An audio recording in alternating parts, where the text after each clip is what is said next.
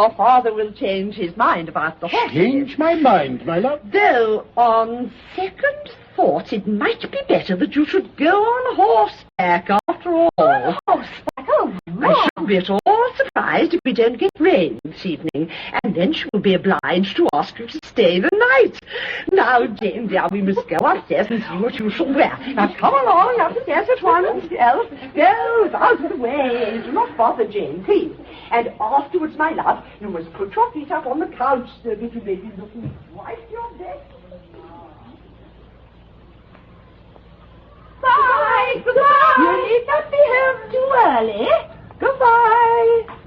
Well, Lizzie, now perhaps your mother will be happy. Dear Jane, I only hope that she will be too. Well, she's off. And looking as handsome as I have ever seen her. Only I wish she'd worn a pale blue with the low-cut bodice as I suggested, eh, Mamma? It's much more And striking. I thought I felt a spot of rain just now as I stood on the porch.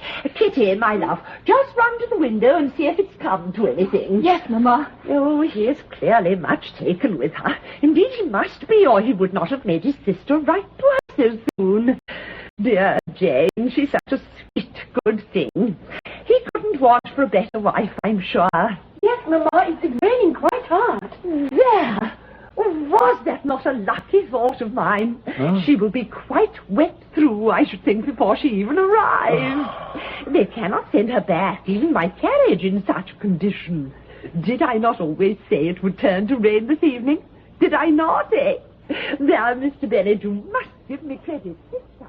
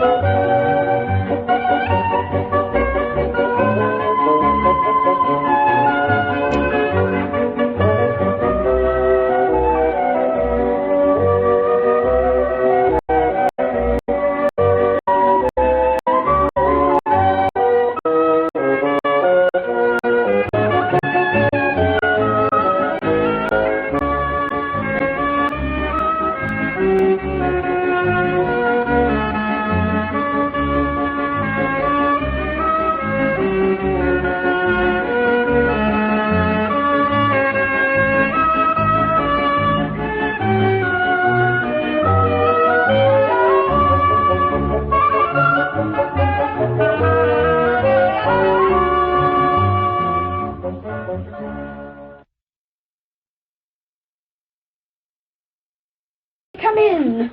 What I am to tell you, I do not know. Lydia, do not push. Mamma, may Kitty and I walk into Meryton? May we, Mamma? No, you may not.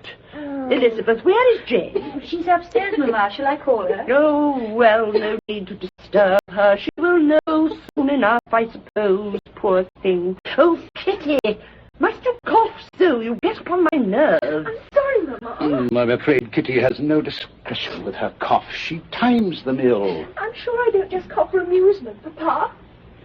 Well, Lizzie, my dear, another new mantle. I hope Mr. Bingley will like it. Mr. Bingley, Papa? The new occupant of Netherfield.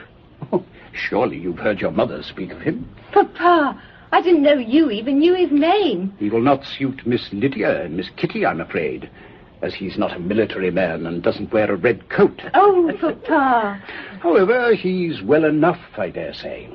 At least, I'm sure your mother would think so. Eh, my dear? I am too vexed to speak about him, sir. I'm sure I'm quite sick of the whole subject. You're sick of Mr. Bingley already, my love. Oh, dear, now that is rather unfortunate, because I called upon him this morning, and I don't see how we can escape the acquaintance now. You called on Mr. Bingley? But you told me just now you would not. You told me to my face. Oh, you're just teasing, Mamma. I said no such thing, my love. You gave me no opportunity. There, girls, you see what an excellent father you have. Though he does love to tease. I knew all along he would do it just for your sakes. Lydia, my dear, though you are the youngest, I dare say Mr. Bingley will dance with you at the next assembly room. I may be the youngest, but at least I'm the tallest. Charlotte Lucas and Betty Long will die of envy. It's all right, Kitty, my dear. You may cough as much as you please Well, now. come along, my dear. Now, dear, do not rush, so it's not easy.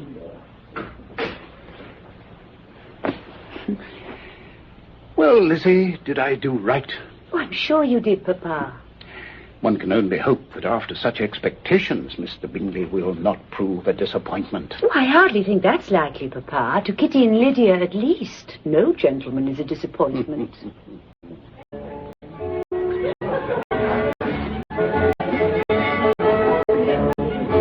There he is. Look, there's Mr. Bingley.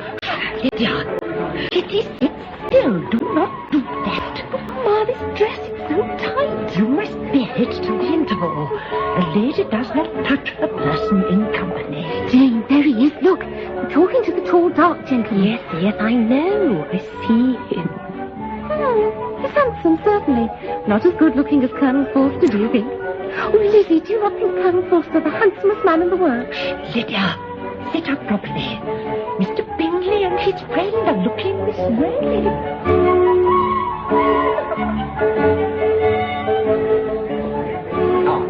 I'm determined to see you dance. You certainly shall not.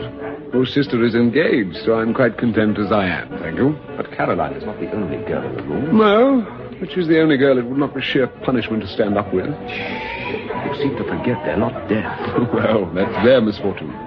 Upon my honor, I've never seen so many pleasant-looking girls in my life as I have this evening. Yes, you were dancing with the only reasonably handsome girl in the room just now, I noticed. Miss Bennet. Yes, she's the most delightful creature I ever saw in my life. But let me introduce you to her sister. She's pretty enough, and I dare say very agreeable. And she has no partner. Her sister? There, look, just behind you. Yes, I see her. Tolerable, certainly, but not enough to tempt me at the moment, I'm afraid. You'd better return to your little partner and make the most of her smiles. I shall take a turn on the smoke outside. What is the matter with Lizzie? She's turned quite pink. Kitty, behave yourself. Lydia, come here, miss, and straighten your hair. Oh, Mamma, he dances just divine. And try not to get so overheated when you dance. It's not well bred. I declare Colonel Forster is the best dancer in the room. Do you not think so, Lizzie? Keep your voice down, miss, and sit properly. Oh, Lady Lucas, I was just saying how sweet your trout looked. Those pale colours suit her complexion admirably.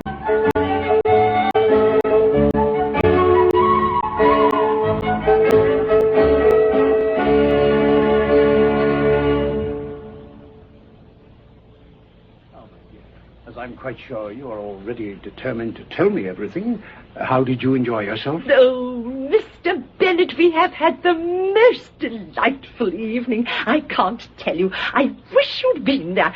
Just be so good as to unhook me a little, if you would. And Jane was so much admired. Mr. Bingley danced with her twice. It was quite remarked upon.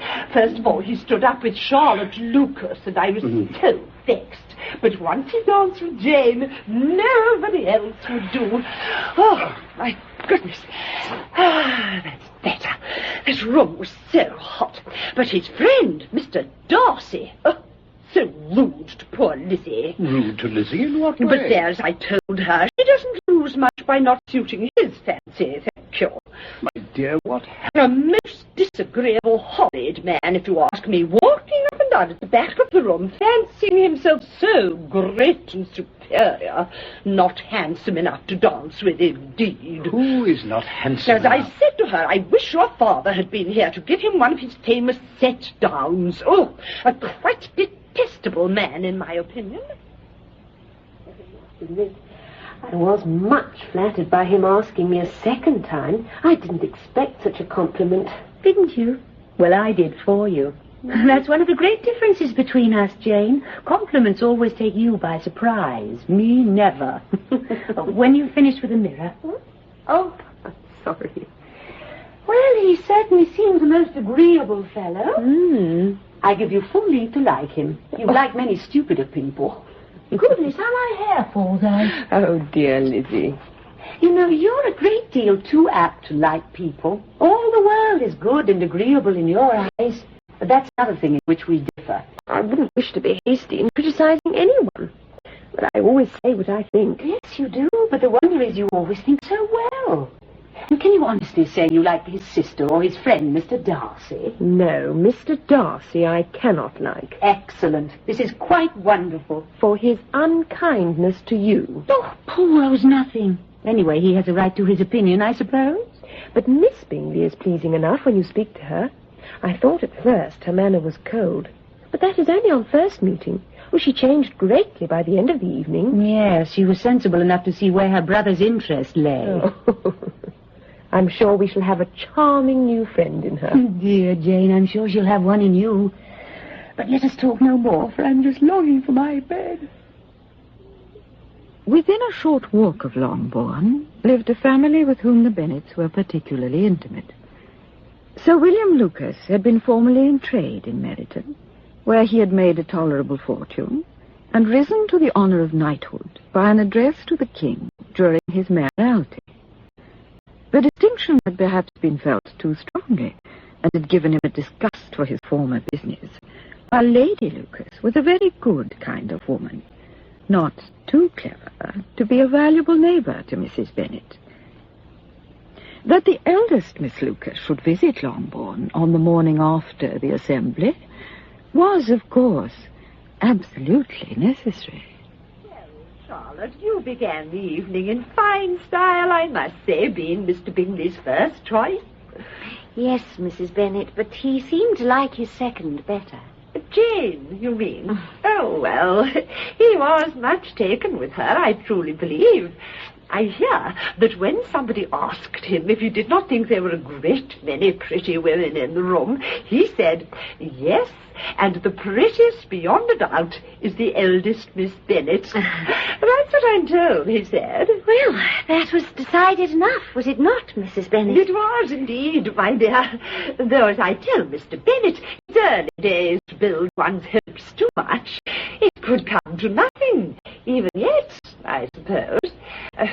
But there, you'll be wanting to talk to the girls, I'm sure. You'll find Lizzie in her room, I expect. I'm afraid I'm all at 6s and 7s this morning with so much to think about. Oh, Charlotte, I'm so glad you come. I wanted so much to talk to you. About Jane, you mean, Lizzie? And Mr. Bingley. Was it so marked? I wondered what others would think. I know so well, of course. Well, he is a fine young man, certainly. Charlotte, this time I believe her to be truly in love. But you know her nature. It isn't within her power to disclose such a thing. Then I think that is a pity. Charlotte? Well, there are few people who have the heart to be really in love without a little encouragement.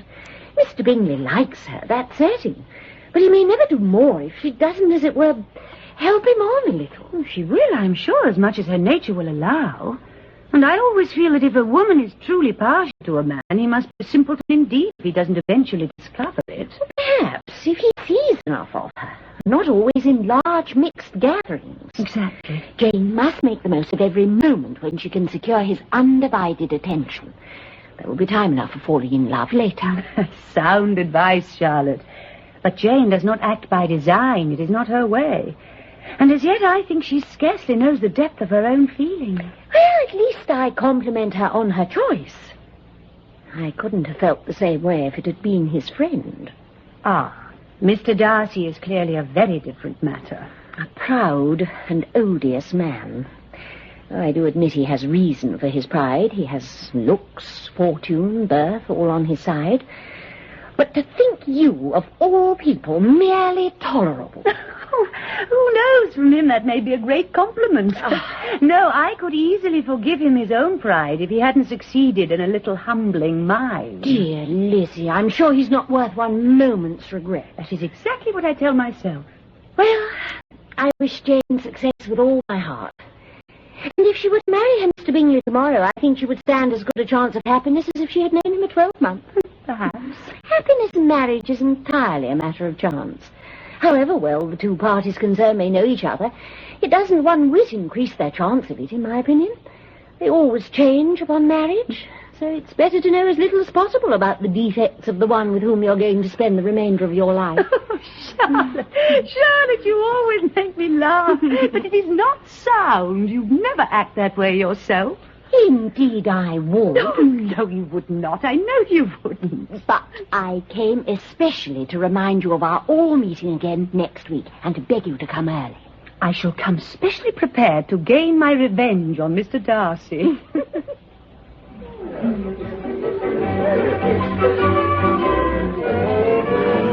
Ah, Mr. Darcy. I hope they're looking after you well, sir.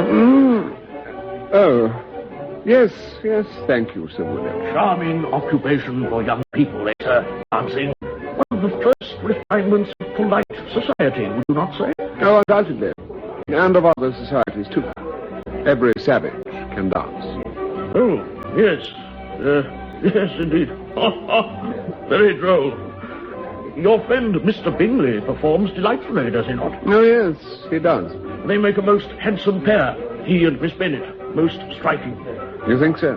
Do you never dance yourself, sir? Not if it can be avoided. Oh, but I saw you dance at the assembly rooms the other day, did I not? Well, that must have been one of the occasions when avoidance was impossible. With Miss Bingley, I think. You have a house in London, I'm told, sir. I have. I had some thoughts of moving there myself.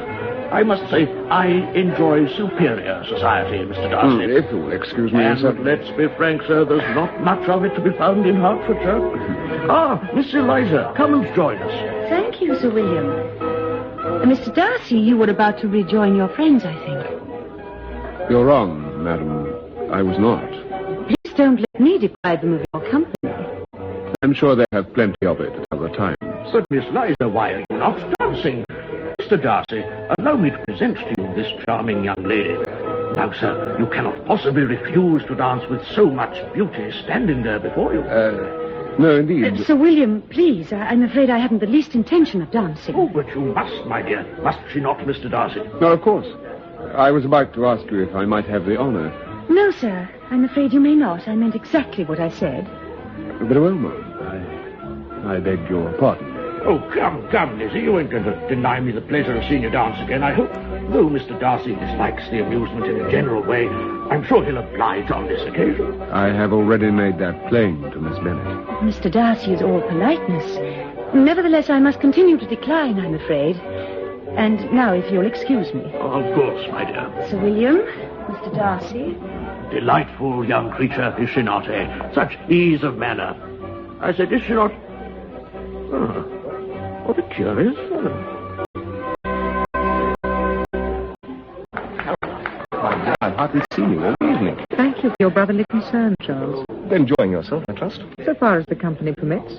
I need hardly ask you, I think. Have you spoken to her? Miss Bennet. Is she not one of the prettiest girls you ever saw in your life? Quite charming. She's certainly one of the prettiest girls I've seen this week, though that is faint praise in all conscience. In my opinion, she'd be outstanding anywhere. Ah, but as Darcy says, in your opinion, Charles, dear, that applies to about every third lady you meet. Nonsense. Complete rubbish. However, I will concede that Miss Bennet has more claim to attention than some, if one hasn't seen her mother. I must go and join the next set. Won't you come? No, thank you. But it doesn't look well if you stand aloof so much. You're as bad as Darcy. Take no notice. I'm quite content as I am. Oh, very well. Ah, Miss Bennet, you and I have to stand up together in this morning.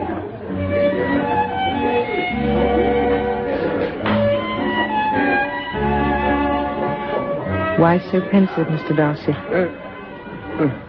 Beg your pardon. I think I can guess the subject of your thoughts. I should hardly imagine you can. You were thinking to yourself how unbearable it would be to have to spend many evenings in society like this. Oh, was I? Stupidity and noise, the absolute nothingness of such people, and yet their pathetic self-importance. I can just imagine your opinion of them. No, I'm afraid you're quite wrong. My thoughts were far more amiable. Oh, and what is the cause of this sudden attack of good spirits, pray? I was thinking what very great pleasure a pair of fine eyes can give when they are set in the face of a young woman. Really? And may I inquire who this fortunate creature may be, or is that a secret? No secret at all. Miss Elizabeth Bennet. Elizabeth Bennet? You do amaze me. How long has she been such a favourite? And when may I wish you both joy? That is exactly what I expected you to ask. Then you should be doubly pleased that I've done so. A woman's imagination always jumps from admiration to love, and from love to matrimony. It's an invariable rule. Oh, well, if you're so serious about it, I shall take the matter as absolutely settled. I congratulate you. I can just see the family parties at Pemberley, the brilliant conversation at the dinner table with your mother-in-law. And, of course, her younger sisters are such shy, well-bred girls. Oh, yes, I'm sure you should be most happy.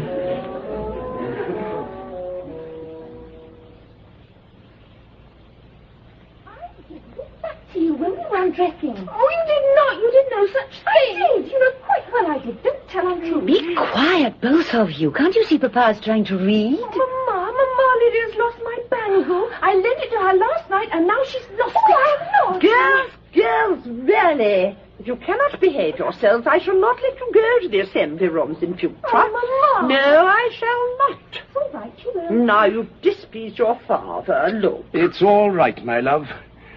I was merely thinking that we appear to be blessed with two of the silliest girls in the country. I've suspected it for some time. Now I'm convinced. Lizzie, my dear, why not sit by the window if you wish to read? Oh, I can see quite well here, thank you, Papa. There, what did I tell you? Now your father's displeased. Mamma, may we walk into Meryton after luncheon? Lydia, your father. Maybe, Mamma. Aunt Philip says that Colonel Forster and Captain Carter don't go to Mrs. Watson's anymore. She says they're always in Clark's library in the afternoons. Oh, may we, Mamma? Thank you, Lydia, my dear. You have proved my point. I'm surprised that you should be so ready to think your own children silly, Mr. Bennet.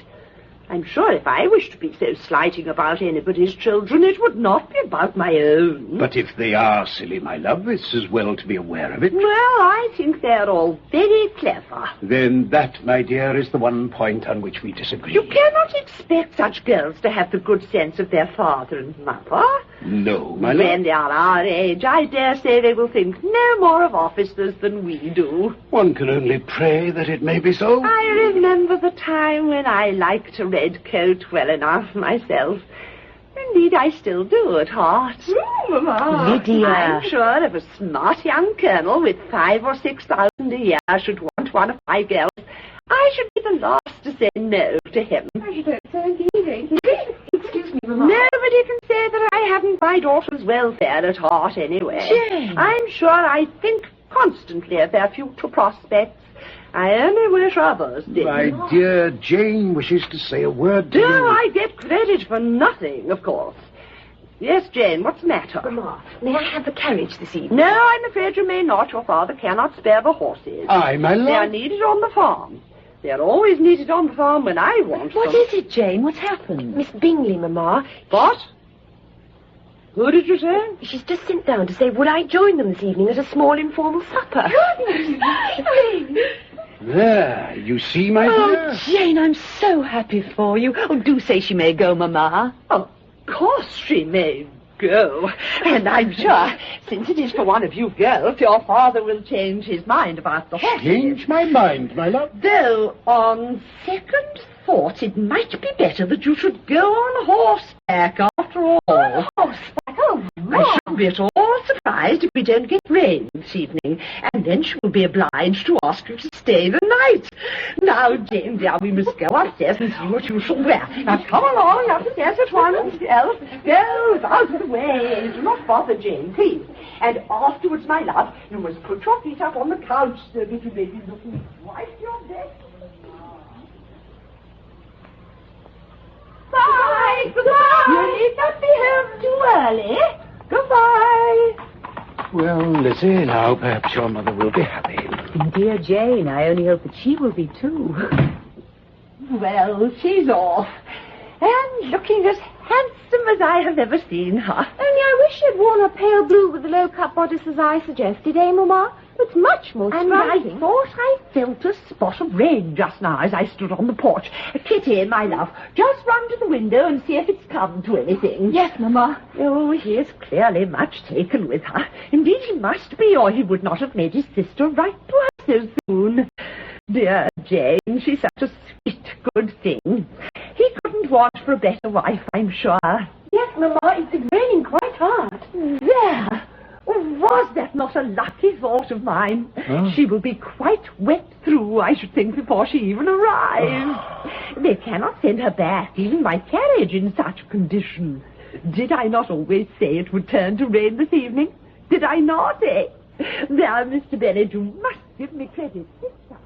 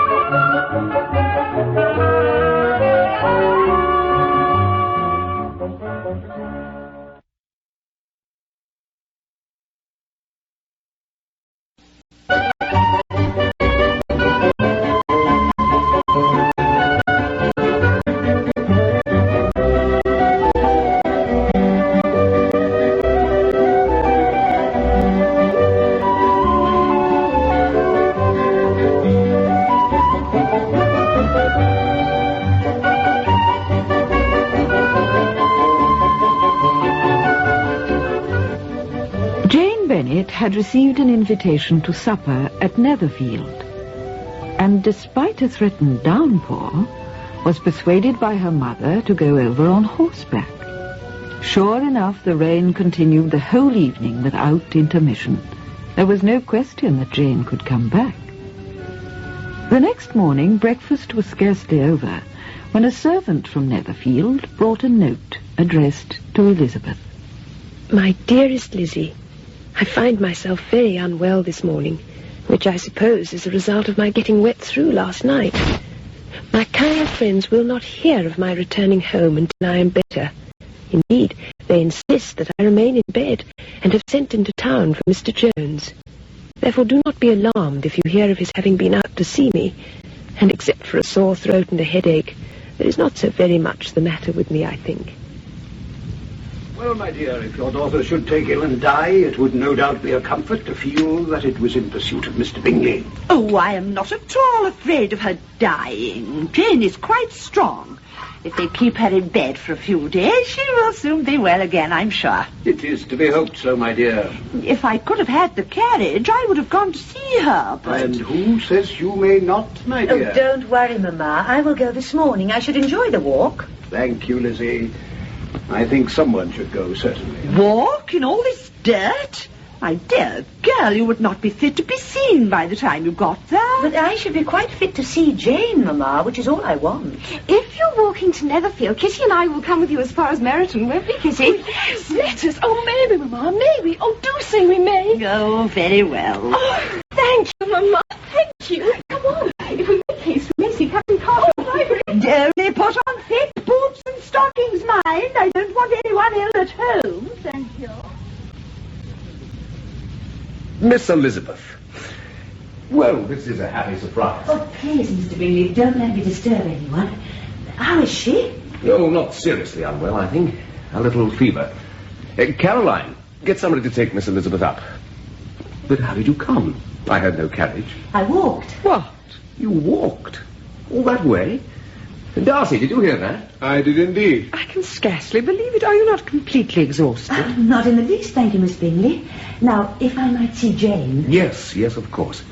Caroline, tell Betty to show her the way out. No, please, don't anybody move. Thank you.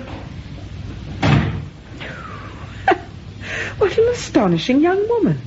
To go tramping through the mud 3 miles or whatever it is because her sister has a cold. I thought it very kind of her. But to come like that, all blousy with exercise and her petticoat 6 inches deep in mud. Did you not see, Darcy? I could scarcely keep a straight face. I'm afraid the lady's petticoat escaped my notice. At least it shows some affection for her sister, which, as far as I'm concerned, is greatly in her favour. I have an excessive regard for Jane Bennet. She's really a very sweet girl. But I fear with such a family... Oh, come, Caroline. No one's good enough to please you.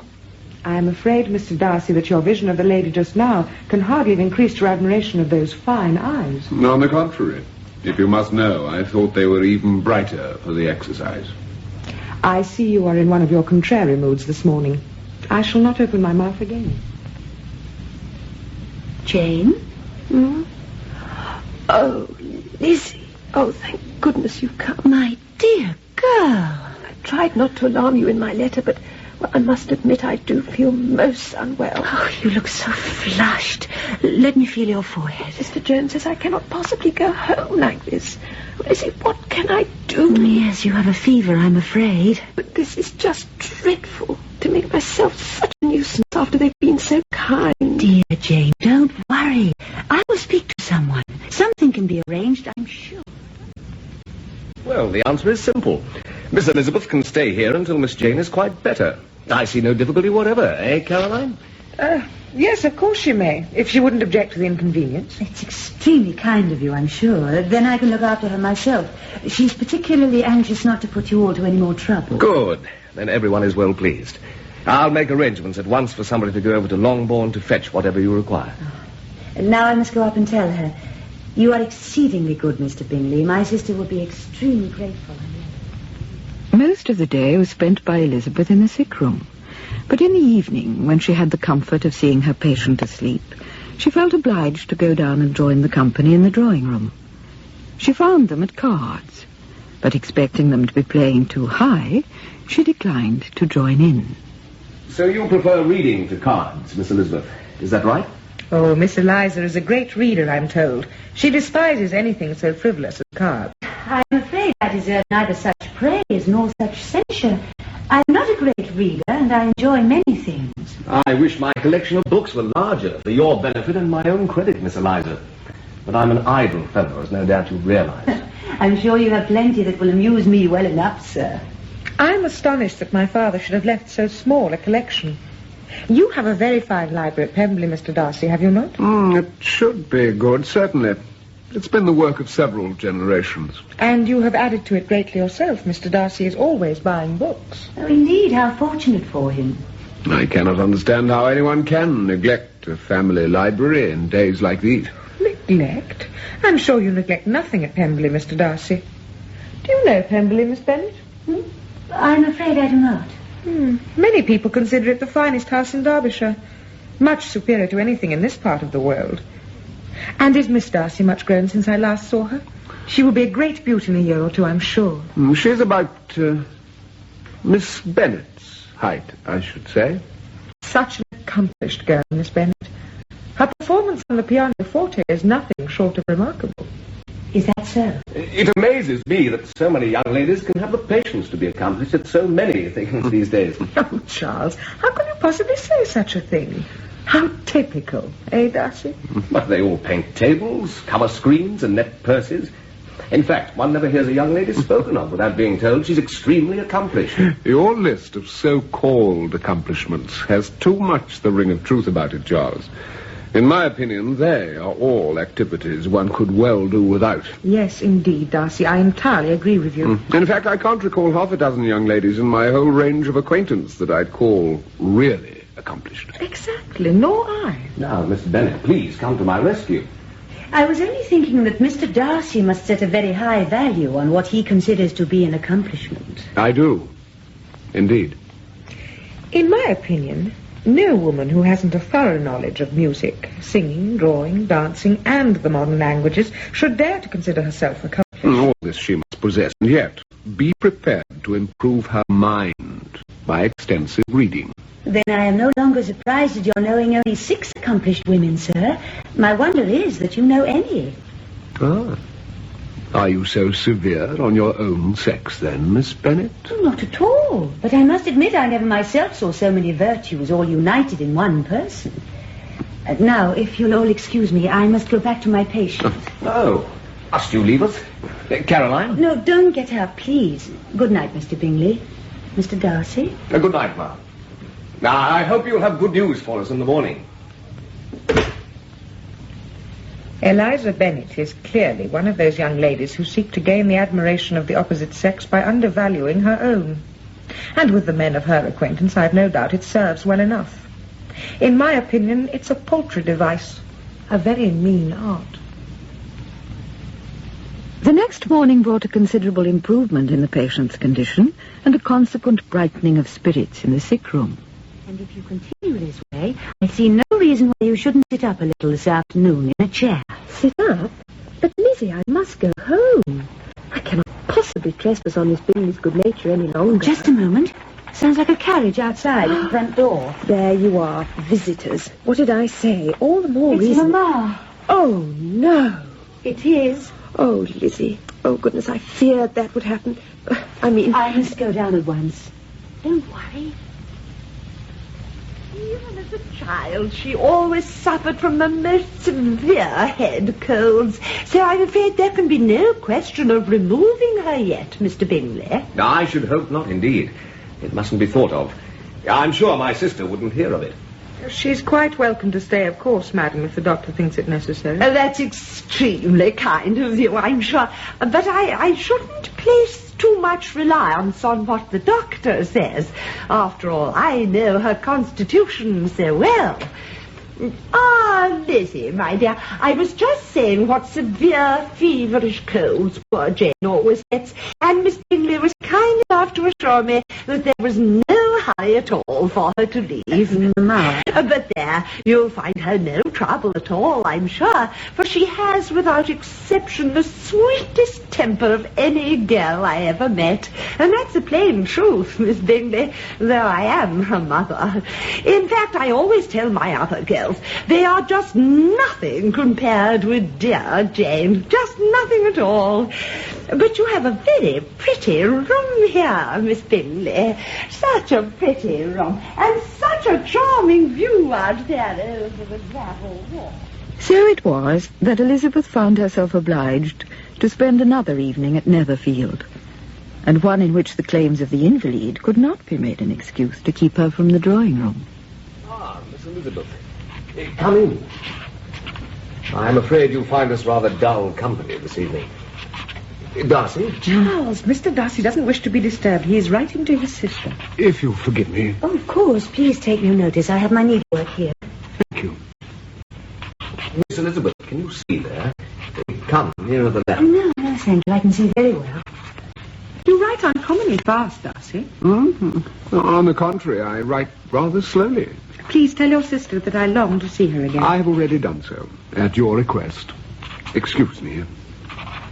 Oh, your pen seems to be troubling you. Let me mend it for you. There's nothing wrong with my pen, thank you. Miss Darcy is a lucky girl to have a brother who will write her so many long, charming letters.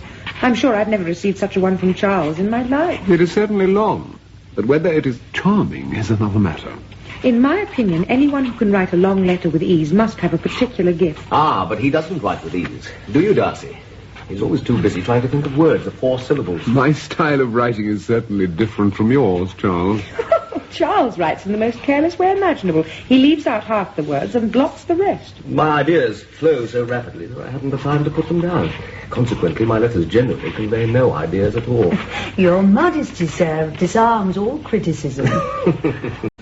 There, he is done at last. Mr. Darcy has finished his letter. Now we may all be free to speak. I didn't notice any great restraint before. But you are doubly free now because I'm going to read my book. Please talk as much as you wish. Oh, well, then I shall read also. I should. Your sister is feeling better this evening, I hope, Miss Elizabeth? Oh, much better, thank you. So much so that she will certainly be well enough to go home tomorrow. No, not tomorrow. No, that will not do at all. You are very kind, Mr. Bingley, but I've already sent to tell my mother. Thank you all the same. Oh, very well. I suppose I must submit. I fear so.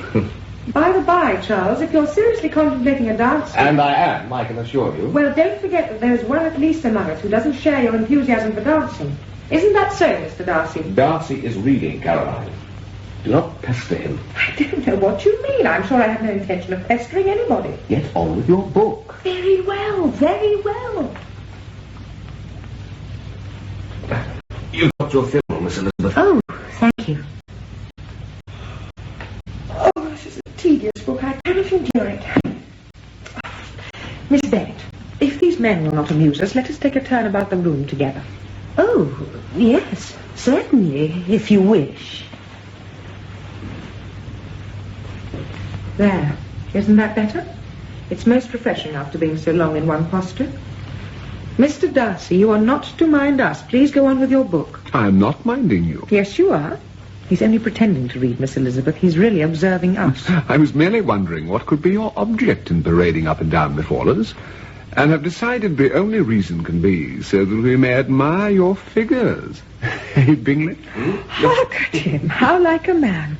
I'm sure we had no such thought, had we, Miss Bennet? No, indeed, of course not. Miss Bennet may not have. There, do you hear such insolence? How shall we punish him, Miss Bennet? By laughing at him. I'm sure Mr. Darcy cannot bear ridicule. Anyone may be made to appear ridiculous by those whose object it is to reduce everything to the level of a joke. Certainly, but I hope I am not such a one. Only folly and nonsense I am prepared to laugh at. And I am sure that does not apply to you, Mr. Darcy. Thank you, madam. Well, have you finished your examination, Miss Bennet? And what are your findings? I am perfectly convinced that Mr. Darcy has absolutely no defect whatever. Indeed. In fact, he admits as much himself. Oh, good. Very good. Well, Darcy, what do you say to that? Miss Bennet is quite wrong. I make no such claim. I have faults enough. My temper is not always of the best, and I cannot readily forgive other people their follies and offences against myself. No. My good opinion, once lost, is lost forever. That, I suppose, is a fault. Yes, that is a failing indeed. But you have chosen it well, Mr. Darcy. I really cannot laugh at it. You are quite safe from me. I suppose everyone has some defect of character that they can't overcome. And yours is to dislike everyone. Is that right? And yours is willfully to misunderstand them. Now, if you two ladies will be kind enough to excuse me. The next morning, accordingly, a note was dispatched to Longbourn, which Mrs. Bennet received with some emotion. Oh, dear. Mamma, what is it? She's not worse, I hope. Lizzie asks if we could send the carriage this morning. Ah, that's excellent news, excellent. Mamma, if the carriage goes to Netherfield, may we ride as far as Meryton? Oh, may we, Mamma? No, you may not. Your father cannot spare the carriage this morning. In fact, I am sure he cannot spare it at all today. Indeed I can, my love. In fact, I shall give the orders that it is to be sent at once. Jane and Lizzie home again. Oh, that's good news indeed. Goodbye, Caroline. I do not know how to thank you, or your brother, for all your kindness. You can thank me, Miss Jane, by being well enough to come here again on the 18th. Oh, you can be quite sure of that, Mr. Bingley. I would not miss a ball for anything. Come, Jane, you mustn't stand the draught. Goodbye, Miss Bingley. My sincere apologies for all the inconvenience you've been put to. I do not know what can have happened to Darcy, because I purposely told him you were going. But he was reading, so I suppose he doesn't wish to be disturbed.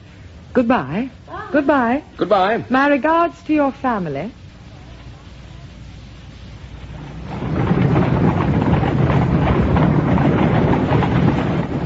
Well, I do not know when I've met with such remarkable kindness. Oh, they are a truly good-hearted, generous family, are they not? Mr. Bingley is, most certainly. Dear Jane, I will say no more. Nothing shall deny you the pleasure of thinking well of everyone, however little they may merit it. Their welcome home was less than cordial from Mrs. Bennet, while their father, though laconic as ever in his manner, left them in no doubt at all of his very real pleasure at seeing them in the house once more. But all thought of Netherfield was removed the following morning at the breakfast table. Well, my dear, I hope you've ordered a good dinner, because according to this letter, we shall have an addition to our family, it seems. Oh, who, Papa? Is it a man, Papa? It is, Lydia. Then it is Mr. Bingley for sure. Oh, Jane, dear, just think of it so soon. Oh, Mamma. No, it is not Mr. Bingley, my love. Oh, then who is it, Mr. Bennet? It's from my cousin Collins from Hunsford. Oh, don't speak to me of that odious man. Oh, but surely, Papa, Cousin Collins is a clergyman. He is, Kitty. What? A clergyman coming here? I'm sorry his coat is the wrong colour for you, Lydia. That's something I'm afraid I can't put right. Well, I shall not put on my new taffeta, I know that.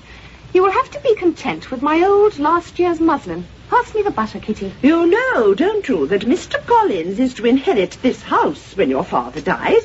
You know he may turn us all out into the street the moment he wishes, and all because the estate is entailed. Yes, I know, Mamma. Oh, it's the wickedest thing in the world. How your father ever agreed to such an arrangement, I cannot imagine. Mamma, it is no concern of his. It was left so in the will. To entail your estate away from your own wife and children to a complete stranger. But, Mamma, he did not. And then invite him to come and stay. But he has invited himself. Papa has just said so. It's no good, Lizzie, my love. If your mother wishes to believe otherwise, she will not hear. Oh, well, he may come if he wishes, I suppose, but he need not think I shall speak to him. I shall not utter a word while he is in the house. No, I shall not, whatever you may say, Mr. Bennet. I said nothing, my love.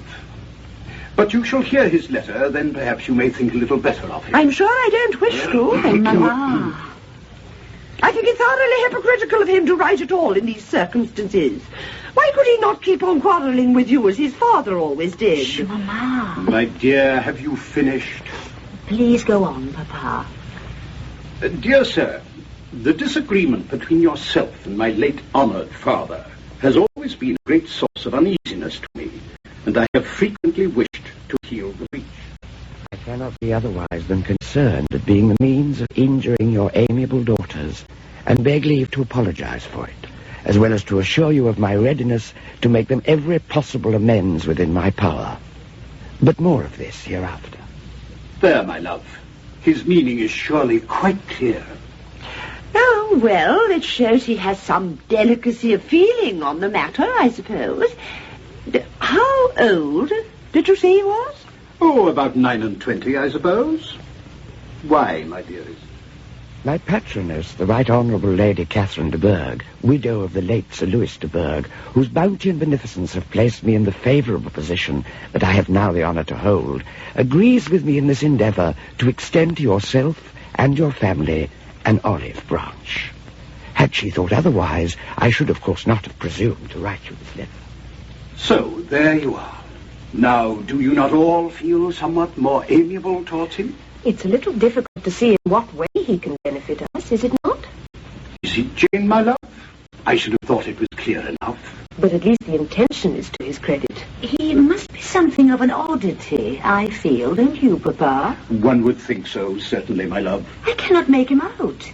There is a certain pomposity in his style of expressing himself. And what can he mean by apologizing for his inheritance? No one could suppose him to help it, even if he could. Can he possibly be a sensible sort of man, do you think, Papa? No, my dear, I think not. In fact, I have great hopes of finding him very much the opposite. There is a mixture of civility and self-importance in his manner of writing that promises very well, I think. I confess I'm impatient to see him. What is that? What are you saying, Mr. Bennet? Oh, it's all right, my love. Lizzie and I were just exchanging a few remarks, that's all. Well, then, at 4 o'clock we may expect to see this amiable, peacemaking young gentleman. I must admit, I look forward to it with keen anticipation. Mr. Collins, I beg your pardon, nobody was here to receive you. And do sit down, will you? Thank you, ma'am.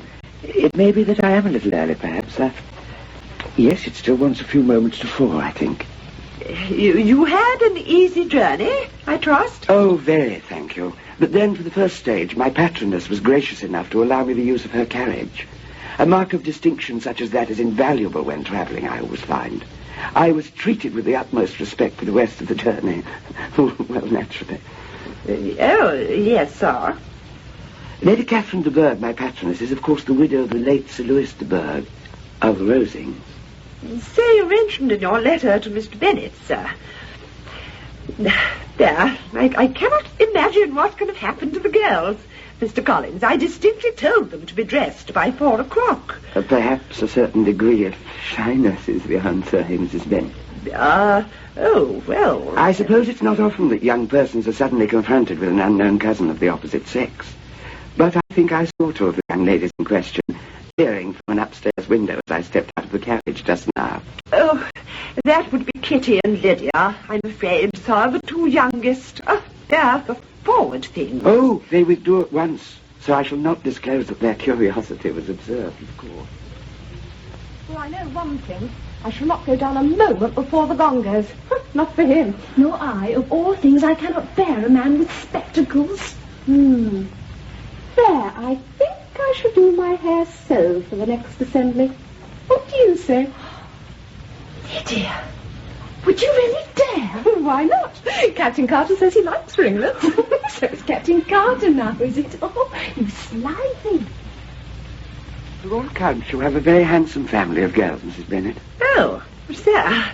Well, it is said, I believe. And from my small observation just now, I should say that their reputation falls far short of the truth. Oh, you are most kind, sir. I'm sure, most kind. I've no doubt at all that before long you will have them all well settled in marriage.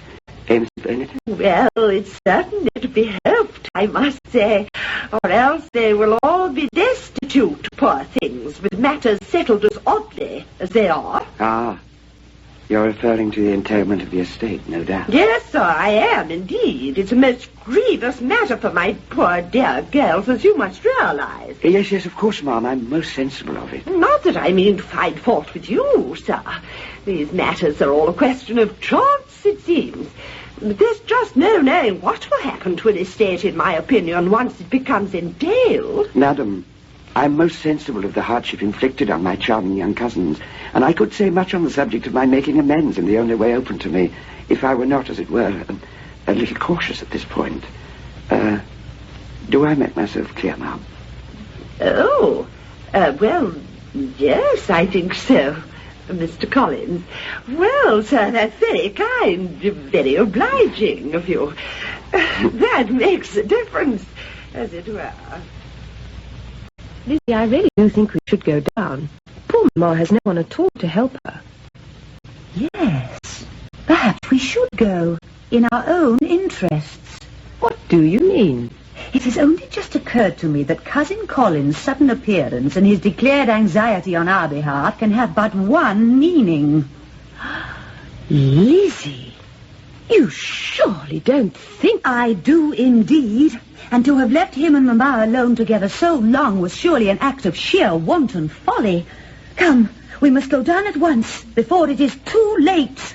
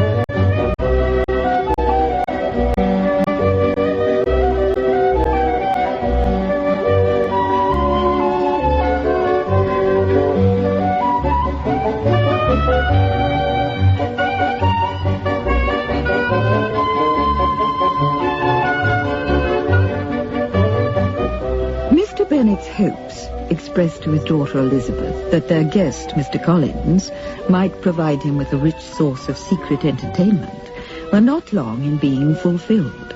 The breakfast table next morning, with the full family assembled, brought many occasions for a private exchange of glances between father and daughter. Never in my life experienced such gracious behavior in a person of her rank. Never. In fact, she's invited me to make up her pool of quadrille one evening when one of her guests fell out at the last moment. Lady Catherine sounds a most remarkable woman. Does she not, Lizzie?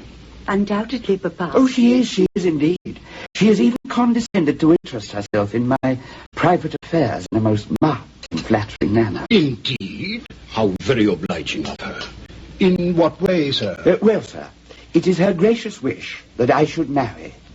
And she has even been so good as to visit my humble parsonage itself on one occasion to advise upon the addition of shelves and closets upstairs with that object in view. You astonish me, sir.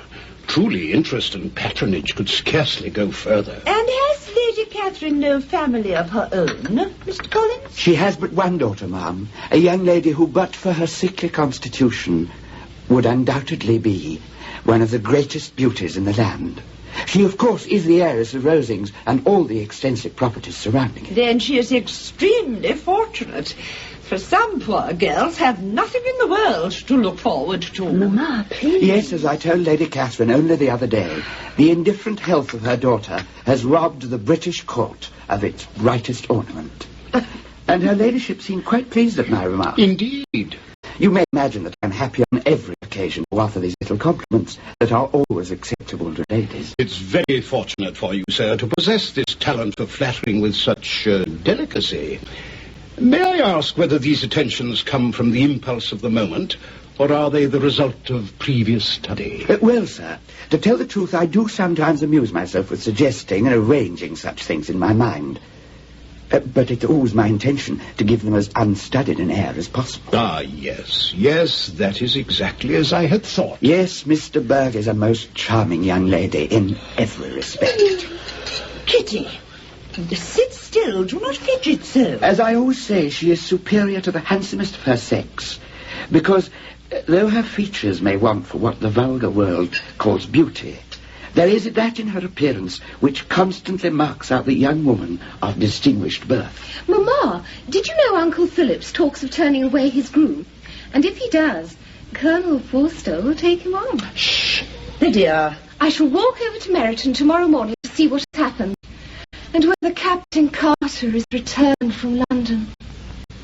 What is the matter? Why do you look at me like that, Mamma? Mr. Collins, I hardly expected you down so early. I trust you slept well. Excellently, thank you, ma'am. And I'm very glad of this opportunity to speak to you alone, if I may. Why, certainly, sir, if you wish, of course. Mrs. Bennet, your eldest daughter, Miss Jane, is a very handsome young lady, in her way. Oh, well, thank you, sir. Yes, I was observing her very closely last night as we sat together in the drawing room.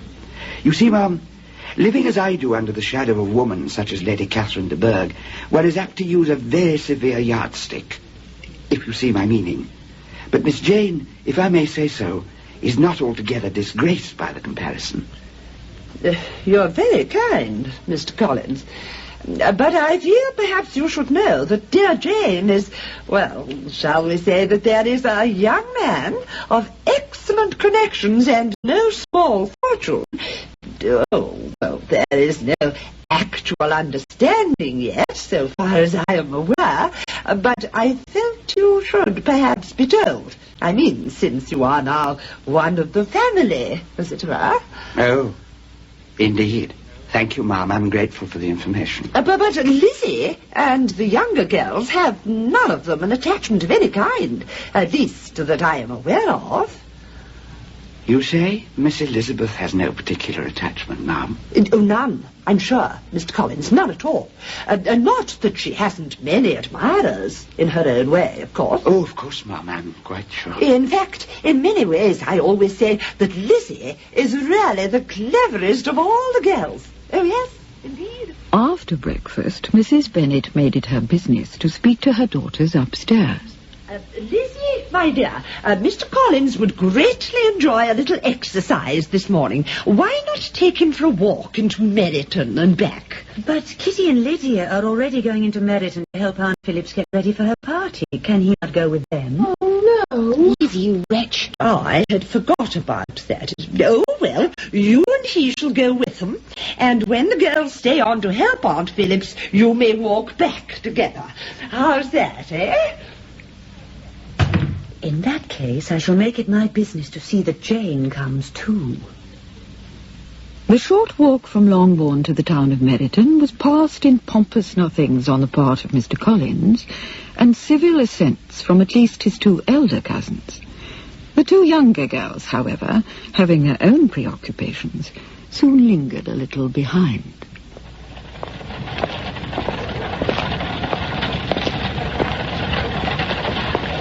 Look, Lydia! Colonel Forster, on the opposite side with that other man. Goodness, what a handsome fellow. Lydia, not so loud. Let's stroll across and look in Wilson's window. Lydia! Then they must see us as we pass.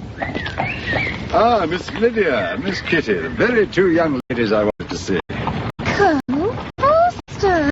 Allow me to present Mr. Wickham, who has just joined us. Miss Kitty Bennet, Miss Lydia Bennet. How do you do, Mum? Mum? How do you do, sir? I've been hearing great things of all your social activities here in Meryton.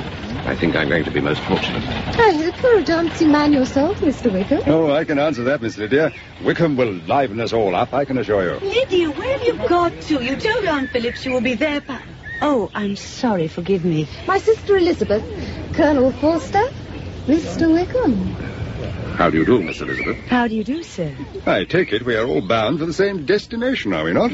You're going to your aunt's, I expect, Miss Jane? Yes, sir, we are. So may we go with you? Of course. Oh, this is our cousin, Mr. Collins, Colonel Forster. How do you do? Forster? Would you by any chance be a relation of Sir Edward Forster, a neighbour of my patroness, Lady Catherine de Bourgh? No, sir, I would not. Excuse me. May we stroll along together then, Miss Elizabeth? Most certainly we may, sir, as far as I'm concerned. Good. Excellent. Really, my first morning in Meryton has begun so well, I can hardly hope it could continue so. Oh, one moment, Mr. Wickham, if you don't mind. Miss Bennet! Darcy and I were just on our way to Longbourn to inquire after you. Darcy? Did he say Darcy? Yes, that is Mr. Darcy, the other gentleman. So it is. Why, do you know him? Yes, indeed. I do know the gentleman. So we have saved you a journey, Mr. Bingley. And you can see for yourself I am quite recovered. I can indeed. Never seen you looking better, if I may say so. Hey, Darcy, where are you off to? If you'll excuse me. What a curious fellow he is. Had you not better follow him, Mr. Bingley? Yes, I suppose I had. Confound the chap. Yeah, I beg your pardon, Miss Jane. As they walked home after their visit, Elizabeth related to Jane the circumstances of the strange little encounter.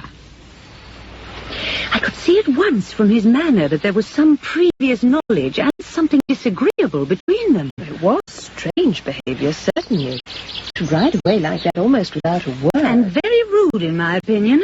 But then rudeness seems to be Mr. Darcy's forte. You know, I dare say there is some quite simple explanation. Of course, and equally creditable to both, no doubt. Oh, well, perhaps we shall unravel the mystery tomorrow night. I shall observe both gentlemen with even more than my usual closeness. Well, Miss Elizabeth, will this suit you? We may sit here in peace without the accusation of being unsociable. It will suit me excellently, thank you, Mr. Wickham. I wanted particularly to speak to you this evening because I'm sure you must have been a little puzzled at the manner of my encounter with a certain gentleman yesterday morning. With Mr. Darcy, you mean? Are you much acquainted with him, Ma'am? As much as I ever want to be. I think him an extremely disagreeable man, and I'm very relieved that he hasn't seen fit to come this evening. If that is your opinion, then I shall feel myself a great deal freer to speak. And as for his not coming tonight, that doesn't surprise me, I'm afraid, since he knew that I was to be here. Mr. Wickham, what you say suggests so much. You cannot, in fairness, fail to satisfy my curiosity. He is, as you probably know, a very wealthy man. His estate at Pemberley is one of the finest in Derbyshire. Possibly, but I'm afraid that does not excuse his behaviour in my eyes. No, I'm quite sure. And yet his father, Miss Bennet, was one of the best men who ever breathed, and certainly the truest friend I ever had. That is why I can never be in the company of this present Mr. Darcy without thinking of the father. The behaviour of the son towards me has been scandalous. But I could forgive him all if it were not for the way he has flouted the wishes of that excellent man. You know the family well, then? I do indeed, Miss Bennet. The present Mr. Darcy and I were almost, as it were, brought up together. Oh, our circumstances were totally different, of course. But the late Mr. Darcy was my godfather and took the keenest and kindest interest in my future. Yes, I was to have entered the church, and might by now be in the possession of a valuable living, if it had not been for the death of that dear, good man. It fell vacant soon after he died, and the son, knowing full well his father's promise, made it his special business to see that it was given elsewhere. I received nothing, and was obliged to follow whatever profession I could. Mr. Wickham, this is quite scandalous. Could you not have taken it to law? Was there nothing in writing? Well, the terms of the will were so general that it was advised that it was hopeless. Besides, I had not the means. The law is an expensive business. But what can have made Mr. Darcy behave so cruelly? Well, I never liked him, I admit, but I didn't think him as bad as this. Personal dislike of myself, no doubt. Partly due to jealousy, I suppose. Well, really, Mr. Wickham, this is a most shocking story. The man deserves to be publicly disgraced. Well, sometime I have no doubt he will be, Miss Bennet. But it shall not be by me. And now I feel perhaps we should rejoin the others, or our absence may become conspicuous. Lizzie, I can hardly credit what you say, truly. Nor I, but that is what he told me. Oh, turn the lamp down a little, and I will see the light under the door. I can only suppose that each has been deceived in the other by some third person. Yes, that is the only possible explanation. Very ingenious. Then both may be free from blame after all. But what about the third person? You must clear them too, or we shall be obliged to think ill of somebody. Laugh at me as much as you like. I shall stick to my opinion. You are very welcome to it. But, Lizzie, just think what a disgraceful light this throws on Mr. Darcy, if it's true. Exactly. That is precisely what I think. Yet if he is as ill-natured as you say, could such a man as Mr. Bingley make a friend of him? Oh, no, Lizzie, I think not. I could much more easily believe in Mr. Bingley's being deceived than that Mr. Wickham should have invented such a tale with names, facts, and everything quite correct as he did this evening. And anyway, if it is not so, then let Mr. Darcy deny it. Oh, it's all very distressing. One hardly knows what to think. I beg your pardon, Jane, dear. One knows exactly what to think. The next social activity to fill the hearts of all at Longbourn with agreeable anticipation was the ball at Netherfield. But any hopes that might have been entertained in private of Mr. Collins refusing to accompany them on grounds of principle were soon dashed. On the contrary, Miss Elizabeth, I am by no means of the opinion that a ball of this kind, given by a young man of good character to respectable people, can have any evil tendency. I shall hope to be honoured by the hands of all my fair cousins in the course of the evening, and I take this opportunity of soliciting yours, Miss Elizabeth, for the first two especially. Mr. Collins. Cousin Jane will understand my reason for not asking her, I'm sure. I shall look for you then, Miss Elizabeth, as soon as the music starts. Oh, thank you, Mr. Collins.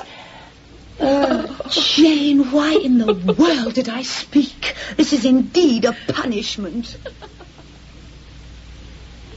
There you are, Miss Elizabeth. Miss Jane. Excellent. Caroline told me you had arrived.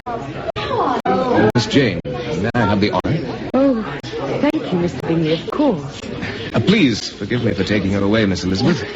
But I see Foster has his eye on you already. Come then, let us join in before the set is complete. Miss Bennet, the very person I wanted to see. I'm afraid I have an apology for you. From a friend. From me, Colonel Foster? Can you not guess from whom? George Wickham, of course. From Mr. Wickham? Then he has not come? He asked me especially to tell you he's been obliged to go to London on business at the last moment. He's very sorry. Oh, Dear, how extremely unfortunate. But I rather imagine that his real reason is a determination not to meet a certain gentleman whom I think we both know. Don't you, Miss Bennet? Then I think it is most unfair, Colonel Forster. Most unfair. Your anger does you credit, ma'am. Colonel Forster. Oh, there you are. Now you must positively come and join us. I shall not take no for an answer. But I was talking to your sister, my dear. Oh, she doesn't mind you, Lizzie. Oh, no, come on. We want but one more for the set and then we're complete.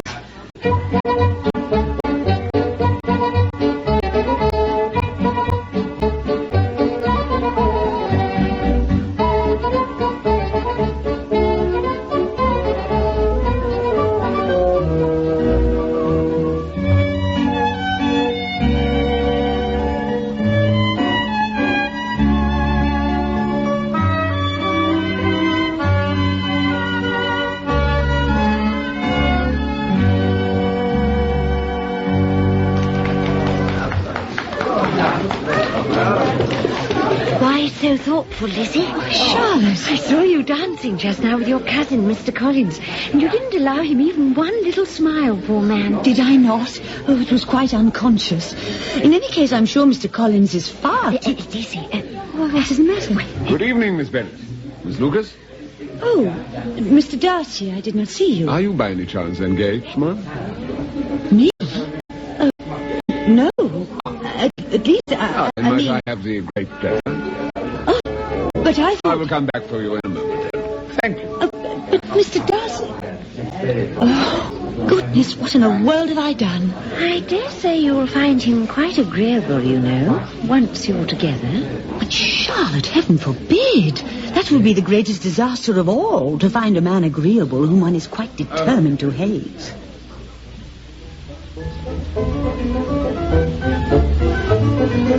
Come, Mr. Darcy. It is your turn to speak now. I have remarked on the size of the room. You ought to do so now on the number of couples. Do you talk by the rule, then, while you're dancing? Well, it is better than not speaking at all, is it not?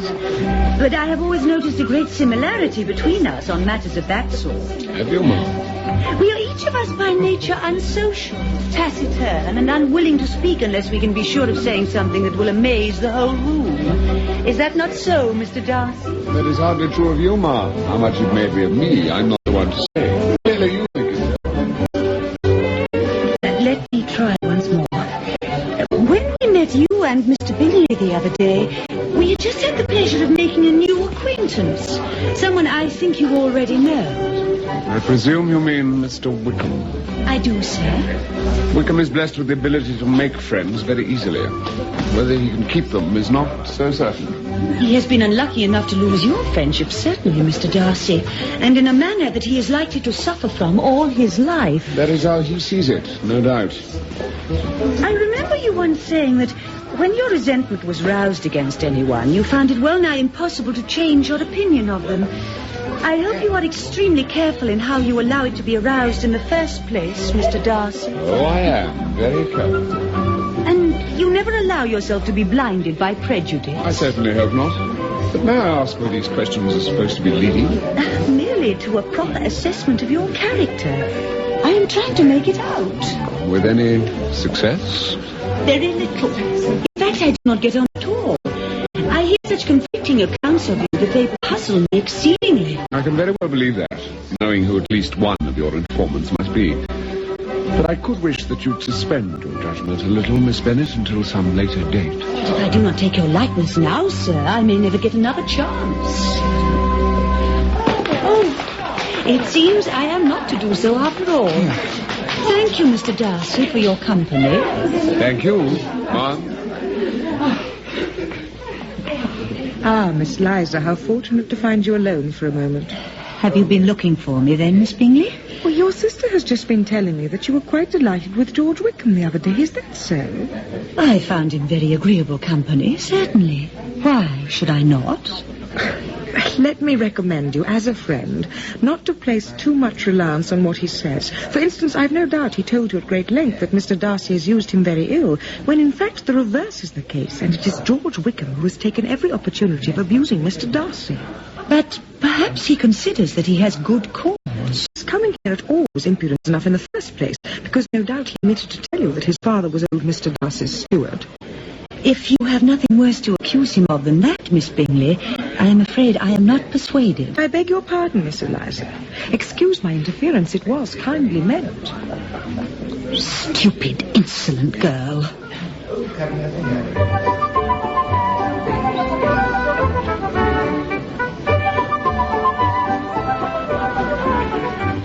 Nevertheless, Elizabeth was sufficiently disturbed by Miss Bingley's communication to seek reassurance from Jane at the earliest opportunity.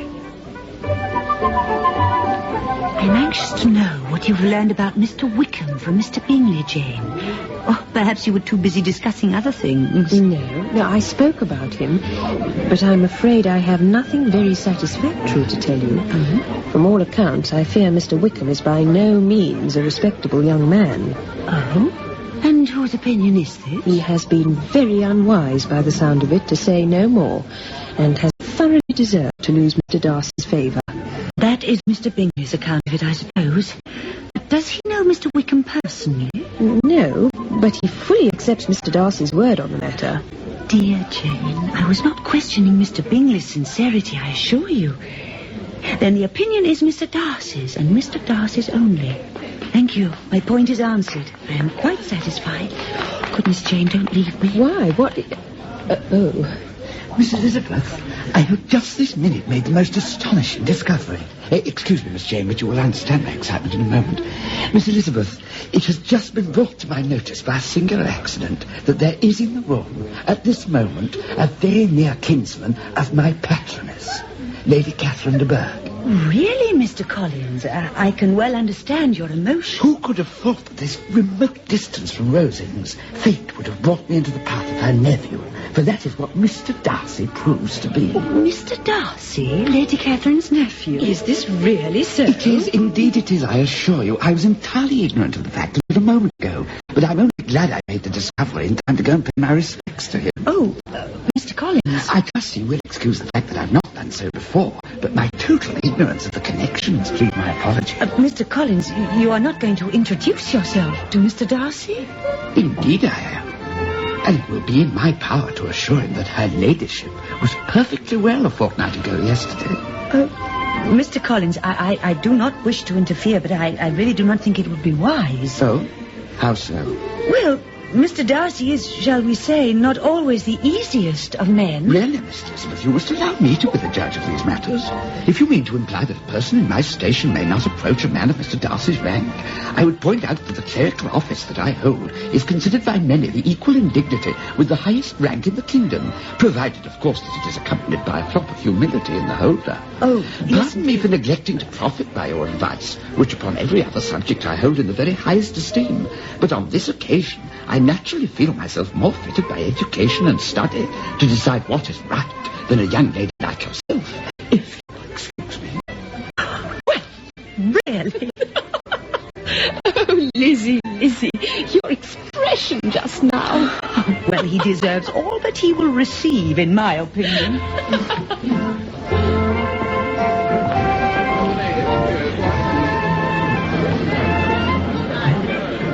It is the most fortunate thing, Lady Lucas, the most fortunate circumstance in the world, because with dear Jane connecting herself with a family of such substance, it naturally increases the opportunities for my other dear girls to meet young men of good prospect. Mamma, I do wish you wouldn't speak so. I keep telling you there is no understanding between myself and Mr. Bingley. None at all. Pooh, my dear Jane, we all have eyes in our heads, thank you. And Lady Lucas is of the same opinion as I, my dear. Oh, but there, I'm sure dear Charlotte's time will come one day. It must eventually, I'm quite certain of it. Oh, please. And Mr. Bingley is such a charming man, is he not? So friendly and civil-spoken. Quite puts one at one's ease. Such a gentleman. Not like that horrid friend of his. Such condescending manners. If you ask me, there's no real breeding there, you know. I cannot imagine why a man of Mr. Bingley's type should make such a friend of him. Mamma, Mr. Darcy is standing just there. He can hear you. Indeed. Then let him. What is Mr. Darcy to me that I should be afraid of him? I'm sure I owe him no civility, thank you. None in the world.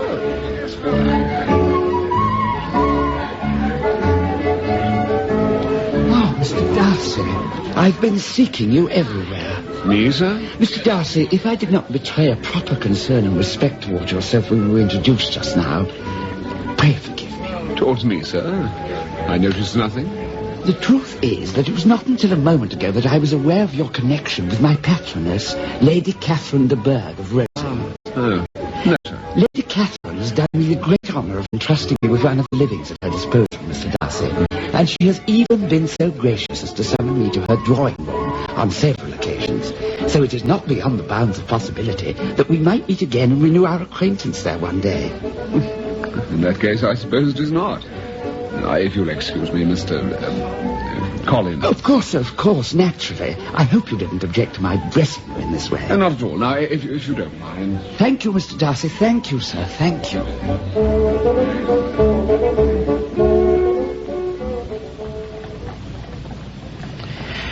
Oh, well, that is what I call a truly delightful evening. And though I do say so myself, I'm sure nobody danced more than you girls. There was that little Molly, what's her name, sitting in a corner half the evening almost. I felt quite sorry for her poor dear mother. Did you not notice, Jane, dear? Oh, they're all gone to sleep. Oh, well, I shall not waste my breath then.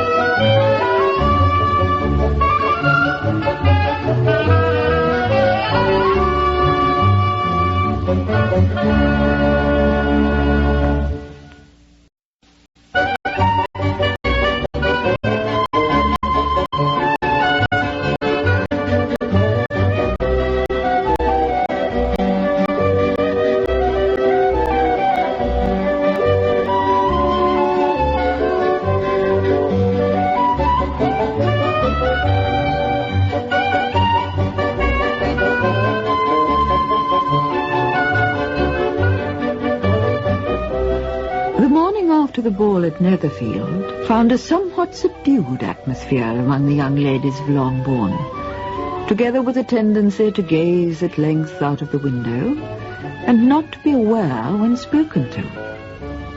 Not so Mr. Collins, on finding Mrs. Bennet with Kitty and Elizabeth in the sitting room after breakfast. Come in, sir, come in. Kitty, make room for your cousin Collins. No, I shall not sit down, thank you, Mrs. Bennet. May I hope for your interest with your fair daughter Elizabeth if I solicit for the honour of a private interview with her this morning? Oh, with me, sir? Oh, yes, sir. Of course, most certainly. Do I make my meaning clear, madam? Yes. Yes, I think so, sir.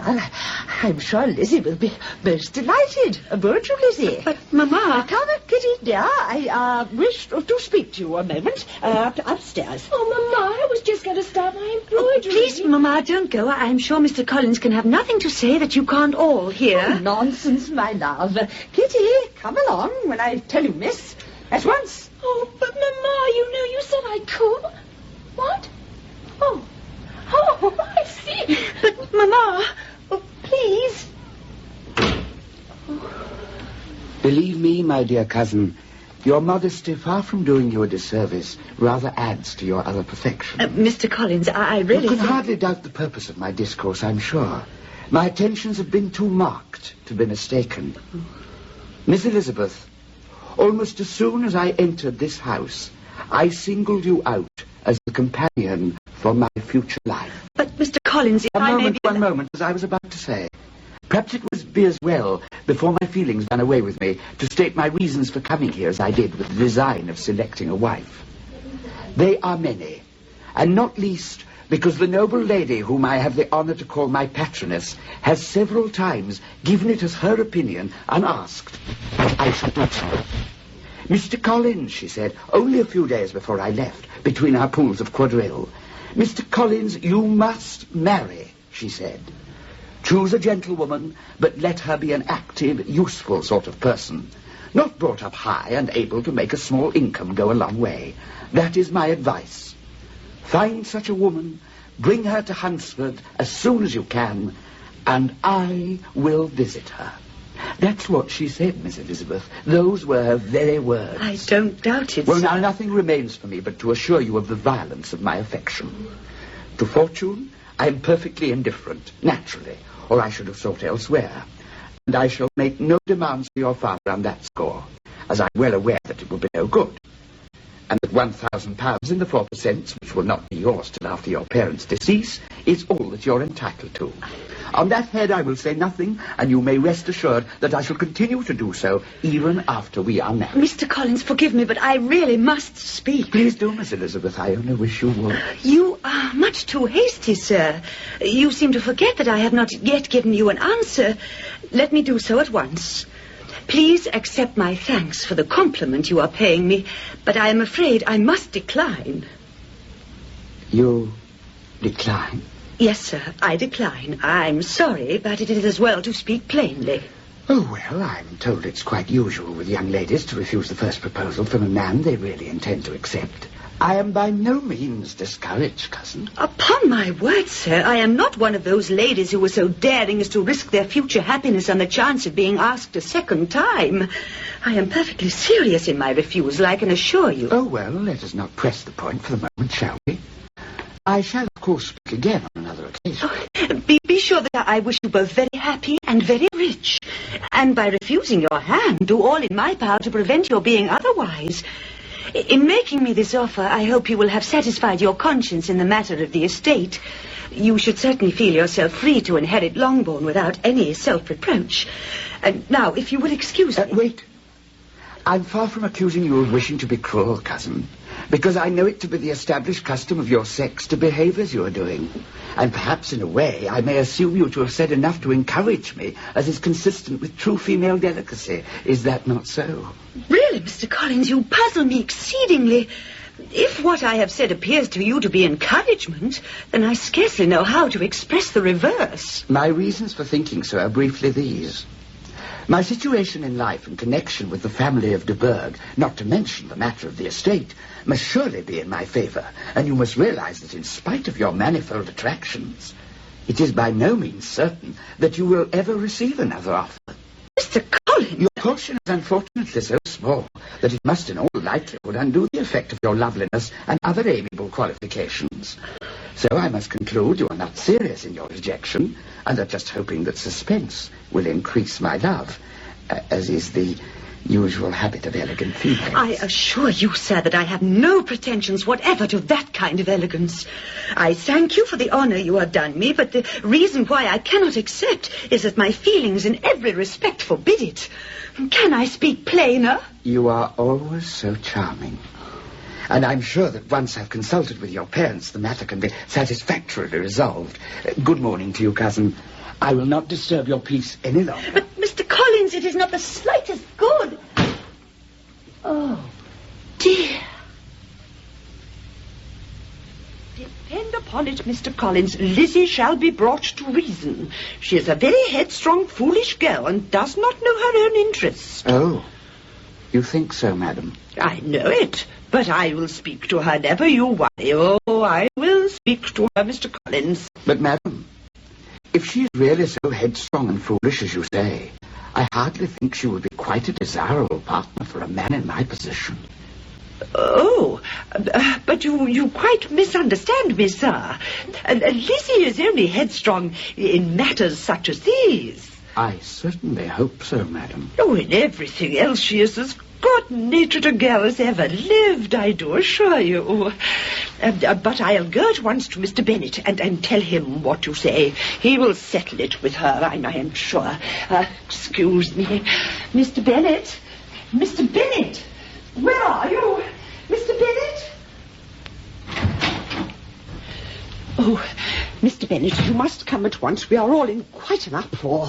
Surely, my love, that's nothing remarkable. You must come and make Lizzie marry Mr. Collins, for she vows she will not have him. And if you don't hurry, he may change his mind. My love, I haven't a notion of what you're talking about. Oh, Mr. Bennet, Lizzie and Mr. Collins.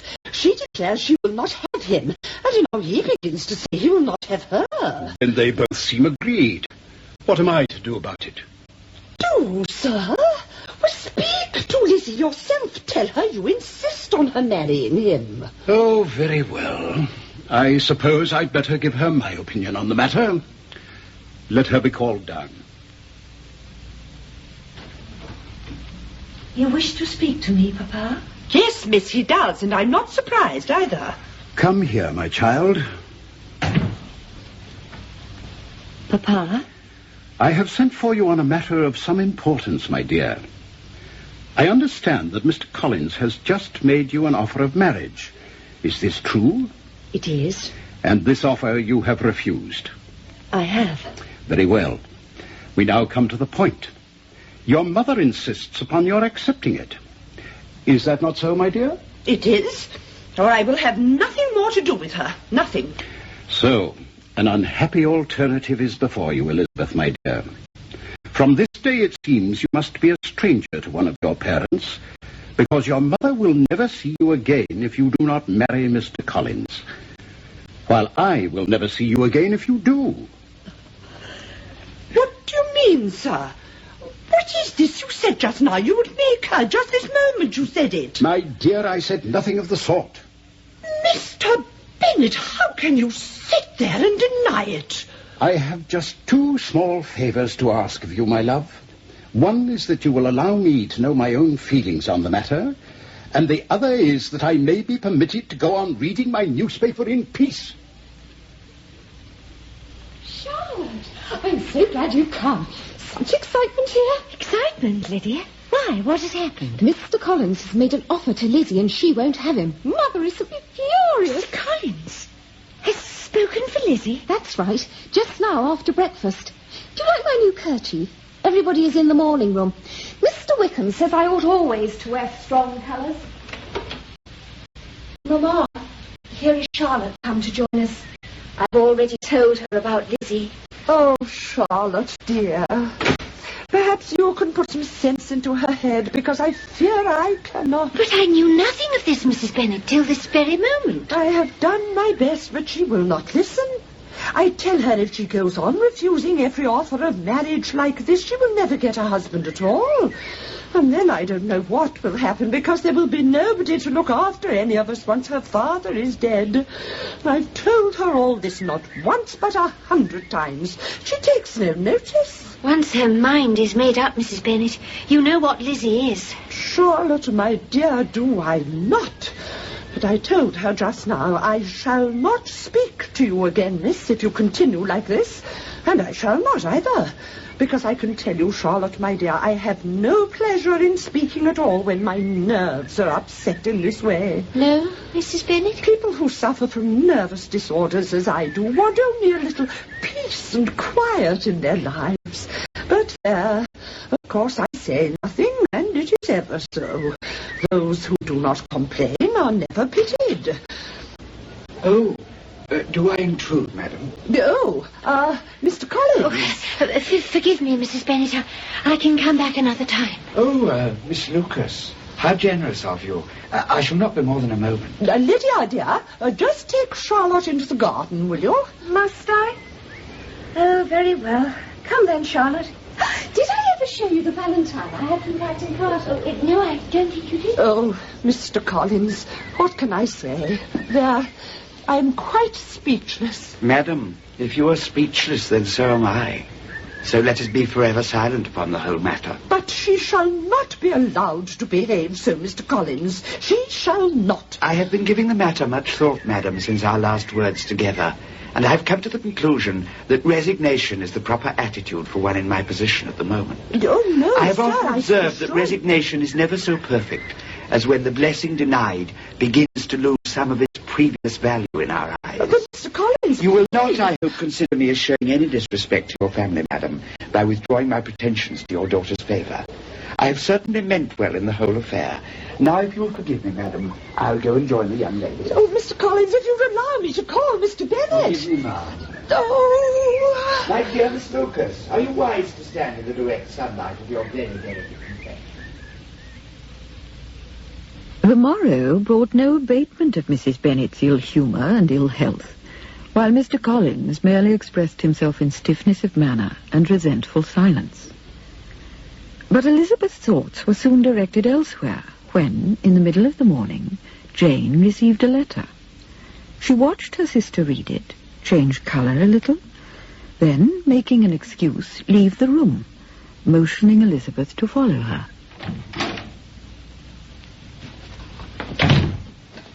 Jane, what is it? Caroline Bingley. The whole party are to leave Netherfield at once. What? In fact, they've probably done so by now. But why? And apparently they have no intention of coming back. Oh, but read it for yourself. I do not pretend to regret anything I shall leave behind in Hertfordshire, but your society, my dearest friend, and hope we may continue our happy intercourse by frequent correspondence. I depend upon you for that. Does she indeed? But she still doesn't say why. Read on, the next paragraph. When my brother left us yesterday, he imagined that the business which took him to London would be concluded in a few days. But we're certain that it cannot, and I'm equally certain that once Charles gets to London, he will not wish to leave it again. Many of my friends are already there for the winter, and I only wish that you, sweet Jane, might be one of them, but of that I despair. So I must content myself with wishing that your Christmas in Hertfordshire may abound in gaieties, and that your beaux will be so numerous as to prevent your noticing the loss of our party. So, it seems quite clear from this that he will not be coming back this winter. It seems clear that she does not intend him to. But it must be his own doing, Lizzie. After all, he is his own master. She may allow him to think it, but we know it is not really so. That is not all. You have not yet come to the most hurtful part. The further reason is that the delightful Miss Darcy is to be in London, and, as you know, I hold her in the highest esteem, as of course does my brother. So much so, in fact, that I dare to hope that one day I may call her my sister. I do not know whether I ever mentioned this to you before. There. So you see how it is. Wretched girl. I see how she would like it to be. My brother admires her greatly already, and he will have frequent opportunities of meeting her on the most intimate footing, as her relations all wish the connection. A sister's partiality is not misleading me, I believe, when I say that Charles is capable of engaging any woman's heart. So am I wrong, my dearest Jane, in hoping for an event which must bring happiness to so many? Your affectionate friend, etc., etc. There. What do you say of that last part, Lizzie? If you wish for the truth, I can scarcely trust myself to express my feelings. Is it not clear that Caroline neither expects nor wishes me to be her sister, and that she knows of her brother's indifference to me, and so wishes kindly to put me on my guard against disappointment?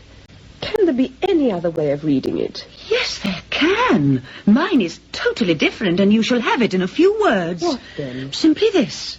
Miss Bingley sees that her brother is in love with you, but wants him to marry Miss Darcy. So she follows him to town in the hope of keeping him there, and tries to persuade you that he doesn't care about you. There, that is my opinion. Oh, I wish I could believe you. My dear Jane, nobody who's seen you together could possibly doubt his feeling towards you. Least of all Caroline Bingley. She's no simpleton. Dear Lizzie. If she could have seen half as much affection for herself in Mr. Darcy, she would have ordered her own wedding dress long ago, I'm sure. But the plain truth is, we are not rich enough nor grand enough for her. Besides, she is anxious to get Miss Darcy for her brother, from the notion that where there has been one marriage between the families, there might as well be two. Oh, she is certainly no simpleton, believe me. Jane! Lizzie, where are you? Oh, one moment. Yes, Mamma? Oh, so there you are. I've been calling you this 5 minutes, I should think. I'm very sorry, Mamma. We didn't hear you, did we, Lizzie? Well, please come down at once, both of you. It looks so rude. And on Mr. Collins's last evening, too. But I did not know he had come in, Mamma. After all, we've seen practically nothing of him at all these last few days. And whose fault is that, miss? Oh, well, if we're all turned out of house and home the moment your father dies, don't blame me. Sure, I don't know what I've done to deserve such a girl. The company in the drawing room that evening were more than usually prone to long and awkward silences. Mr. Bennet, pressed into joining them against his inclination, sat sunk in meditation in his armchair by the fire, while Kitty and Lydia, on the sofa, scarcely scrupled to suppress their yawns.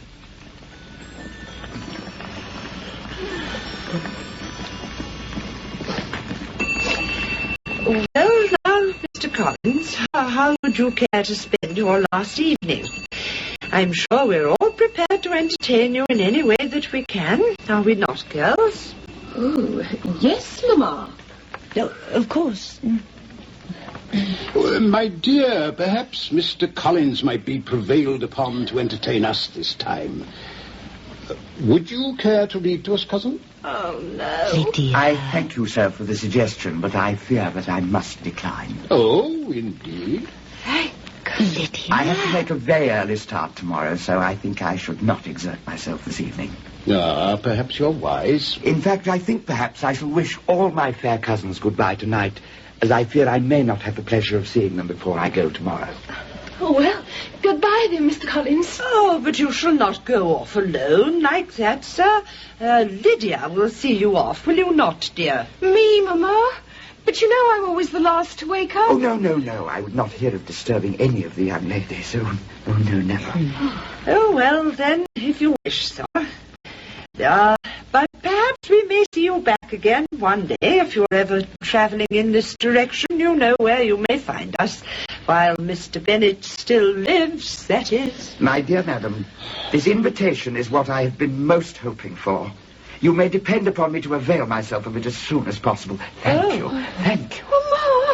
Mamma!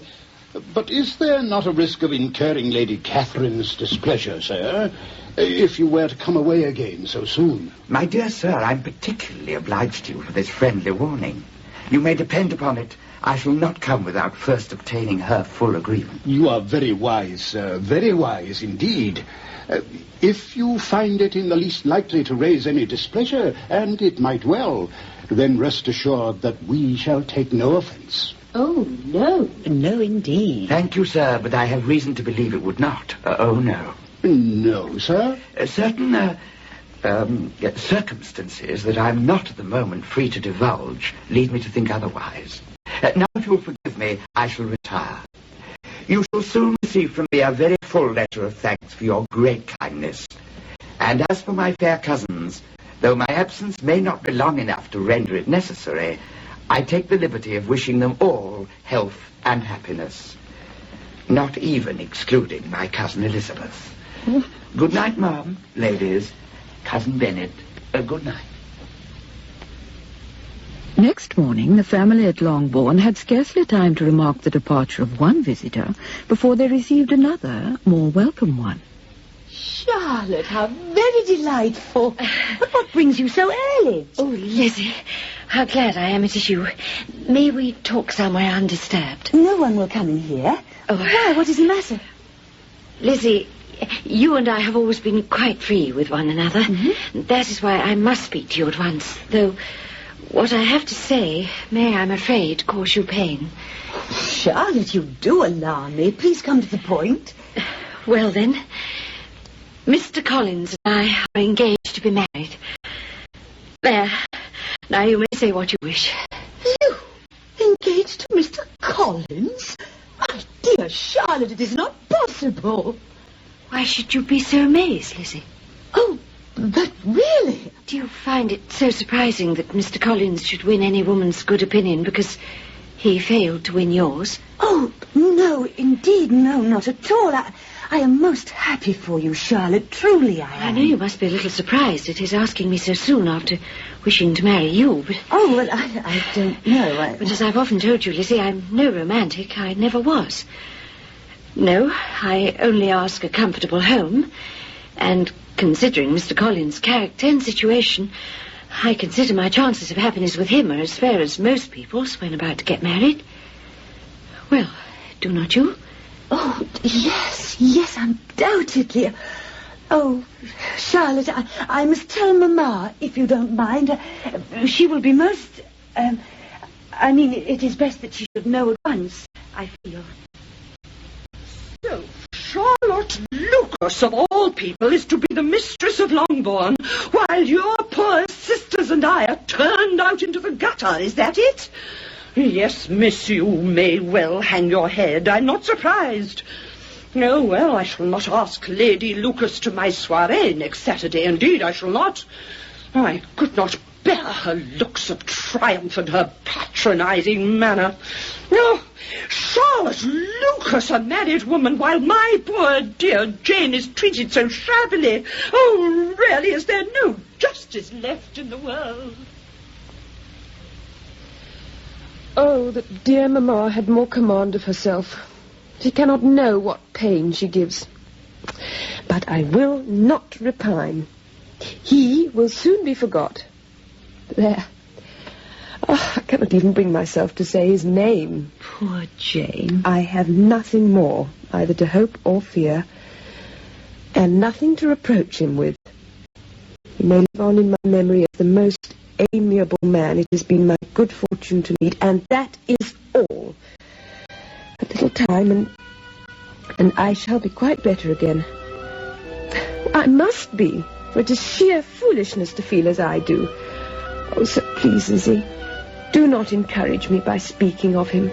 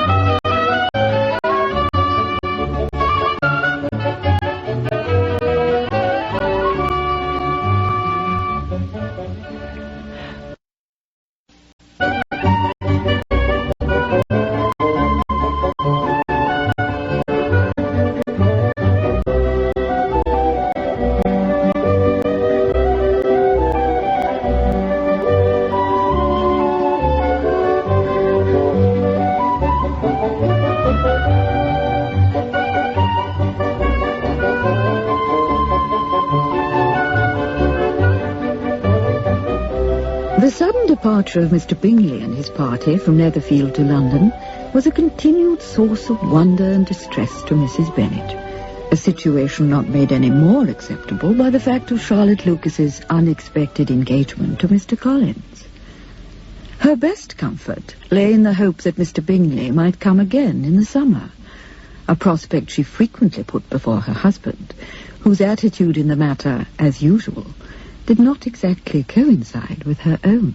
Well, Lizzie, your sister Jane is crossed in love, your mother tells me. Is that right? If Mamma has said so, then it must be, Papa. Oh, of course. Oh, well, I congratulate her. Next to being married, a girl likes to be crossed in love a little now and then. It's something to think about and gives her a kind of standing among her companions. And when is your turn to come, my dear? Mine, Papa? You will hardly bear to be long outdone by Jane, surely. Now is your time. There are officers enough in Meryton to disappoint all the young ladies in the country. An excellent suggestion. I will do my best, Papa. Oh, of course. You'll wish to make your own choice, I'm sure. But why not make Wickham your man? He's an amiable fellow and would fit you most creditably. Thank you, sir. But really, a less agreeable man would suit me quite well. We cannot all expect Jane's good fortune. True, my love, true. How wise you are. But all these speculations were set aside, at least for the time, by the arrival of Mrs. Bennet's brother and his wife, Mr. and Mrs. Gardiner, for Christmas. Mrs. Gardiner, who was somewhat younger than her husband, was a favourite with all the family, and soon found herself the recipient of Mrs. Bennet's confidences. Oh, no, I do not blame Jane one little bit, for she would have got Mr. Bingley if she could, I'm quite sure. But Lizzie... Oh, sister, it's dreadfully hard to think she might have been Mr. Collins's wife by this time if it had not been for her foolishness. But perhaps she doesn't care for him. Made her an offer he did in this very room, and she refused him. Oh, well, so Lady Lucas will have a daughter married while I have not. And the estate is just as entailed as ever. I'm sure it must be most galling for you, sister. No, the Lucases are very artful people, I'm afraid. Very artful. I'm sorry to say it, but they are all for what they can get. It makes me nervous and unwell to have such people about me all the time. Oh, but your coming like this is the greatest comfort in the world. And I am very interested in what you tell me about the return of long sleeves. Between Elizabeth and her aunt there was a particularly warm regard, and never had wise counsel and sympathetic understanding of the older woman been more welcome to her niece. I am sorry for poor Jane, but these things happen so often. A young man, such as you describe, this Mr. Bingley, falls in love with a pretty girl for a few weeks, but I'm afraid when circumstances part them, he soon forgets her. Poor Jane. With her gentle nature, she may not easily get over it. I'd sooner it had happened to you, Lizzie. Oh, thank you, Aunt. You are all kindness. I mean, my dear, that you would have quickly laughed yourself out of it. I wonder. But do you think your mother might be prevailed upon to let her come back to London with us? Oh, Aunt, how very generous. I'm sure Jane would be delighted if she would. There would be no question of her meeting with Mr. Bingley, I'm afraid. Gracechurch Street is certainly not fashionable, and our circumstances are so different it would be extremely unlikely, unless he comes specially to see her. Well, that will not happen while Mr. Darcy is with him, I'm sure. Mr. Darcy? Mr. Darcy of Pemberley? You know him, then? You forget that before I was married, I lived in Derbyshire. Of course, yes. I don't know him personally, of course, but I know the gentleman by reputation, certainly. Then you must be fully aware of the fact that Mr. Darcy may perhaps have heard of Gracechurch Street, but he would hardly think a month's absolution enough to cleanse anyone who had actually lived there. So much the better. But doesn't Jane correspond with the sister? She will surely feel herself obliged to call if Jane tells her she's coming. Don't worry, Miss Bingley will quietly drop the acquaintance. You can depend on that. Mrs. Bennet needed no persuading to allow the visit, and the rest of Mrs. Gardiner's time at Longbourn was largely occupied in satisfying her niece's curiosity about Mr. Darcy's family and their circle, especially when she discovered that the story of Wickham, and even the young man himself, was already known to her.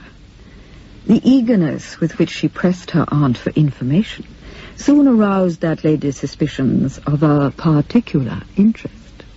Lizzie, my dear, you are too sensible a girl to fall in love merely because you're warned against it. But seriously, I would be on your guard in that direction. Aunt, this is indeed being serious. Mr. Wickham is a most charming and agreeable young man, I know, and were he free to marry without considerations of fortune, I would say you couldn't want a better. But as this is not so, I do beg you not to let your fancy run away with you. Oh, very well, Aunt. In that case, I shall not fall in love with him. And if I'm at all able to prevent it, he shall not fall in love with me. Elizabeth, you are still not serious. I mean what I say. Oh, I beg your pardon. I will try again. At present, I can safely say I am not in love with Mr. Wickham. But I must admit I find him by far the most agreeable man of my acquaintance. I'm sure he is, but forgive me, Aunt, but I was about to say that I now see the imprudence of it. Though where the affections are concerned, few young people are guided by matters of fortune, so how can I promise to be any wiser than my fellow creatures if I am tempted? Oh, Elizabeth, please forgive what must seem to you like interference. I only speak, my dear, because of my special regard for you. I know you do. Very well. What can I say? Simply that I will not be in such a hurry in future to consider myself his first object. And when I am in his company, I will not always be wishing it so. There. I cannot promise more. The end of their visit and the departure of Mr. and Mrs. Gardiner with Jane for London left Elizabeth very much alone. Even Charlotte, with her impending marriage to Mr. Collins rapidly approaching, was an infrequent visitor, and one scarcely welcomed by Mrs. Bennet when she did come.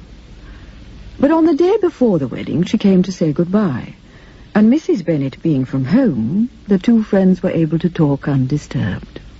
Oh, Lizzie, it seems so strange to me that I should be the one to leave While I remain behind? Oh, there's no great strangeness about it, is there?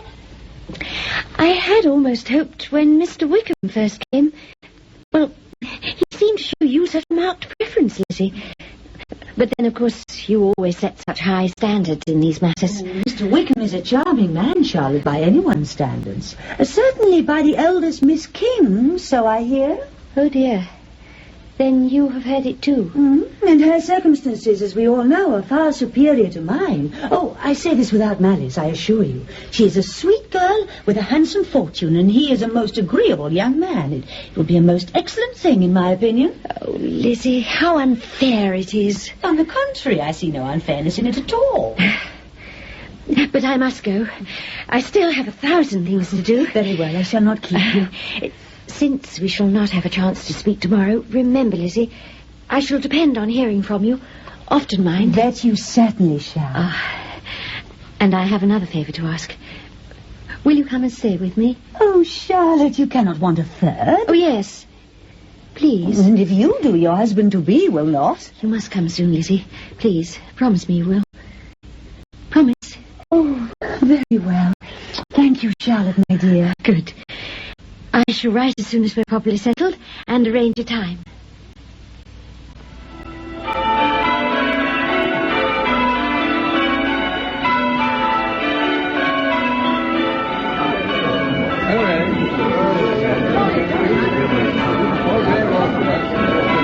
Oh, well, it is to be hoped she may be happy, that's all. But I'm sure I never saw anything like that headdress in my life, did you, Mr. Bennet? Poor thing. With her want of natural colour and animation, I thought it almost a shame to dress her up so. I say I felt almost sorry for poor Charlotte as she stood there, did not you, Mr. Bennet? Oh, well, he never hears me now when I speak to him. I say your father never hears me now when it's I who speak. The days following Charlotte's wedding were dull indeed for Elizabeth, enlivened only by a letter from Jane. Forgive me for not writing sooner, dearest Lizzie, but I had hoped to be able to give you some news of an answer to my note to Caroline Bingley. But I begin to fear that by some accident it must have been mislaid, because it is now a fortnight since I wrote, and I have heard nothing. However, Aunt Gardner is going tomorrow to that part of town, and I shall take the opportunity of calling in at Grosvenor Street. Dear Lizzie, I rejoiced greatly in your account of Charlotte's wedding. This letter did nothing to allay Elizabeth's fears on her sister's behalf, so it was with a feeling of unhappy anticipation that she opened the next, some days later. My dearest Lizzie, well, I am sure you will not feel like triumphing at my expense when I confess myself to have been completely deceived by Miss Bingley's regard for me. Oh, poor, poor Jane. When eventually I did see her, it was quite evident that she had no pleasure in the visit. She made a slight formal apology for not having answered my note, but said not a word about our meeting again, and was in every respect so altered a creature that I was perfectly resolved to continue the acquaintance no longer. I pity her because she must know she is acting wrongly, but I am sure that anxiety for her brother is the cause. I need not explain myself further. I cannot but wonder at her still having such fears, though, because if he had at all cared about me, we must have met long, long ago. He must know of my being in town, I am certain, because his sister must have told him.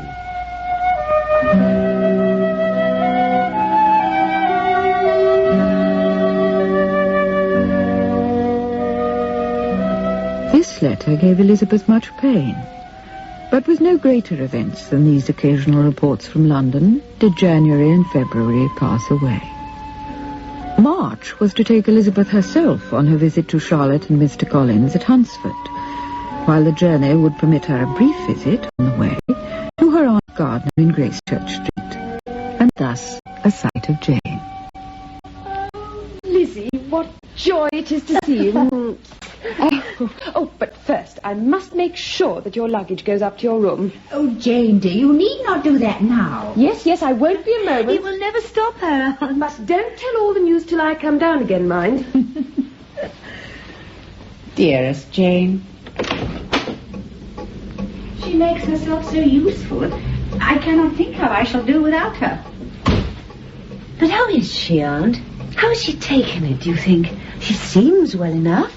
Oh, she's too good and well-mannered a girl to display her feelings openly. But sometimes I catch her looking rather sad. But what about you, my dear? Me, Aunt?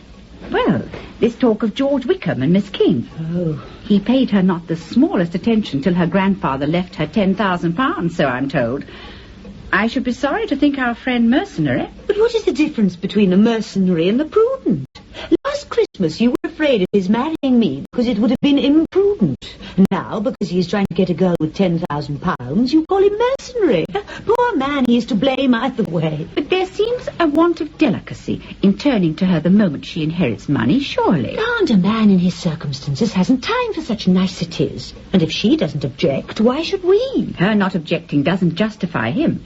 It only shows her want of good sense or feeling. Very well, have it as you choose. He shall be mercenary and she foolish. No, Lizzie, that is exactly what I do not choose.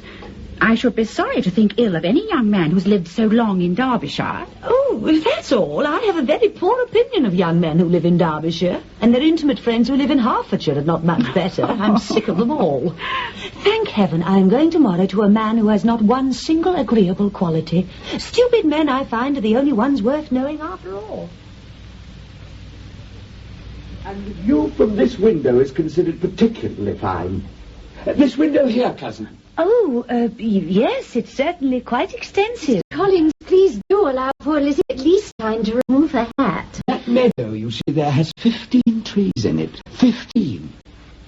Has it indeed? 7 elms, 6 oaks, and 2 beeches. I counted them myself. And there beyond the trees, you may see the roof of Rosings, where my patroness lives. There, do you see it? Yes, I see it. That is the home of Lady Catherine de Bourgh. Is that truly so? My dear, poor Lizzie must be longing for her tea. And now, Miss Elizabeth, I have to break the news to you that Lady Catherine has actually sent down word by one of her servants that we are to take you up and present you to her after dinner tonight. There. What do you say to that? Tonight? Oh, very well, cousin, if you wish. I'm sure you must be as surprised at the honour as I was myself. I confess I expected nothing more than a few words of recognition after the service next Sunday, or at the most a cup of coffee later in the week. It is kind of her, certainly. But do not make yourself uneasy about what you shall wear, cousin. I was not. Lady Catherine is far from expecting the same elegance in others as she maintains in herself. I would merely advise you to put on whichever of your garments you think superior to the rest. Lady Catherine will not think the worse of you for being simply dressed. She likes to have the distinction of rank preserved. Heedful of his obvious concern, Elizabeth spent not less than her usual care on her toilette that evening, but was surprised to receive an interruption before she had finished. Oh, Charlotte, is that you? Oh, just one moment, if you don't mind. I don't know if you're aware of the time, cousin. Oh, Mr. Collins, no, you may not come in, sir, please. I must ask you to be as quick as you can. Lady Catherine's extremely punctilious about time. She doesn't care for being kept waiting. Oh, no, very well, thank you, Mr. Collins. The carriage should be at the door in exactly 7 minutes. I hope you're aware of that. Yes, thank you, Mr. Collins, thank you. I will be ready. So that is Miss Bennet, is it? Yes, Lady Catherine. She seems quite a genteel, pretty sort of gal, Mr. Collins. Thank you, my lady. You're most kind. Yes, you may bring her over to speak to me. You're very gracious, your ladyship. She'll be most honored. And does your father keep a carriage, Miss Bennet? He does, ma'am. Oh, yes. And what was your mother's maiden name? She was a Miss Gardiner. Gardiner. Oh. Your father's estate is entailed on Mr. Collins, I'm told. Yes, ma'am. I see no reason for entailing estates from the female line. It was not done in Sir Lewis de Bourgh's family. Do you play and sing, Miss Bennet? A little. And sometime perhaps we shall be happy to hear you. Our instrument is considered one of the finest in the country. Do you draw? No, not at all. Really? And your sisters? Not one of them, ma'am. Indeed. And are neither of your younger sisters out yet, Miss Bennet? Yes, ma'am, both. Both? Before their elder sister is even married? That is hardly the usual practice, I think. Possibly not, but really it is a little hard that younger sisters should be kept back merely because the eldest may not have the means or the inclination to marry. I hardly think it would be likely to promote sisterly affection, ma'am, or even delicacy of mind. Upon my word, Miss Bennet, you give your opinions very freely for so young a person. What is your age, pray? Having just admitted to 2 younger sisters already out, your ladyship can hardly expect me to give a direct answer. So, you are very cool in your manner, I must say, Miss Bennet. Mr. Collins? Mr. Collins! I beg your pardon, Lady Catherine. So sorry, Your Ladyship. I do not wish to monopolize Miss Bennet's company all the evening. Please find a chair for her in your circle. Certainly, Lady Catherine, of course. You may bring her here again sometime while she is with you. Thank you, my lady. You are most gracious, But I'm not sure. next week. I have my nephews, Darcy and Fitzwilliam, coming. My lady, I'm delighted to have this opportunity of informing you that I recently had the great honour of meeting your nephew, Mr. Darcy. You met a nephew of mine, Mr. Collins? Where, pray? In Hertfordshire, ma'am, while I was staying with my cousins. So, then am I to believe that you also have met my nephew, Miss Bennet? Oh, once or twice only, ma'am, not frequently. Mr. Darcy? Of Pemberley in Derbyshire? Yes, that is he, Your Ladyship. He was staying in Hertfordshire with his friend, Mr. Bingley. Was he not, cousin? Yes, I understand. My nephew has a friend by that name, certainly. Strange. Very strange. Oh, well, thank you. Thank you, Mr. Collins. I see you and Miss Bennet are required at the card table. You can go. Thank you, Lady Catherine. Thank you indeed. Most kind, I'm sure. The arrival of Mr. Darcy the following week appeared to throw Mr. Collins into a state of pleasurable agitation. On the day that the visitors were due at Rosings, he found it necessary to pay many parish calls in the region of the lane leading up to the lodge gates, and was finally rewarded for his pains, a fact which he lost no time in reporting to his wife and Elizabeth. He has come. He has positively arrived, cousin. Mr. Darcy is here, and another gentleman. The carriage passed me in the lane not a moment ago. He saw me, I think. I cannot swear that he actually answered my bow, but I certainly gave the impression that he saw me. This intelligence was not so remarkable to Elizabeth as it appeared to be to Mr. Collins. She was all the more surprised then, as she was sitting writing letters in the morning room the next day, when Charlotte hurried in. Lizzie, Mr. Darcy. What? Here? And another gentleman in the hall at this moment. Oh, goodness. 'Tis indeed, oh goodness. We'll have you to thank for this, Lizzie. Me? It's you. He would never have come here for any other reason. Mr. Darcy.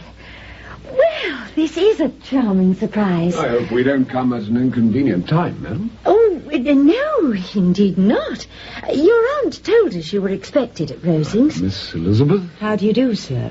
May I present my cousin, Colonel Fitzwilliam? How do you do? How do you do, ma'am? We won't disturb you many moments, Mrs. Collins. The object of our visit was to convey my aunt's wishes that you might all join us at Rosings after church on Sunday. Oh, well, that is extremely kind, Mr. Darcy. But can Lady Catherine really want us, Mr. Darcy? She gave us to understand that she would be extremely busy this week. Oh, you need not worry on that score, Miss Bennet. Darcy has great influence with his aunt. Oh, well, in that case... Then am I to say we may hope to see you, Mrs. Collins? Is that right? Well, thank you, sir. Thank you very much. If you have just come from London, Mr. Darcy, perhaps you have met my sister, Jane. She has been staying there this month. No, I cannot recall having done so. Well, Fitzwilliam, we mustn't intrude on these ladies any longer. Till Sunday, then. The front door had scarcely closed upon the visitors when Mr. Collins appeared, much agitated in manner. My dear, did I see Mr. Darcy leaving the house just now? You did? Then why was I not told? I was there in my study and could have come instantly. He must have thought it so polite of me not to welcome him in person after he's paid us the great honour of a visit in this way. Oh, well, I shall have to make it my business to give him a full explanation and apology at the first possible opportunity. Miss Bennet, may I come and sit by you? Most certainly you may, Colonel Fitzwilliam. Thank you. Well, Miss Bennet, when are we to have the pleasure of hearing you play? Me, sir? Who has given you the impression that to hear me play would be a pleasure? Darcy has told me that he heard you on several occasions in Hertfordshire. He gave a most favourable account of your skill. Oh, Mr. Darcy. But then he is always so notoriously indulgent, is he not? Is he? I should hardly have said so. Oh, there you are, Fitzwilliam. I could not see you for the moment. Miss Bennet and I were just discussing music, ma'am. Music? Then pray speak up. Let me hear what you have to say. It is, of all subjects, my delight. Yes, ma'am. I suppose there are few people in England who have more enjoyment of music or better natural taste than myself. No, ma'am. I am quite sure that if I had learned, I should have been a great proficient. Of course, ma'am. And now, Miss Bennet, you can play for us yourself. Aye, ma'am? Yes, miss. I understood from your previous conversation that you do play. Oh, only very little, ma'am, and seldom in company. Well, do so now, please. You will find music there to suit all degrees of proficiency. Darcy will show you. Thank you, ma'am.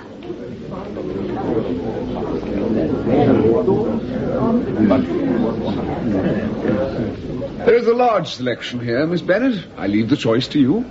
When you have decided, perhaps I may be allowed to turn the pages for you. I think you mean to frighten me, Mr. Darcy, by standing just behind me like that. Not at all, ma'am, I assure you. But I will not be intimidated, sir, even though your sister does play so well. There is a stubbornness about me that forbids it. I shall not say that you're mistaken in your opinion of me, because I know from the past that you find great enjoyment in saying what you don't mean. You know that? Really, Colonel Fitzwilliam, I am most unlucky in meeting somebody who can expose my true character like this, just when I was hoping to pass myself off among you all with some credit. I'm sure you do, ma'am. Miss Bennet always delights in joking at my expense, as you see. But it really isn't very wise of you, Mr. Darcy, because I may retaliate. And such things might come out as to your behaviour in Hertfordshire as would shock your friends to hear. I'm not afraid of you, Miss Bennet. Please, let us hear about him, Miss Bennet. I should greatly like to know how he behaves among strangers. Well, prepare for something quite dreadful. The first time we met was at a ball, and what do you think he did? I dare not imagine. He danced but 4 dances. No. Though there were many young ladies, including myself, sitting alone and unsought. Now, that is not entirely true. Mr. Darcy, you cannot deny it. But I haven't the honour of knowing you then, Ma. And has nobody ever been introduced in a ballroom? Really, Mr. Darcy, I find that a very lame excuse. But I am ill qualified to recommend myself to strangers. Miss Bennet, I am waiting. One moment, ma'am. Colonel Fitzwilliam, should we ask him why a man of his sense and education should find himself so? I can answer that for you. It's because he won't give himself the trouble. Exactly. No, I certainly haven't the talent for conversing easily with people I don't know. Nor, I'm afraid, of appearing interested in their conversation when I am not. Mr. Darcy, my fingers do not move over this instrument with the dexterity of some others, as I am about to demonstrate. But then I have always told myself it is my own fault, because I don't practice enough. I refuse to believe that my fingers are not even capable of playing well. You're quite right, Miss Bennet. The plain truth is that we neither of us perform at our best to strangers. Miss Bennet! Oh, I am sorry, Lady Catherine. I was just on the point of beginning. Oh, no, sir. You are about to get your revenge. Oh, goodness, this stool.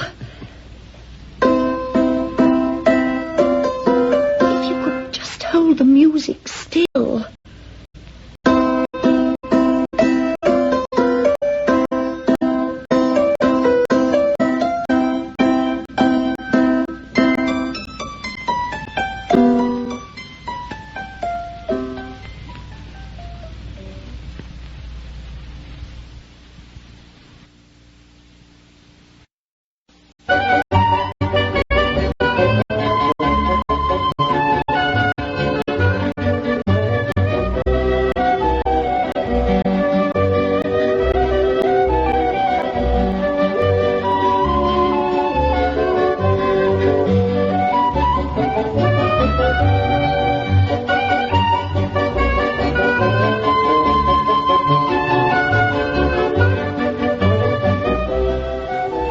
After her second visit to Rosings, when Elizabeth was alone in the sitting room writing to Jane, she was extremely surprised to hear the front doorbell ring.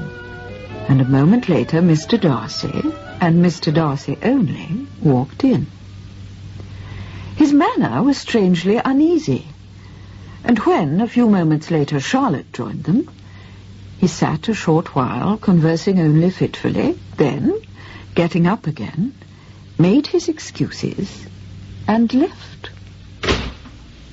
Well, well, what in the world can be the meaning of that, I wonder? I'm sure I cannot answer. He's certainly the strangest of men. You know, Eliza, I do believe he must be in love with you. Mr. Darcy? Oh, my dear, good Charlotte. Colonel Fitzwilliam, what brings you out like this? Oh, I've been making a tour of the park, and I was about to end it with a call at the vicarage. Are you going much further? Oh, no, I was about to turn back myself. Then may we walk back together? Of course. Thank you. I was in the act of nerving myself for the melancholy task of saying goodbye to you all. So you're leaving us? Yes, on Saturday, I'm afraid. Unless Darcy puts it off yet again, I'm at his disposal. He arranges these things as it suits him. I see. And if he can't please himself in the matter, at least he has the pleasure and the power of choice. I don't know anybody who seems more to enjoy the power of doing what he likes than Mr. Darcy. He likes to have his own way, I suppose. But then so do the rest of us. Only he has better means of getting it because he's rich. A younger son, you know, becomes used to self-denial and dependence. I should have thought the younger son of an earl could know very little of either, Colonel Fitzwilliam. Come now, when have you ever really been prevented from doing what you wish by lack of money? Now, be honest. I see you're in one of your sharp moods, Miss Bennet. You're right to some extent, I suppose. But there is one point you've overlooked. Younger sons may not marry where they like, alas. Unless they happen to like women of fortune, which by a strange chance it seems they often do. Not all, Miss Bennet. No? Then I must take your word for it, sir. But I suppose that in general our habit of living does make us a little dependent. There aren't many in my situation who can afford to marry without at least some attention to money. Then that is a misfortune I am fear you will have to bear, Colonel Fitzwilliam. Perhaps. But it is not one that need deter Darcy. Oh, but then Mr. Darcy, I am sure, is not the marrying kind. Oh? What makes you say that? Perhaps he has no need of feminine companionship. After all, he has a devoted sister, who I am sure is a very charming girl. You haven't met her? No, but I've heard her very highly spoken of by Caroline Bingley and her brother. Ah, Bingley. There's a pleasant, gentlemanlike fellow for you. I agree with you. But not always over-prudent, I'm afraid. In what way do you mean? Darcy's uncommonly fond of him. But in what way is he imprudent, Colonel Fitzwilliam? Well, from something Darcy told me on the journey, I think Bingley has good reason to feel indebted to him. Oh, really? By all accounts, he recently saved him from some less than wise attachment or other. He didn't give me the full circumstances or mention the lady's name, of course. And did he give you the reason for this interference? I understand there were some very strong objections. To the family, at least. He didn't say exactly of what kind, but one can imagine. Yes, indeed one can. You look very thoughtful, Miss Bennet. What's the matter? Oh, I was merely thinking of what you just told me, Colonel Fitzwilliam. Why Why should Mr. Darcy feel himself competent to judge such matters, I wonder?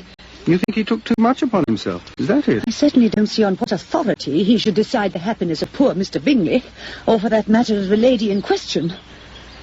You seem to feel strongly on the subject, Miss Bennet.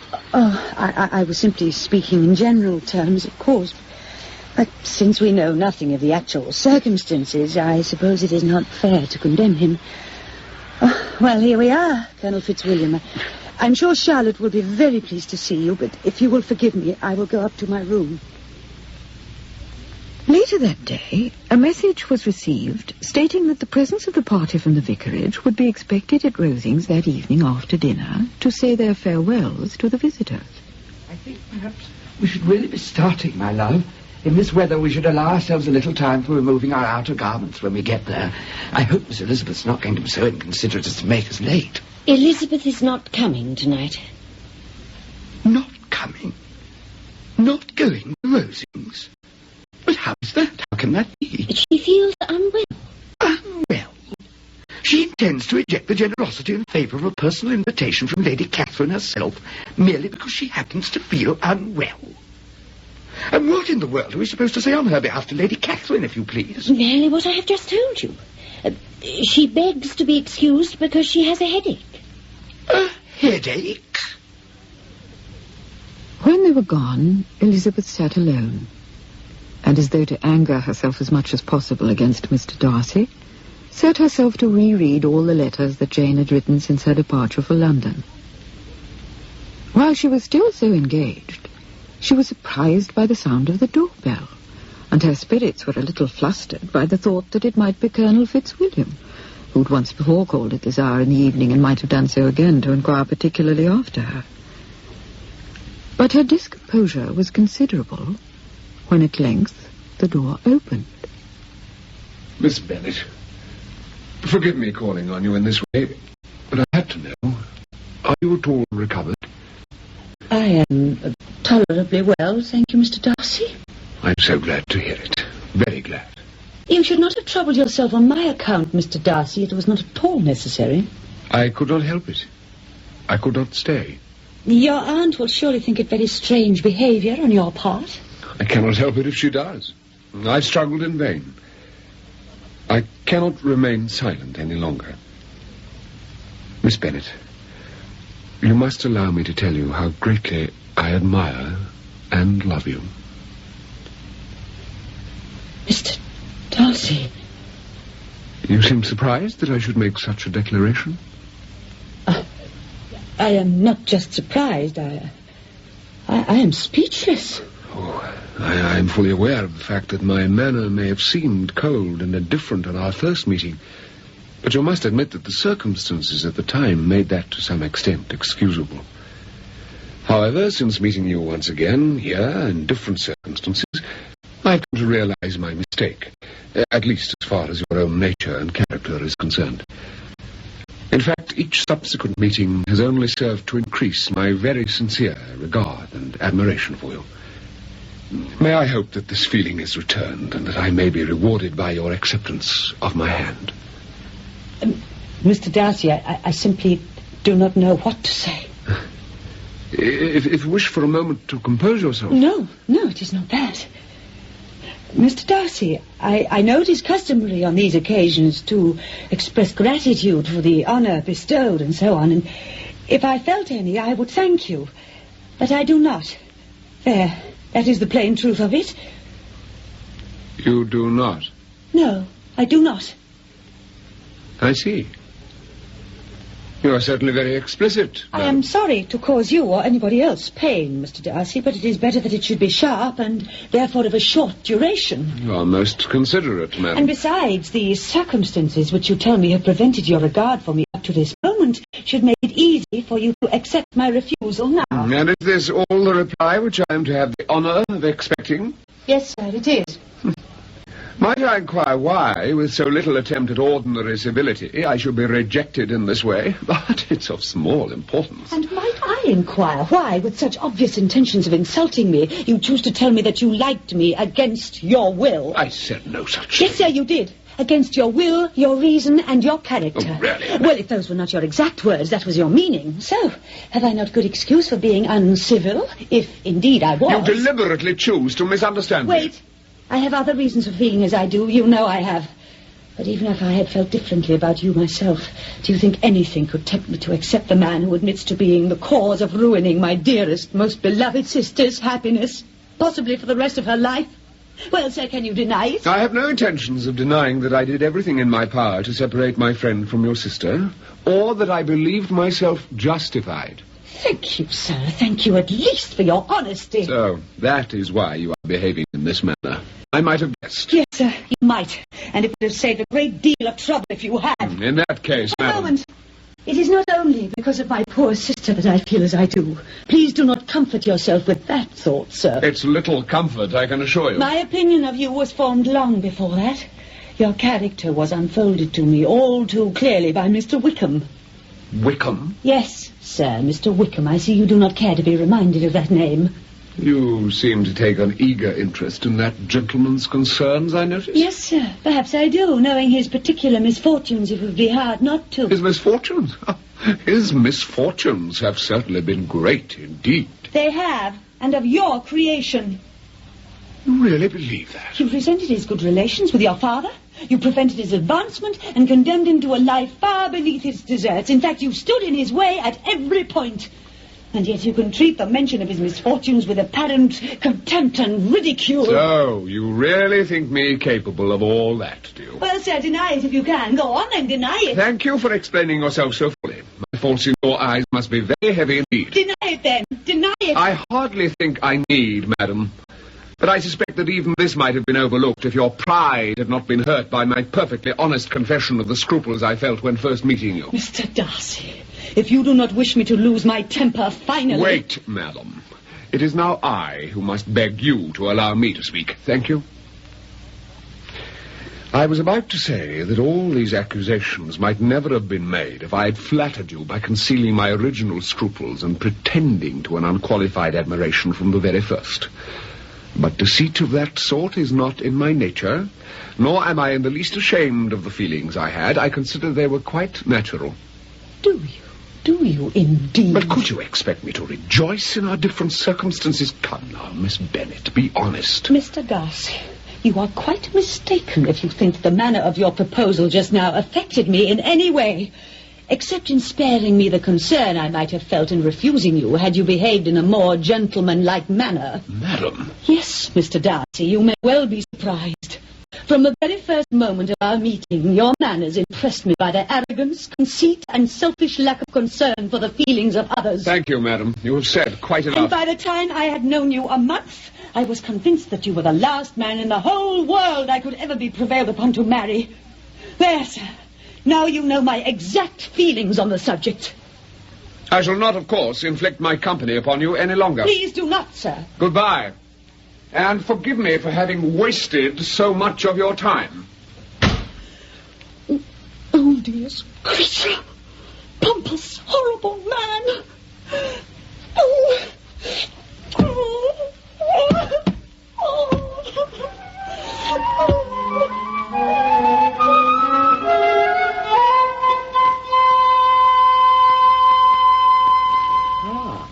Miss Elizabeth, I'm glad you've come down at last. I have the pleasure of handing you this letter. For me, Mr. Collins? I was not expecting one. Were you not, cousin? Well, the gentleman in question paid us the honour of delivering it by hand. Did he not, my love? And he must have taken the trouble to walk all the way from Rosings right up to our own humble door to do so. Did you say from Rosings, Mr. Collins? I did. And I need hardly disclose to you the identity of the bearer, I think. There. Is that not an elegant hand? Is that not the hand of a cultured man? You can see it at a glance. Thank you, Mr. Collins. Oh, and Lady Catherine was gracious enough to remark on your absence last night, cousin. Mr. Collins, Elizabeth wishes to read her letter. I was fortunately able to explain the exact nature of your indisposition to her ladyship. Mr. Collins, and she was kind enough to express the opinion that the malady was brought on by an excess of outdoor walking, which her ladyship doesn't consider a suitable activity for females of delicate birth and constitution. Mr. Collins. What is the matter, my love? Can you not see that Elizabeth wishes to be private? I'm sure Cousin Elizabeth is quite aware of the fact that she's perfectly free to read her letter in my presence. I'm not one to stand on ceremony in a matter of this sort. I should not object. You may read it, of course, cousin. You have my full authority to do so. It is all right, Charlotte. I will read it later in my room. Do not alarm, madam, on receiving this letter. It does not contain a renewal of that offer which was last night so disgusting to you. That episode, for the happiness of both, cannot be too soon forgotten. However, there are some points on which justice demands that I should defend myself. 2 particular offences you last night laid to my charge. The first was that I had detached Mr. Bingley from your sister, and the other that I had, in defiance of honour and humanity, ruined the prospects of Mr. Wickham. Of the first, I need only say that I have already to some extent pleaded guilty. I would only add that though I soon came to realize that Bingley's heart was strongly engaged by your sister, her sanguine temperament and serene countenance led me, wrongly I now think, to suppose her own sentiments were not so deeply stirred. If by my action in persuading Bingley to leave Hertfordshire I have caused her pain, and I now believe I have, then I owe her my apologies, though I cannot blame myself for acting in what appeared to me at the time good faith. No, there is only one part of the affair that I look back on with some distress, and that is the fact that I concealed from my friend the knowledge that your sister was in London. To that I must plead guilty. I knew it, and so did Miss Bingley. Her brother is ignorant of it to this day. Then perhaps he... Oh, Jane, dearest, dearest Jane. But the other, weightier accusation concerning Mr. Wickham I can only refute by exposing to you the full truth, however unpalatable such a course may be to myself. On my father's death, he applied to me for the living which he said had been promised him. But I, being of an age with him, and knowing his true character and the dissipations he habitually indulged in, felt that to recommend him for a life in the church would be nothing short of mockery. My judgment was borne out.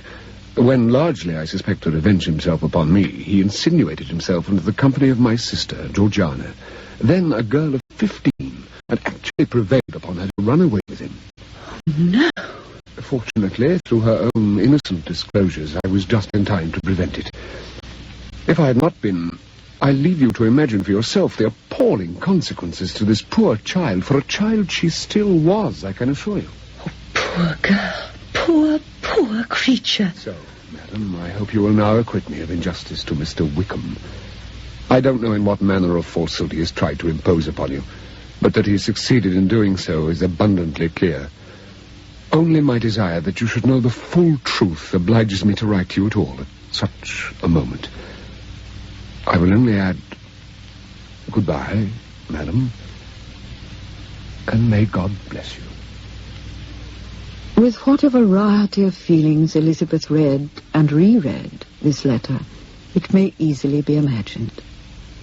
I, who have always prided myself on my good judgment, who have often laughed at my sister for her simple candour and the ease with which she can be imposed upon. If I had been blinded by love, there might be some excuse for it. But vanity, not love, has been my undoing. Oh, the humiliation of it. Until this moment, I never even knew myself. The 2 gentlemen left Rosings later the same morning, and in doing so did not escape a parting salutation from Mr. Collins. I chanced to be in the lane beyond the coach house and was obliged to step quickly aside as they drove by. It was altogether most fortunate, as it would have been very ill-mannered not to have shown my gratitude and respect for the civility Mr. Darcy has shown us in calling here so often, would it not, my love? Yes, He must have been aware of me, I feel sure, as the coachman was obliged to swerve aside and actually called out something in passing, which unfortunately I didn't catch. But I afterwards called in upon Lady Catherine, as I knew she'd be feeling the loss of her visitors, as I indeed do myself. And the upshot is, now that she's alone once more, she has been kind enough to require our presence at Rosings this evening. Though not until after dinner, of course. Is that not gratifying, my love? Yes. I feel greatly honoured that she should turn to us for comfort at such a moment. I consider it a mark of true breeding that she should ignore the ordinary social conventions by her command. But, Mr. Collins, this is Elizabeth's last evening with us, don't forget. Oh, please don't concern yourself on my account, Charlotte. I shall be quite happy here. I have much to do before the journey. But Lady Catherine was most particular in hoping that Miss Elizabeth would be well enough to join us this time, which in the circumstances I thought most magnanimous of her. So I hastened on your behalf, cousin, to thank her heartily and assure her that you were quite recovered. I feel it exceedingly, Mrs. Collins. Exceedingly, I feel it. I believe nobody feels the loss of agreeable company as much as I do. Yes. I'm quite sure of it, your ladyship. But I am particularly fond of those two young men, and of course know them to be so of me. Oh, undoubtedly so, undoubtedly. The dear Colonel rallied his spirits a little as he was going, but poor Darcy, well, I have never seen him so dejected. Is that so? Poor fellow. I'm not surprised, of course, because all visitors feel the same upon leaving Rosings. Miss Bennet, you seem out of spirits yourself this evening, I notice. I'm sorry, Lady Catherine. You should write to your mother and explain that you must stay a little longer. Mrs. Collins would be quite glad of your company, I dare say. Oh, I've tried my hardest to persuade her, Lady Catherine. I am much obliged for your kind invitation, your ladyship, but I am afraid I am wanted at home. But you have not been here above 3 weeks. You cannot get to know Rosings properly in 3 weeks. Darcy always maintains that it cannot possibly be done in under a month at least. Nevertheless, I have to go, I'm afraid. And besides, if you had waited a little longer, I might have been able to take you as far as London myself. Dawson doesn't object to a passenger on the barouche box if they do not speak or distract his attention. Thank you, your ladyship. I'm sure Miss Elizabeth is sensible of the great honour of such an invitation, your ladyship. Are you not, cousin? I have just said so, cousin. Then you should send a servant to accompany her, Mrs. Collins. Yes, Lady Catherine, only I'm afraid In my opinion, young women should never travel by public transport unattended. It is most improper. No, Lady Catherine. You are most kind, Lady Catherine, but my uncle is sending his man from London. He will look after me, thank you. Oh, so you have an uncle who keeps a manservant, have you? Mm-hmm. That was not made sufficiently clear to me, I am afraid. I'm extremely sorry for the omission. You must invite Miss Bennet down another time, Mrs. Collins. Of course, Lady Catherine. She's always more than welcome. Only I shall wish to be consulted in good time on another occasion, mind. It was somewhat unfortunate that her visit coincided with my nephew Darcy's.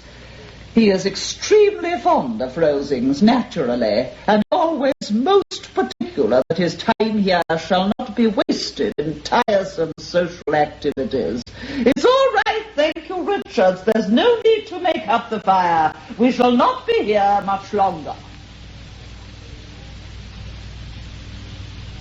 Ah, Miss Elizabeth, down already. I trust you slept well. Excellently, thank you, Mr. Collins.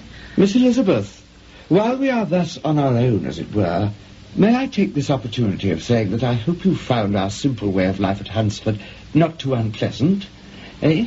Indeed, I found it very agreeable, thank you, Mr. Collins. And it gives me no little pleasure to feel that Mrs. Collins and I have been the means of introducing you to a type of society that it might not have been your good fortune to meet otherwise, I think. You have been most kind, sir. And now you may carry a favourable account of us to Harford, may you not, cousin? At least I flatter myself so. Of course I shall. Lady Catherine's marked civility to myself and my dear wife you must have observed for yourself. Yes, Miss Elizabeth? It only remains for me to wish you from the heart an equal felicity in marriage one day. Thank you, sir. And if I may say so, I see no particular reason why it might not be so at some time in the future. No reason at all. You flatter me, sir. Not just yet, of course. But still time enough, no doubt. It isn't every man who puts a high value on youth and innocence. Fortunately. Her thanks to Charlotte were sincere enough and as genuinely received. And when she was safely in the carriage, she leant out of the window for the final parting, while many thoughts and memories of these last eventful days passed through her mind. cousin. You visited Rosings 3 times. How much you will have to tell at home. Hey? Yes, shall I not? Goodbye. Goodbye. And how much I shall have to conceal.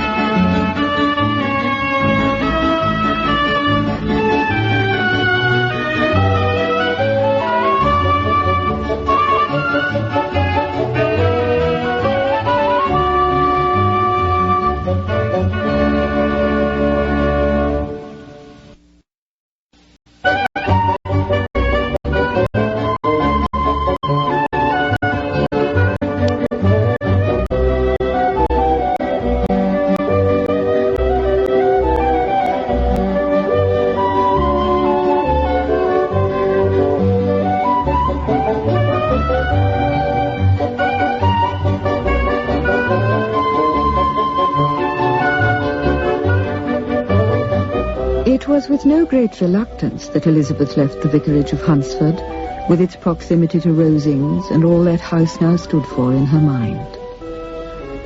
The journey was to be broken at Gracechurch Street, from whence she was to enjoy the company of her sister Jane, whose visit to their Aunt Gardiner had come to an end at the same time as her own. There. I do not know how I shall part with her, Lizzie, and that is the honest truth. Oh, nonsense, Aunt. It is I who am the one to suffer. But I have another plan. This time it shall be your turn, Lizzie. Mine, Aunt? You see, I cannot exist without one of my nieces, it seems. But Mr. Gardner and I have planned an excursion for later in the spring. It was to have been to the lakes, but now he cannot spare the time to go so far, and we've decided instead to revisit my old childhood district of Derbyshire. And we both most particularly wish that you could come with us, Lizzie, dear. Oh, Lizzie. To Derbyshire? I can promise you delightful scenery, Lizzie, as good as any in the country. And I think we both have some slight interest in that neighbourhood, have we not? Oh, well, you have, Aunt, most certainly. Come, my dear. You have no need to be so on your guard with me. Jane, dear, speak to her as an elder sister. Tell her she must come. Yes, Lizzie, you must go. You really must. Never mind, Aunt. I will have a word with Mamma. There will be no difficulty, I am sure.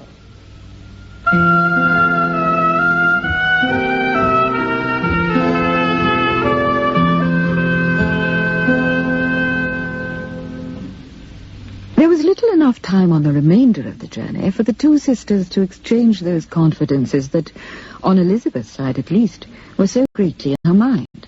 Because for the last 20 miles they were to be joined by Lydia and Kitty, who had come in Mr. Bennet's carriage to meet them. Indeed, as they approached their rendezvous, the two girls could be seen leaning out of the dining-room window, and they had scarcely stepped out of the carriage before they were seized upon. Is this not a nice place? Oh, is this not fun? Kitty and I have been here upwards of an hour, talking to the stable boy. Shh, Kitty, don't tell.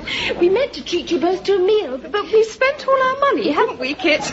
Not so loud. Everyone is staring. I bought this bonnet from the shop across the road. Look, this bonnet, see? Yes, I see, but speak more quietly. Is it not a hideous colour? Oh, I shall pull it all to pieces when I get home and remake it. But is it not horrible? Oh, Lizzie, do you not agree with me? Did you ever see such a thing? Well, there were several much worse. In any case, it won't matter what one wears this summer now that the militia are going. Yes. Have you heard the dreadful news? Kitty and I cried ourselves quite sick, didn't we, Kit? To go at the end of this week. Oh, it's quite awful. But Wickham is coming tomorrow night, specially to say goodbye. Will not be fun. Lydia, the waiter. What about him? He can hear every word you say. Let him.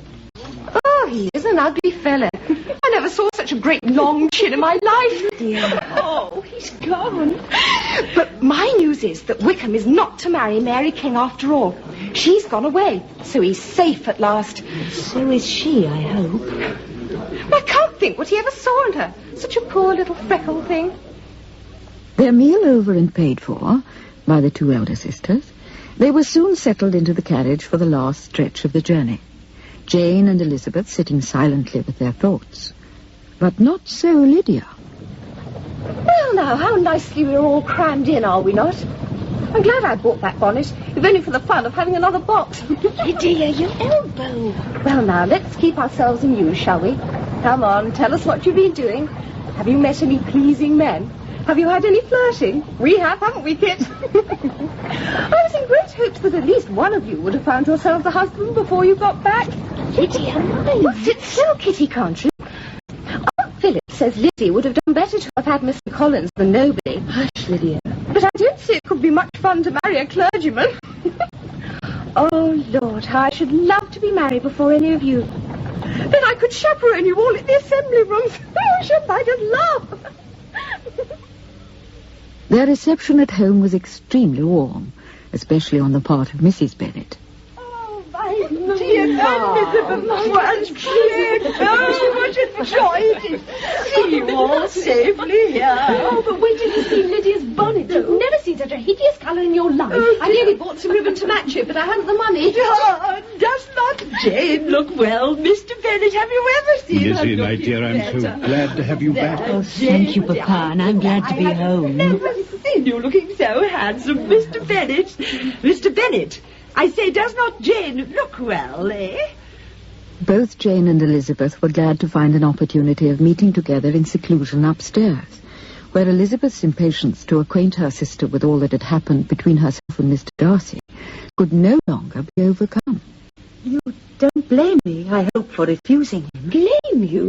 Oh, no. But that Wickham should turn out to be so very bad. Oh, Lizzie, no. No, that I really cannot believe. Poor Jane, I am afraid you cannot make them both good. Take your choice, but it will have to be only one. There just isn't enough merit between them to make two good men. And as far as I am concerned, it has been shifting about from one to the other a good deal just lately. At the moment, I am inclined to give the benefit to Mr. Darcy, but have it as you choose. Poor Wickham. There is such a pleasing openness about his whole manner. No, I simply cannot believe him to be as wicked as Mr. Darcy makes out. There certainly was some sort of mismanagement in the education of those two young men. One has all the goodness, the other all the appearance of it. I never thought Mr. Darcy so lacking in the appearance of it as you did, Lizzie. I thought myself so clever in taking a dislike to him. It is such a spur to one's self-esteem, such an opening for wit to have a dislike of that kind. But there is one point on which I very much want your advice. Yes? When Wickham comes to supper tomorrow, do I or do I not make plain his character to all beforehand? Oh, dear. Oh, that is very hard, is it not? Very. But, Lizzie, if he is about to leave the district, oh, surely there is no need to expose him so cruelly. What do you think? I agree entirely. That is just the way I see it. Besides, Mr. Darcy gave me no permission to repeat what he said. Much was in the strictest confidence, especially all that concerned his poor sister. Oh, Wickham will so soon be gone that I'm sure the best course is to say nothing at all about it. Miss Elizabeth, how delightful that we should meet again at last. But sad that it should be only to say farewell. You have been staying at Rosings, they tell me. I have, for the past 3 weeks. And in the company of the amiable Darcy, is that right? I'm afraid that must have been a rather trying experience. Oh, I fancy I may have misjudged him a little, Mr. Wickham. I find he improves upon acquaintance. Oh? In what way? Oh, you mean his manner? For I dare not hope that he has altered much in real essentials. Oh, no. In essentials, I think he is still much as he always was. You mean... I mean that he hasn't changed, but perhaps my understanding of him has. Oh. I see. Oh, but don't let me monopolize you on your last evening here, Mr. Wickham, or my younger sisters will be furious. One moment, Miss Elizabeth. You who know my feelings towards Mr. Darcy so well can imagine how glad I am to hear you say that he is wise enough at least to try to appear in a good light. I'm sure you are, Mr. Wickham. He stands much in awe of his aunt, Lady Catherine, I know. Oh, do you think so? And of course he has always been anxious for her goodwill in promoting a match between himself and the wealthy Miss de Bourgh. Yes, of course, that could account for it. That must be the reason. Ah, so there you are. Well, come on. I'm sure you don't want to talk to Lizzie all the evening. Come and sit on the sofa with Kitty and me.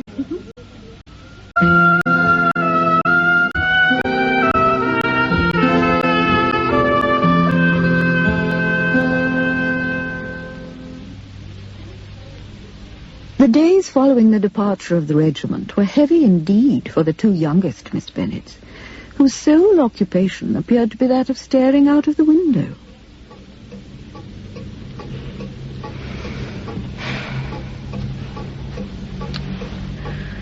Oh, goodness. What in the world can one do? I've no notion. Oh, well. I shan't even bother to mend the tear of my pink satin. What's the sense? But the two younger sisters were not the only ones whose spirits appeared low. Well, Lizzie, I've long meant to ask you, what is your opinion of this sad affair of poor Jane and Mr. Bingley? Oh, dear Mamma, I scarcely know what to say. I cannot find out whether or not she saw him in London, but I suspect not. Oh, well, I don't suppose there is the least chance in the world of her getting him now. So I shall say no more of the matter to anybody, you can be sure of that. I think you're very wise, Mamma. There is no talk of his coming back to Netherfield again this summer, apparently, because I've inquired of everybody in the neighbourhood who is likely to know. I don't believe he will ever come back to Netherfield. Oh, so you think he may never come back? Oh, well, he's a very undeserving young man, that's all I can say. I'm sure poor dear Jane would be wasted on such a fellow. But how Charlotte Lucas, with that dreadful sallow complexion, could have found herself a husband while all you girls are still unmarried is something I shall never understand. But there, I blame you for that, Lizzie. Yes, I'm afraid that was a sad grief to me. Mamma, what do you think? Whatever do you think, Mamma? My dear child, Lydia. Colonel Foster's wife, Mamma. Mrs. Foster. I'm to join them in Brighton. Oh, here, look in this letter. In Brighton? Then you mean... Yes, Mamma, the regiment. Oh, Lydia. Oh, Mamma, I'm so excited I can scarcely get my breath. Oh, Lizzie, just think of it, Brighton. Yes, I am thinking of it. Well, what did I say? A girl with a well-formed figure need never want for invitations. Kitty, dear, have you heard Lydia's news? Yes, thank you, Mamma. Well, is that not the best thing you've heard for a long time? Oh, Lydia, what a good thing you bought that bonnet the other day. We must go through your clothes closet together. Oh, yes, Mamma, anytime you wish. Oh, Mamma, I just can't believe it. I can't see why Mrs. Foster doesn't ask me as well as Lydia. I think it's most unfair. Yes. Oh, we must go into Meryton first thing tomorrow morning to see about some new clothes. But, Mamma... Oh, don't worry about Papa, my love, if that's what you're thinking. I will speak to Papa. Oh, Lydia, I do believe I was excited as you are. Well, Lizzie, perhaps I can get some honest, unprejudiced information at last. What manner of woman is this Mrs. Foster, would you say? Very young for a colonel's wife, very lively in her behaviour, very smart in her person, and no doubt well enough liked by her fellow wives. But you apparently don't share their opinion, is that right? I didn't say so, Papa. But no, Mrs. Foster would never be a friend of mine, nor I of hers, no doubt. I see. Thank you, my love. Do I take it you're going to consent to let her go, Papa? Oh, well, Lydia will not be content until she has made an exhibition of herself in some public place or other, my dear. Let us be grateful for the opportunity for her to do so at so little expense or inconvenience to her family.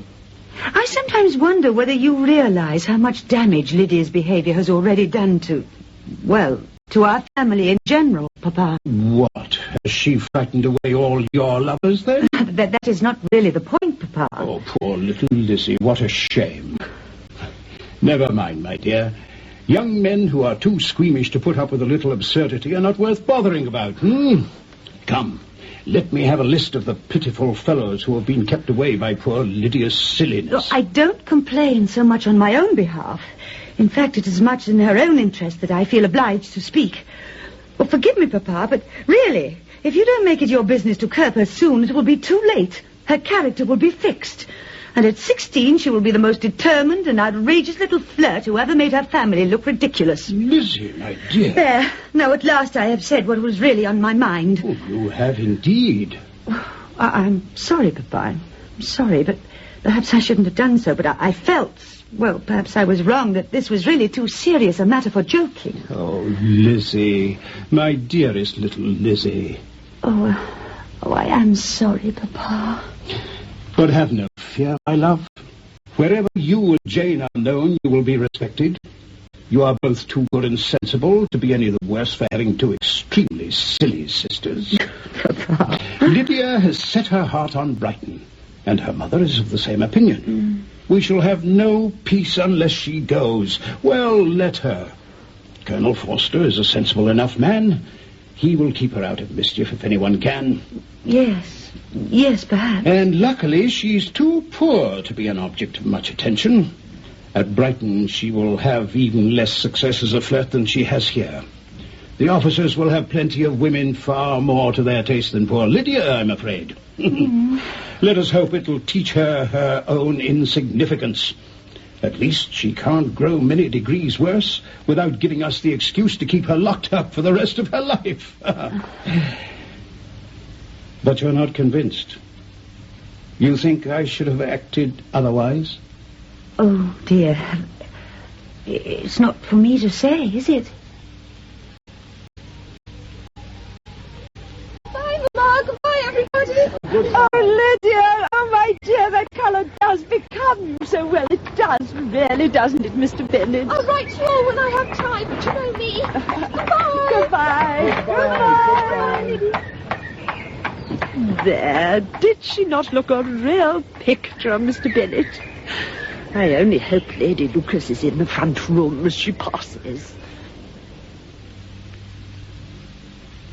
Lydia's departure soon brought a measure of relief to those remaining at Longbourn.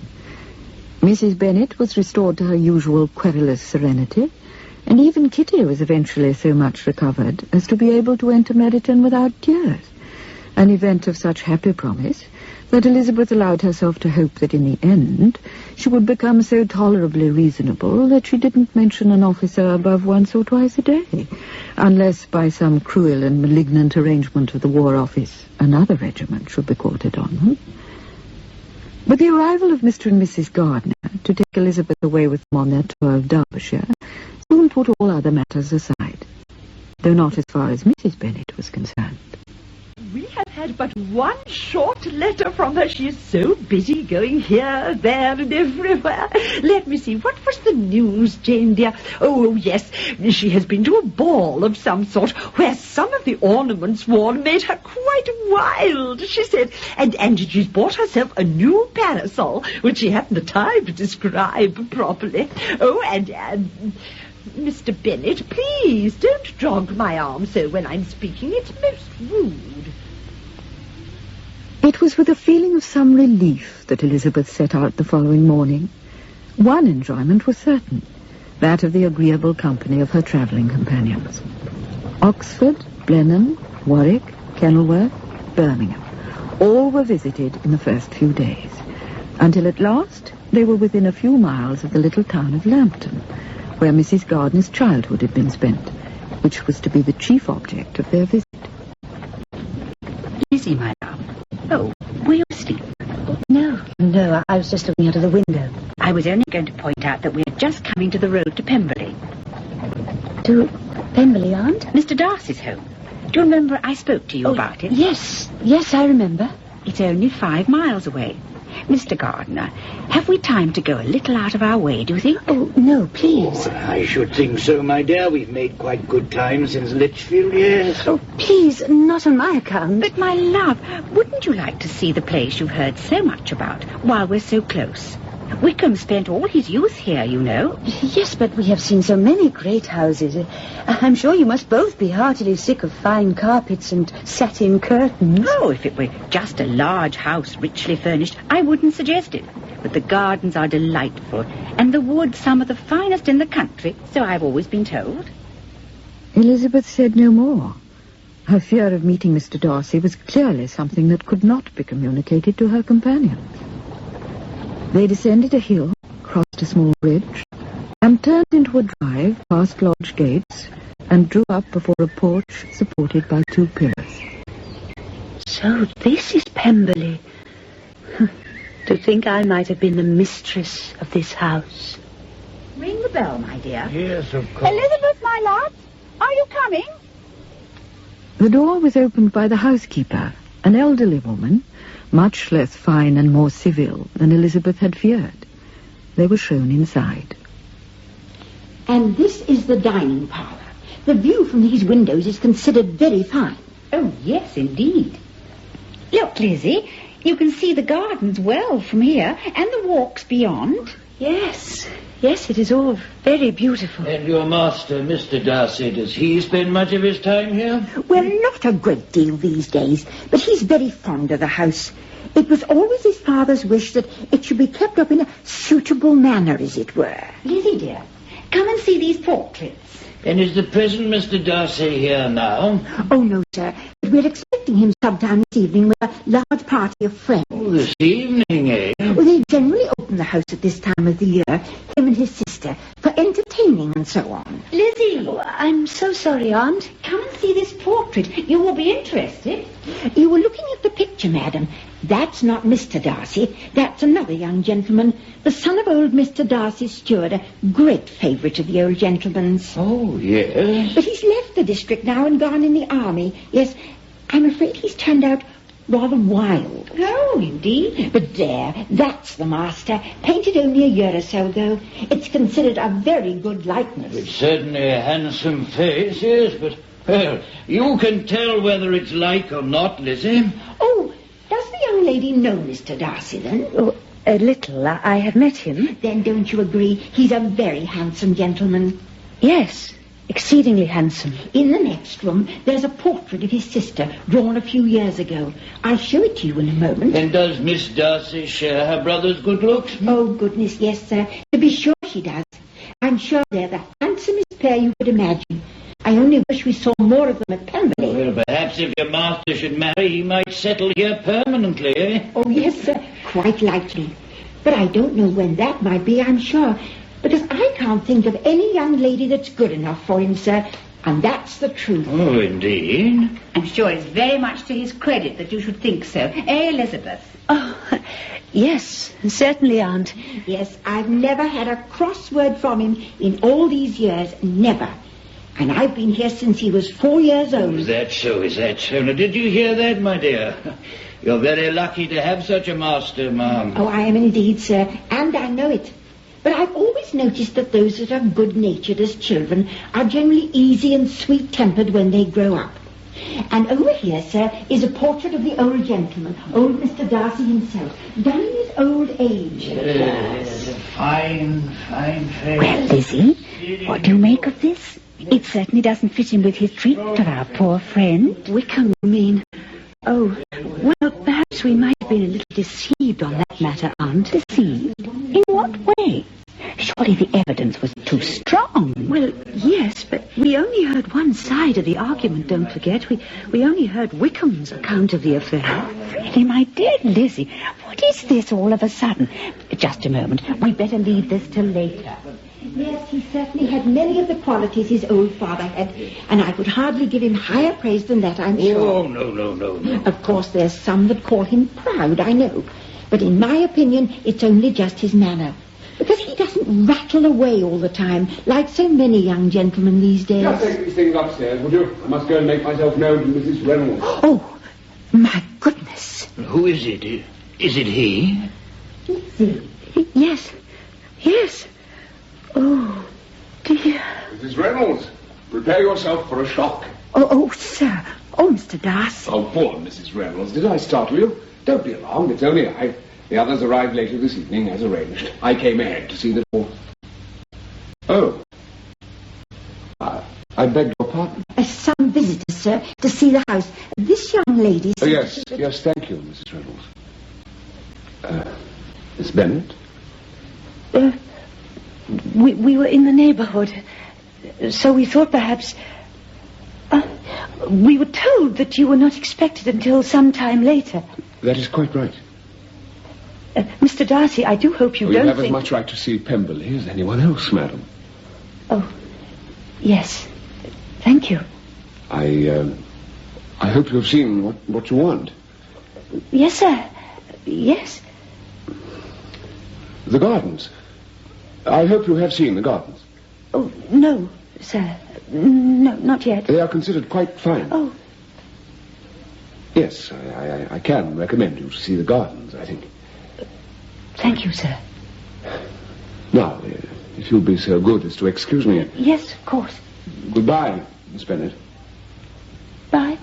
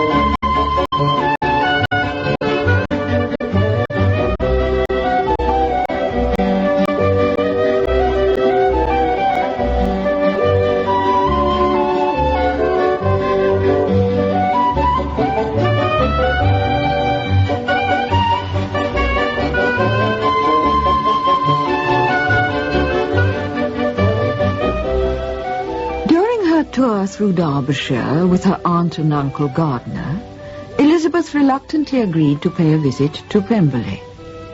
The housekeeper, who showed them round, assured them that Mr. Darcy was not expected home until much later that evening. In this, however, she was mistaken. Miss Bennet? We were in the neighborhood, so we thought perhaps... we were told that you were not expected until some time later. That is quite right. Mr. Darcy, I do hope you don't have think... as much right to see Pemberley as anyone else, madam. Oh, yes. Thank you. I hope you've seen what you want. Yes, sir. Yes. The gardens.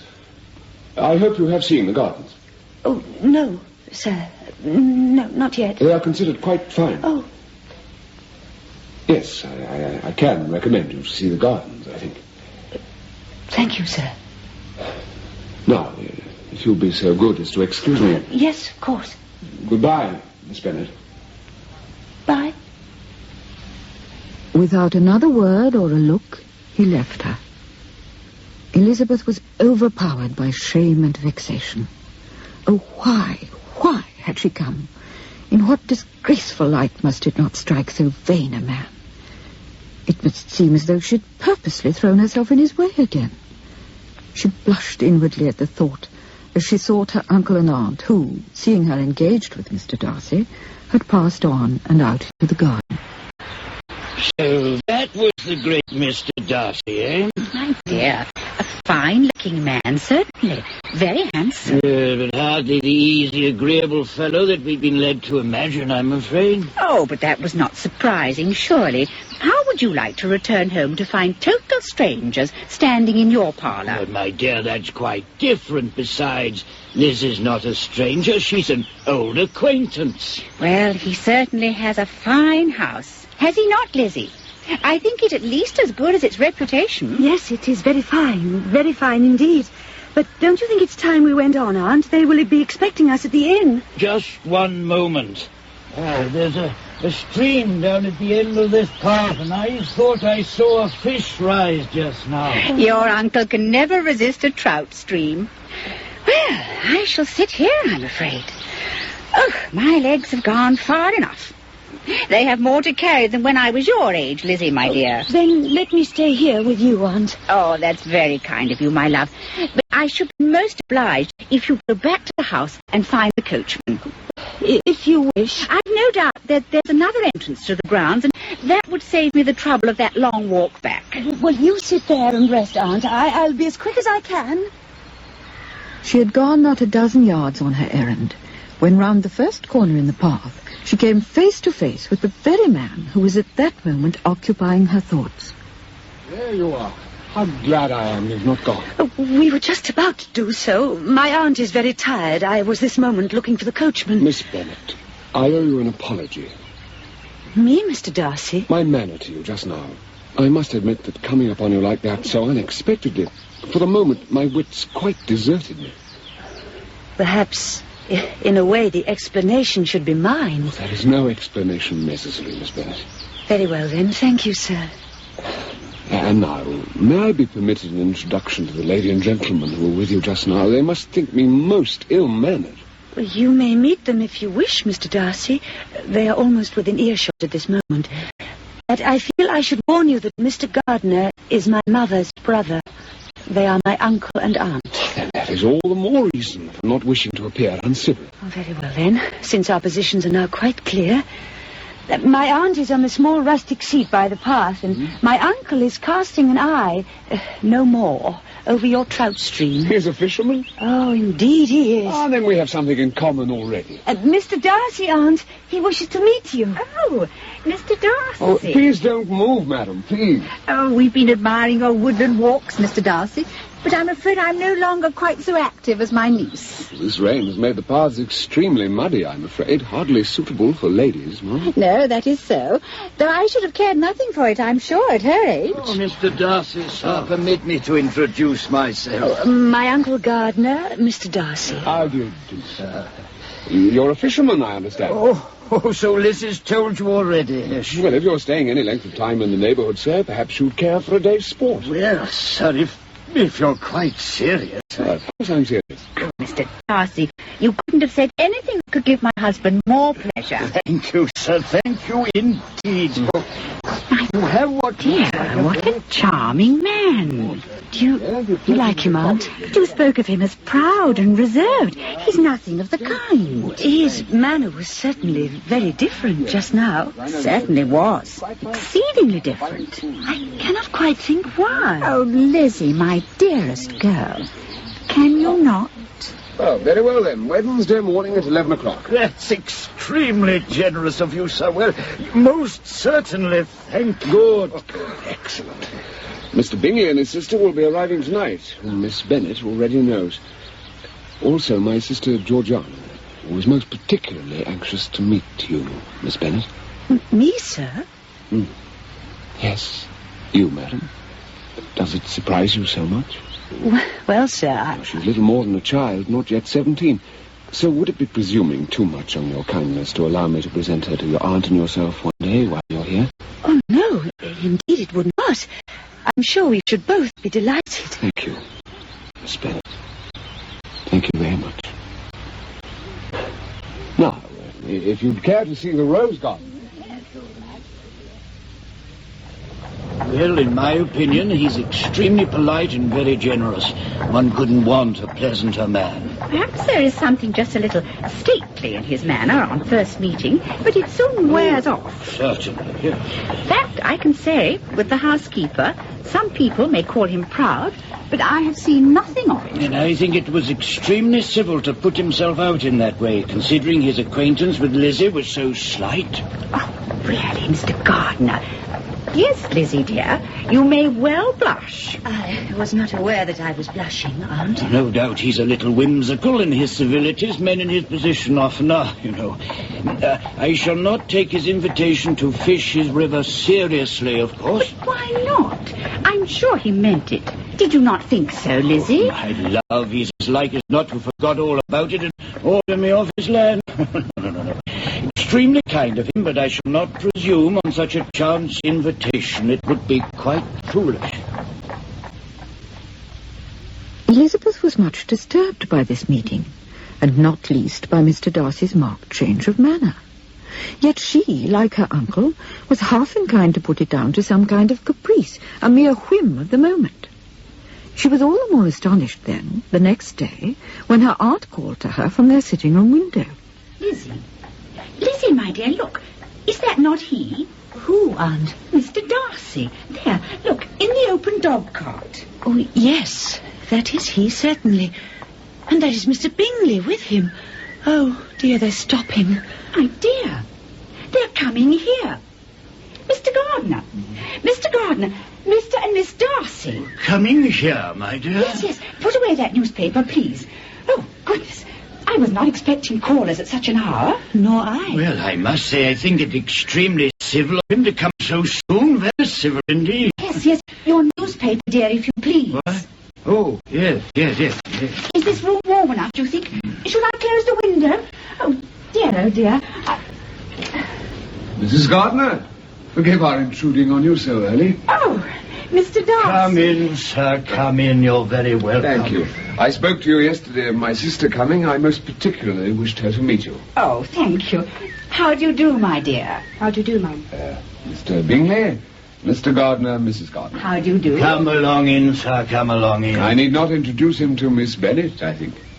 Miss Bennet. Well, now, how are you?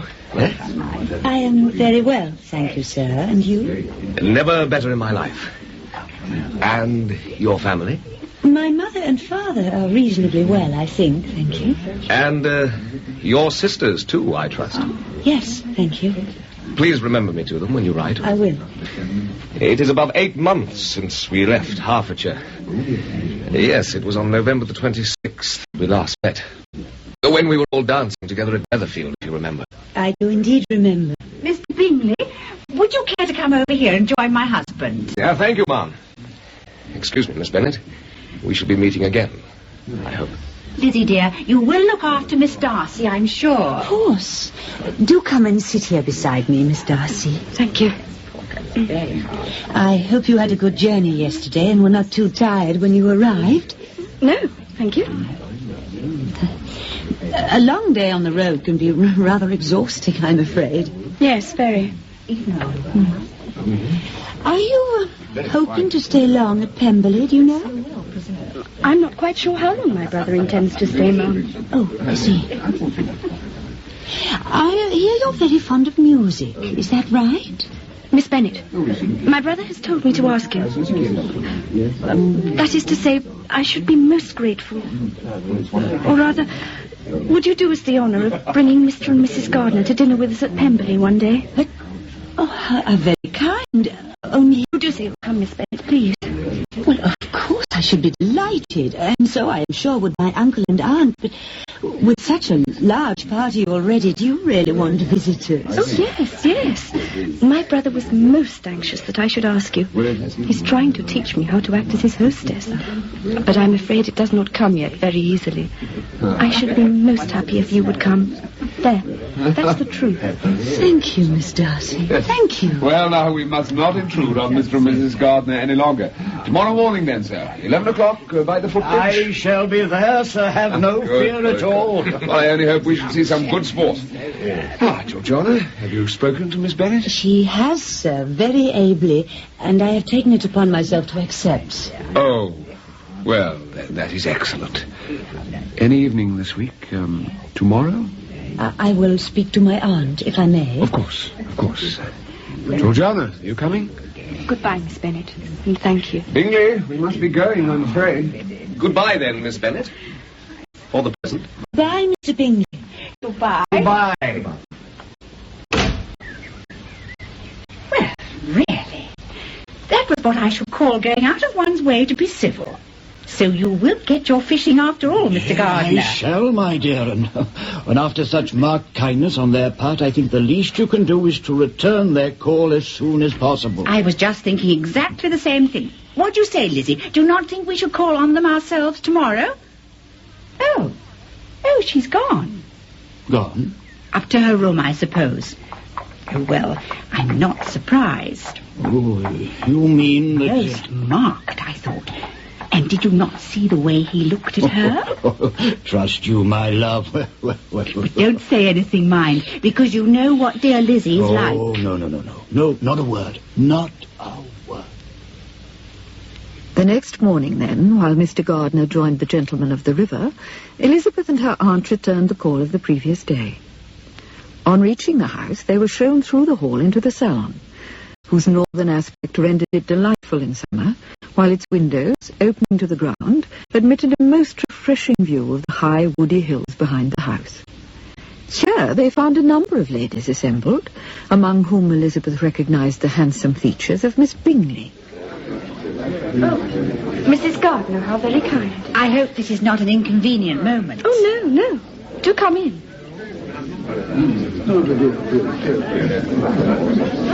It's more like a barn than an assembly room. And the men, my dear, if they'd scoured the streets, I do not know where they could have come across such a collection of hobbledehoys.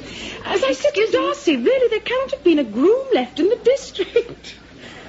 Oh, we have visitors, it seems. How tiresome. Mrs. Gardiner and Miss Bennet. I think you already know Miss Bennet, do you not? Do I? Forgive me, I will be with you in a moment. What was I saying? Oh, yes, of course, that quite dreadful. Shall we, sit over here? If you like, my dear. I'm so sorry. Please don't apologize. We shall not stay above a moment, shall we, Lizzie? We only wanted to thank you and your brother for your kindness in coming yesterday morning. He will be sorry to have missed you when he... Ah, Miss Eliza Bennet, of course, now I remember. I think you don't know my aunt, Mrs. Gardiner. Your aunt? How do you do? Let me see, was it last Christmas in Hertfordshire that we met? It was. Oh, by the way, I hear that the militia have left the district. That must be a great loss to your sisters, I should think. Darcy. Pray forgive me breaking in on you like this, Georgiana. I've only just heard that you had callers. Well, really, this is indeed an honour that the gentleman should leave the river on our behalf, is it not? You should not have left your sport, Mr. Darcy. Mrs. Gardiner and I only called briefly, in passing, to thank your sister for her kindness in coming yesterday. Oh, must you go again so soon? I'm afraid so. Must we not, Aunt? Well, yes, my dear, if you say so. Goodbye, Miss Darcy. I shall look forward to our meeting again tomorrow night. Goodbye.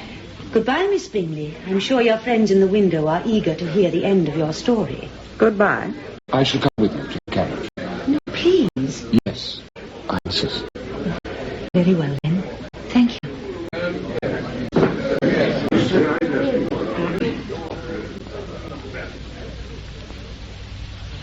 Miss Bennet, I don't know what fortunate circumstance brought you into this part of the world. Oh, Mr. Darcy, I wanted most particularly to speak to you on that point.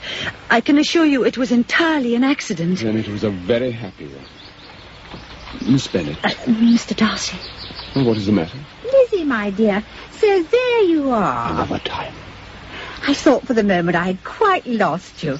Mr. Darcy, it was most kind of you to leave your fishing on our behalf, was it not, Lizzie? I'm sure my husband could never be prevailed upon to do such a thing in any circumstances. After the carriage had disappeared from sight, he stood for a moment in thought, then turned and went back to rejoin his sister and the group of ladies indoors. Oh, well, that was a brief enough visitation anyway. I was just saying to Georgiana how very ill Eliza Bennet looked this morning. You do not think so, Darcy? Ill? In what way?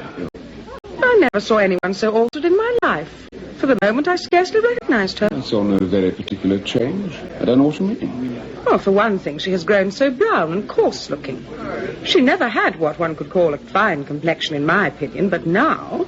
Did you not notice? She is a little tanned from the sun, but that is not surprising at this time of the year. Besides, I don't find it unattractive. Indeed. Then how much you must admire all washerwomen and gypsies. Yes, that is quite possible. For my own part, I must confess I never could see anything particularly handsome about her. Those eyes, which some profess to think so fine, to my mind, they have rather a sharp, shrewish look. I remember when we first met her how amazed we all were to find her considered quite some sort of local beauty. I remember particularly your saying after dinner one night at Netherfield, she a beauty? I'd as soon call her mother a wit. That's what you said. Do you remember that, Percy? Yes, I do remember. But that was when we first met. Since meeting her more often, I've come to look upon her as one of the handsomest women I know. Georgia, my dear, I think if you don't mind, I shall rejoin the others down at the river. I'm afraid your dear brother is in one of his stranger moods this morning. Later that day, Elizabeth and her aunt, awaiting the return of Mr. Gardiner from Pemberley, were agreeably surprised by the appearance of a maid bearing a package, which in their absence had arrived by post. For you, my dear. For me? Oh, that is Jane's hand. She promised she would keep me well informed with all the news. I was wondering why she had not written. Dear Jane, I'm afraid she's not such a good correspondent as you, Lizzie. But this time she has made up for it, it seems. Look. My dear, however many pages. If you don't mind, I shall read it in the garden, where I may do it full justice. Do, my dear. But I promise to give you a full and particular account of anything of interest, sparing no details. I'm afraid you'll get no gossip from dear Jane, my love. She settled herself upon a garden seat and prepared to enjoy at second hand all the recent history of her family at Longbourn. Yet something about the very length of the letter, so unusual for Jane, made her apprehensive. And very soon her apprehension was borne out. Dearest Lizzie, I feel the greatest reluctance in writing to you on a distressing matter while you are so far away, and I hope enjoying the peace and beauty of the countryside. But something has occurred of so serious a nature that I fear I must. Be assured that we are all quite well. But what I have to say relates to poor Lydia. Oh, no. Last night, after 12 o'clock, when we were all in bed, an express came from Colonel Forster in Brighton. Dearest Lizzie, I am sure you already begin to anticipate the rest.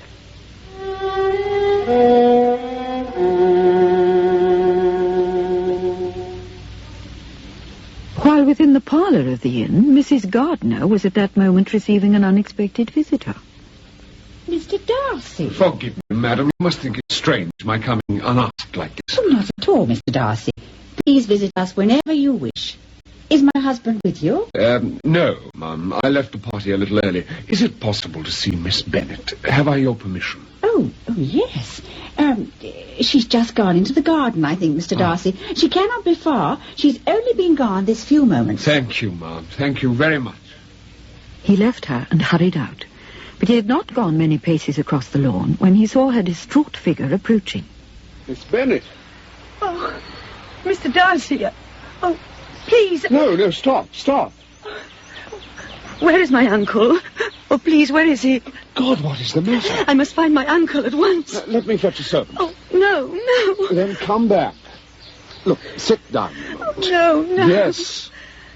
Please, Miss Bennet. There. That's better. Thank you, sir. Now, let me fetch you something. A glass of wine? No, thank you. You are most kind. There is nothing wrong with me. Only I've just received such dreadful news from Longbourn. I cannot possibly... Oh, Miss Bennet, please. I beg your pardon. I do beg your pardon. There. That is all. I shall not be so foolish anymore. You must wish me to leave you, but I shall not. You are not fit. This letter from my sister, it contains news that... news that I can scarcely... Please do not tell me if it distresses you. Oh, yes, I must. You were good enough to tell me many things that must have distressed you equally. Well, not quite so much, thank God. Mr. Darcy, my sister Lydia has disappeared from Brighton. Disappeared? Run away with an officer. And can you not guess who that officer is? Not. Yes. Wickham. Oh, my God. And I might have prevented it. Why? What could you have done? I knew the sort of man he was. You told me, but I said nothing. I deceived them. With the best of motives. Oh, what good is that? Now it is too late. Oh, is that absolutely certain? Absolutely. They've been traced to London. My father has gone to try and find them, but what hope is there in London? That man is a villain, if ever there was one. She has no money, no connections, nothing.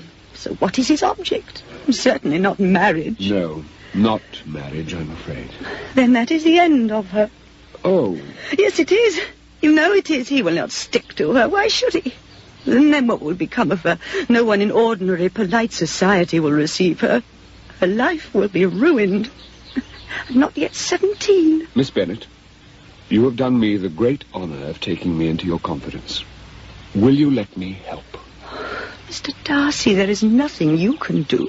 Please. We must go home at once to Longbourn. At once.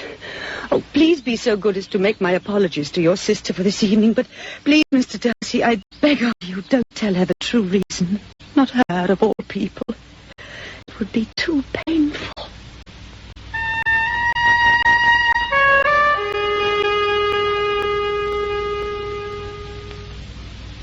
There was much to be done.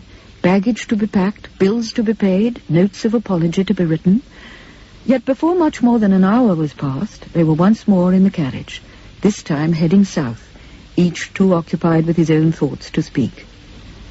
When, after a few miles, they passed the turning to Pemberley, up which they had first driven so few days before, Elizabeth was aware of her aunt's eyes upon her. Yet she did not trust herself to return the look. Farewell, Pemberley.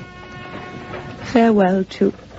well, so much that might have been. Farewell.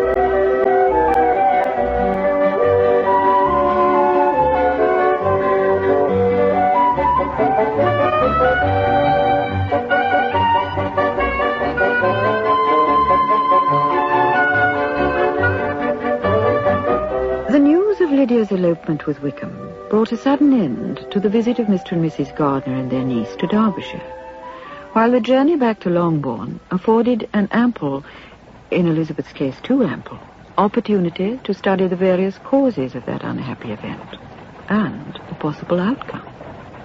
You know, I've been thinking. It appears to me very unlikely that any young man should have, well, evil, dishonourable designs against a girl who was by no means unprotected or friendless. Do you really think so? Besides, she was actually staying under his colonel's roof, so, I mean, Could he have any hopes of preferment if he'd affronted his commanding officer in such a very marked manner? Upon my word, I agree. Besides, I still cannot believe Wickham capable of such behaviour. Can you, Liz? Not if it was against his own interests, certainly. But if it was not? Well, then I'm not so sure. He'd never marry a girl without money. Of that I'm certain. He can't afford to. And as for any fear of her family, she has no brother to take her part, and my father's apparent indifference can only lead him to suppose that he may act as he will without fear of the consequences. Can you really believe Lydia would ever consent to live with him on any other terms but marriage? Can you really believe that of your own sister? Well, I hardly know what to say, Aunt. Lizzie, dear. Oh, I know it does seem dreadful to doubt one's own sister in such a matter. Perhaps I'm not doing her justice. But ever since the regiment came, she's been allowed to think of nothing but love and flirtation to such an extent that it has greatly heightened her, what shall I say, the susceptibility of her feelings. And they were susceptible enough before, in all conscience. Besides, we all know how charming Wickham can be when it suits him. I don't believe Jane thinks quite so ill of him as you do, my love. My dear Aunt, Jane doesn't think ill of anyone until their guilt has been proved beyond question at least twice over. That's true. But alas, Jane knows as well as I do what Wickham really is. What do you mean, my dear? Lizzie, dear, you say that as though you have some special knowledge. I have, Aunt. But I'm afraid I'm not at liberty to tell you what it is. Oh, Lizzie.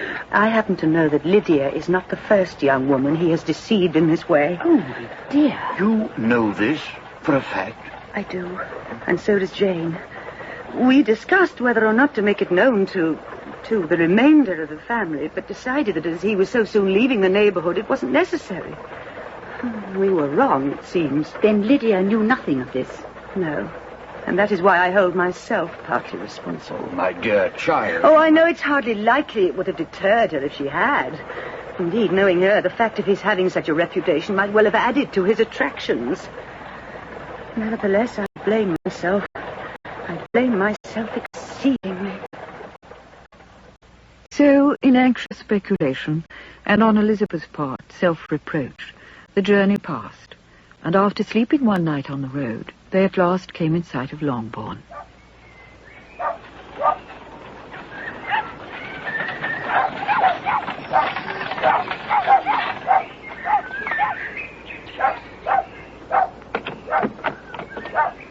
Elizabeth went on ahead, leaving Mr. and Mrs. Gardiner to superintend the unpacking of the luggage, and was met in the hall by Jane, coming downstairs from Mrs. Bennet's room. Oh, dear Jane, how I've longed to get back. Any news? No, not yet, I'm afraid. No, I suppose not. Father has written once. From London? To give me his address. He will not write again until he has something definite to tell. And Mother, how is she? In fact, how are you all? Oh, Mother is reasonably well, I suppose, considering, though she is greatly shaken. Oh, but come up and speak to her. She's in bed? Not now. She gets up a little, but will not dress or come downstairs. Oh, Jane. We'd better go up. She will have heard the carriage, and if we remain down here too long, she will begin to suspect our motives for not going to her.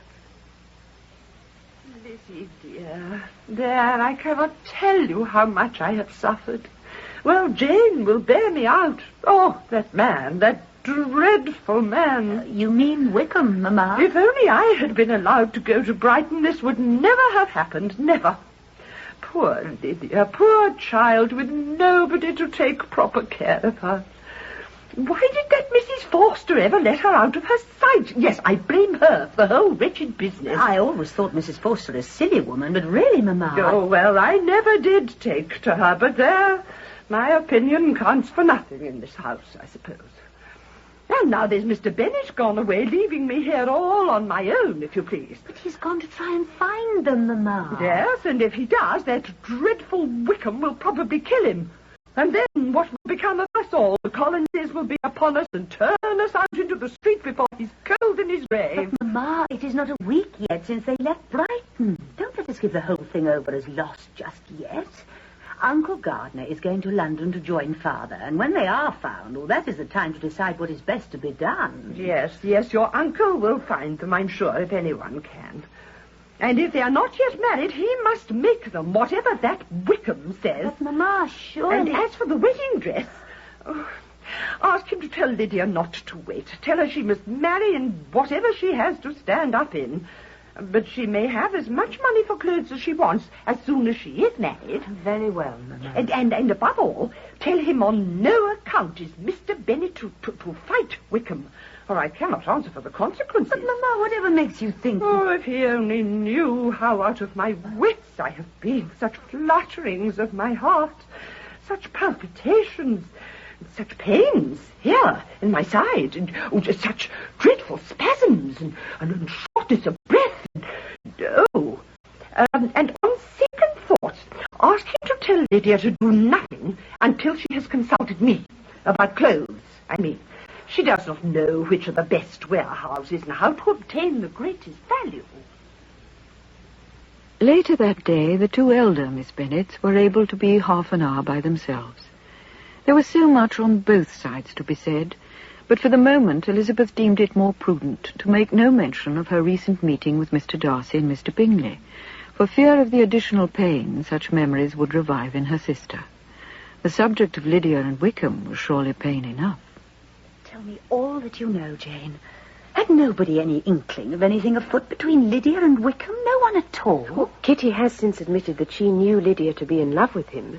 Before they went to Brighton? No, not as long ago as that, I think. Oh, but then Lydia has thought herself in love with a different man every week, nearly. You can hardly blame Kitty for failing to mention just one or two, I suppose. Well, the first we all knew of it was a letter from Colonel Forster sent by express, enclosing this from Lydia to his wife. Oh, Jane, may I? Yes, of course.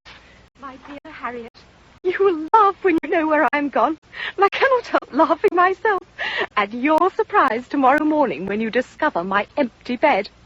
I will not tell you who I'm gone with, because if you cannot guess, I shall think you a great simpleton, as there is but one man in the world I love, and he is just an angel.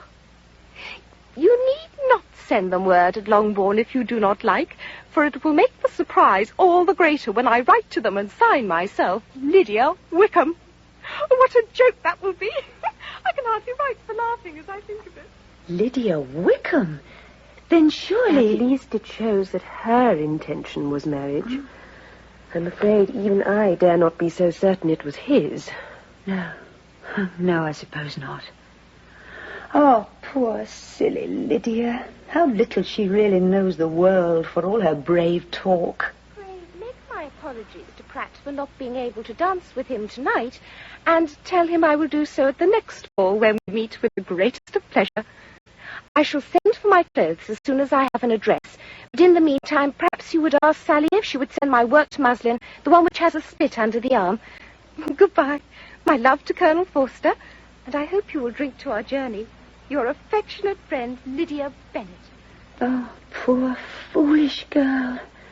And since then there's been nothing, no word? Not a word. Then you may depend upon it. She is not yet in a position to sign herself Lydia Wickham, and probably never will be.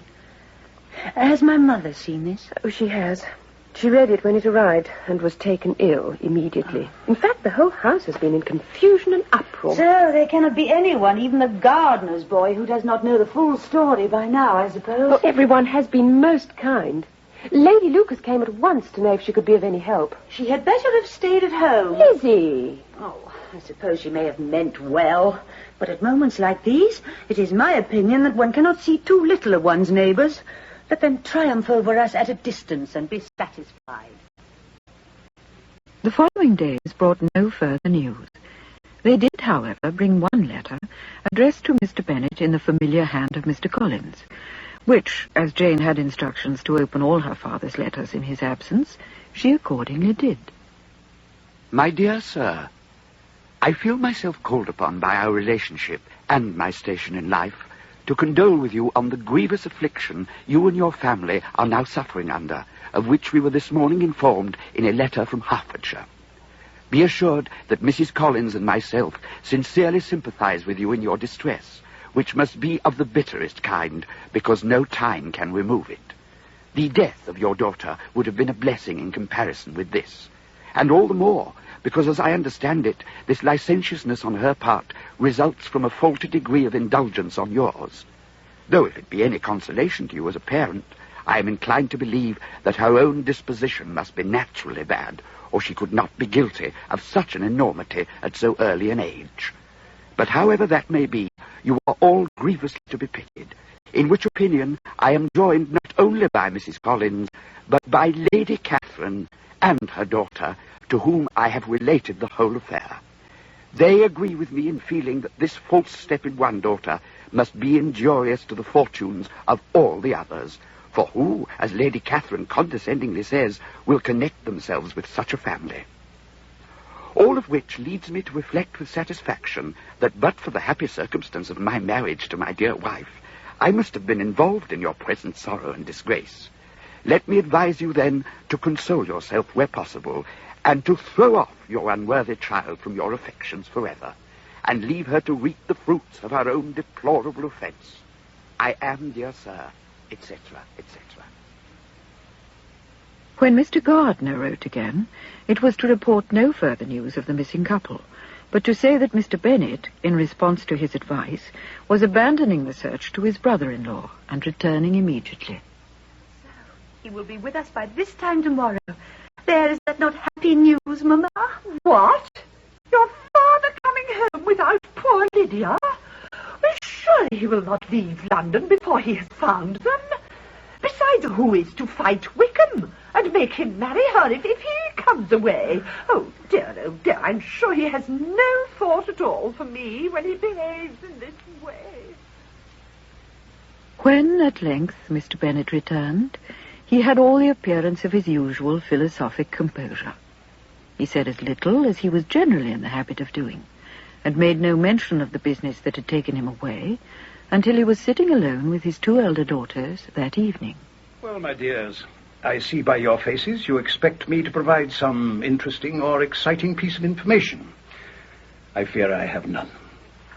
Unless one considers it interesting that Mr. Wickham has apparently contracted gambling debts to the tune of £1,000 or more in the short time that he has spent in Brighton. Wickham a gambler? Oh, no. Oh, I would never have thought it of him. Would you not, my dear? Then I'm afraid you must have been alone in your trust. Poor father, I'm afraid this whole affair must have fallen most heavily of all upon you. Oh, say nothing of that, Lizzie. It has been my own doing as much as anyone's. I should be the one to suffer. Oh, you mustn't be too severe upon yourself. Truly, you mustn't. Dear Lizzie, let me for once in my life feel how much I have been to blame. I'm not afraid of being overpowered by the sensation. It will pass soon enough, believe me. Ah, Kitty, my child, you are come to join the discussion of your sister's escapade. I hope it will prove instructive to you. I am not, Papa. I am come because Mamma wishes to know how long she is to remain upstairs alone. And you think they are still in London, Lydia and Wickham? Most probably. Where else can they be so well, concealed?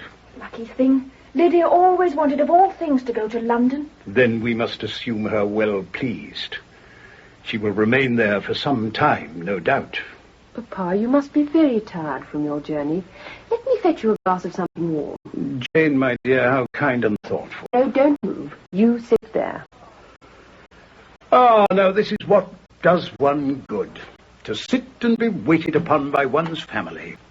It lends such an elegance to misfortune, does it not? A slice of lemon with your toddy? You spoil me, my love.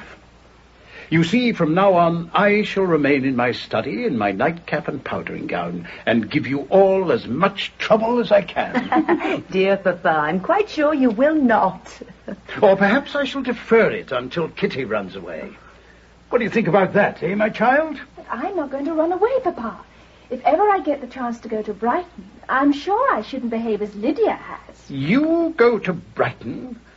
My dear girl, I wouldn't trust you as near as Eastbourne, not for £50. Oh, Papa! No, Kitty, my love. Your sister Lydia has taught me a lesson, and I'm afraid you will feel the effects of it.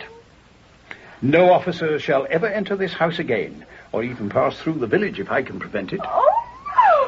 Oh, please, Papa! He doesn't really mean it. Dances of all kinds will be absolutely forbidden, unless you stand up only with one of your sisters. Oh, how can you be so horrid? And You are never to stir out of doors again until you can prove to me that you have spent at least 10 minutes each day in some rational manner. Oh, no, it's not fair. Papa, don't tease her. Oh, Kitty, don't be so silly. He doesn't really mean it. Here you are, Papa. Ah, thank you, my love. Very well, then, Kitty, my dear, I will relent. If you are an extremely good, sensible girl for the next 10 years, I will take you to a military review at the end of it. There, how's that? And now, if you'll forgive me, I shall return to my study. Some days after the return of Mr. Bennet, when Jane and Elizabeth were coming home from their afternoon walk, they were surprised as they approached the house to hear the sound of wheels in the lane. One moment, Jane. The London Post. Surely not this hour. It must be an express. You mean it must be? Come on, let us run. Oh, Lizzie. Oh, it would come the moment we leave the house. Oh, goodness. I've had a feeling all day. Oh, Jane, hurry. Oh, Lizzie. Oh, such a stitch. My side. Oh. They arrived, panting for breath, at their father's study door. Papa, has it come? A letter from London. Yes, only a few moments ago. Well, has he found them? Yes, he has found them. Oh, Papa! And are they married? It would seem not. Oh, dear. In fact, it would appear that marriage was never actually part of their intention. Though your uncle has hope that if certain courses are adopted, they may be persuaded to change their minds. Or at least that my future son-in-law may be persuaded to change his. Oh, but read it for yourselves if you wish. Oh, no. What exactly is the consideration that might make Wickham change his mind? Now that brings us to the core of the matter. Oh, don't tell us, Papa, if you think you had better not. On the whole, I think it's better that you should know the full truth of it. After all, it concerns every one of us to some extent. All he asks for is an assurance that she may receive her due proportion of the small amount which will be the lot of each of you after my death, and in the meantime, during my life, a settlement on her of £100 a year. £100? Is that all he asks? That is the figure your uncle mentions. Well, then he can't be so bad, surely. Nor can his debts be nearly as great as we were led to believe. Oh, Papa, how happy you must feel. Must I, my love? And have you sent an answer? Oh, my dear child, I have not had time. But you will do so. Oh, yes, of course I shall do so. Papa, I do entreat you to do so as soon as possible. What? Now, in fact. What, now? Yes, sir, now, if you please, for all our sakes. Dear Papa, let me write it for you at your dictation, if you dislike the trouble yourself. I dislike it very much indeed. Nevertheless, it must be done, though thank you, Jane, for your offer. May I ask, Papa, what you propose to say? Will you agree to his terms? Agree? My dear child, I'm only ashamed of his asking so little. Ashamed, Papa? Why should you feel ashamed? I suppose they must marry. Oh, of course they must marry. There is no other way open, not now. Yet to chain her to such a man, so young... Oh, I know. It's a dreadful prospect. However, it's one of her own choosing, apparently. But there are still two things I should greatly like to know.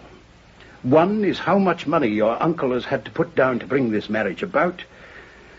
And the other is how in the world I'm ever going to repay him. Money? My uncle? Papa, what do you mean? I mean, Jane, that no man in his senses would ever marry your sister Lydia on so slight a temptation as £100 a year in my lifetime and a small capital sum when I am gone. Least of all Wickham. That's very true, though it hadn't occurred to me before. Then what is the explanation? His debt's discharged and something still remaining. Exactly. Oh, it must be my uncle's doing. The good, generous man. I'm afraid he must have distressed himself seriously to do this. A small sum would have been quite useless. Oh, Wickham is a fool if he takes her with a farthing less than £10,000. £10,000? And I should be sorry to have such a poor opinion of him so early in our family relationship. Oh, now, my dears, I'm afraid I must ask you to leave me to myself a while. The effort of composition will require my undivided attention. Yes, of course, Papa. Oh, may we show Mamma the letter? Have you any objection? Oh, no, take it. But leave me in peace, if you please. Yes, Papa.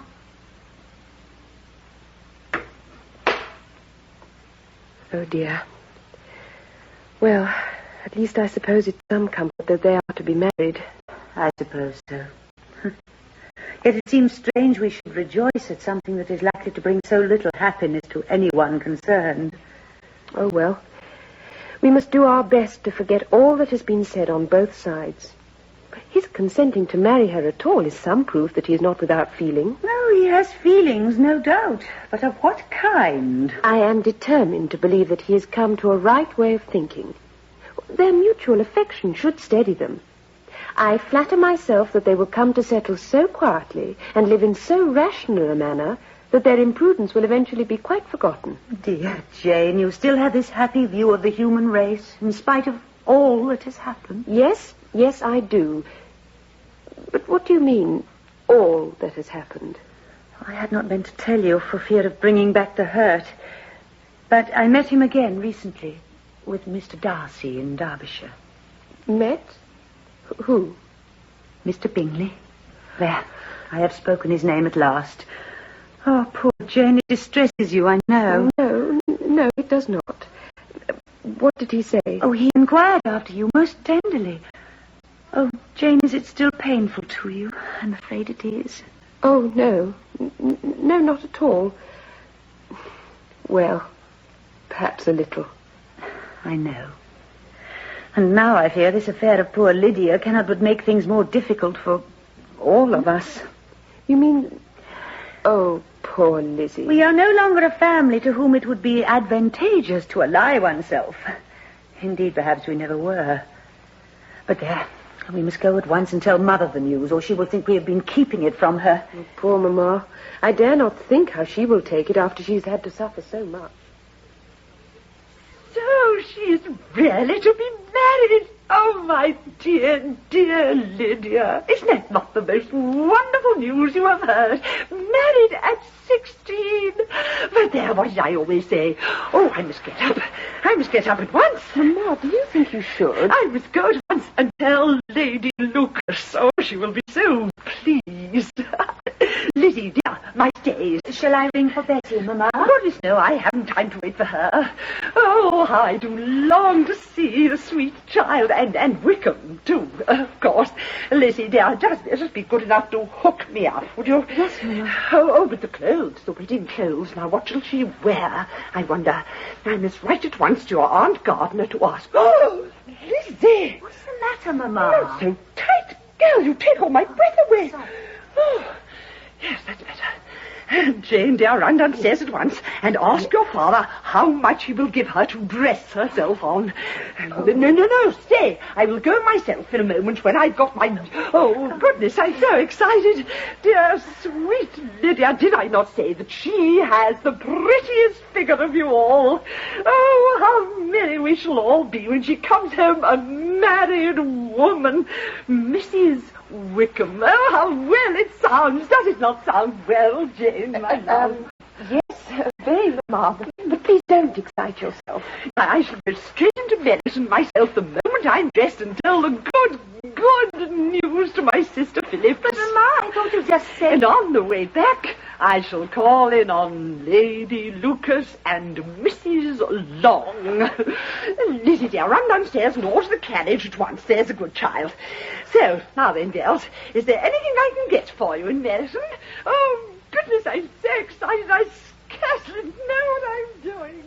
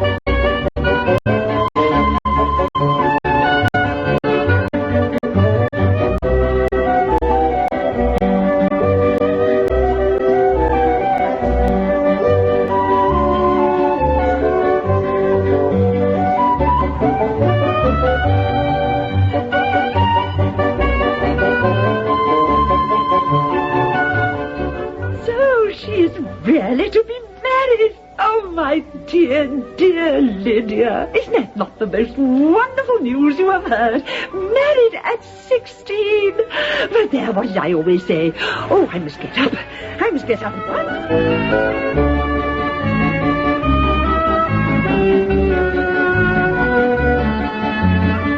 The good news quickly spread throughout the neighborhood, where it was borne with decent philosophy.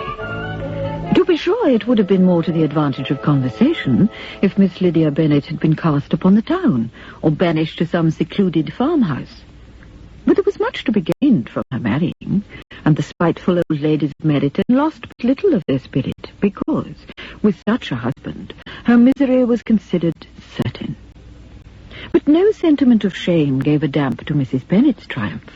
Her thoughts and words now ran only on those matters concerning elegant ceremonies, such as fine muslins, new carriages, and servants. Thinking Hay Park might do well for them if the Gouldings would only quit it.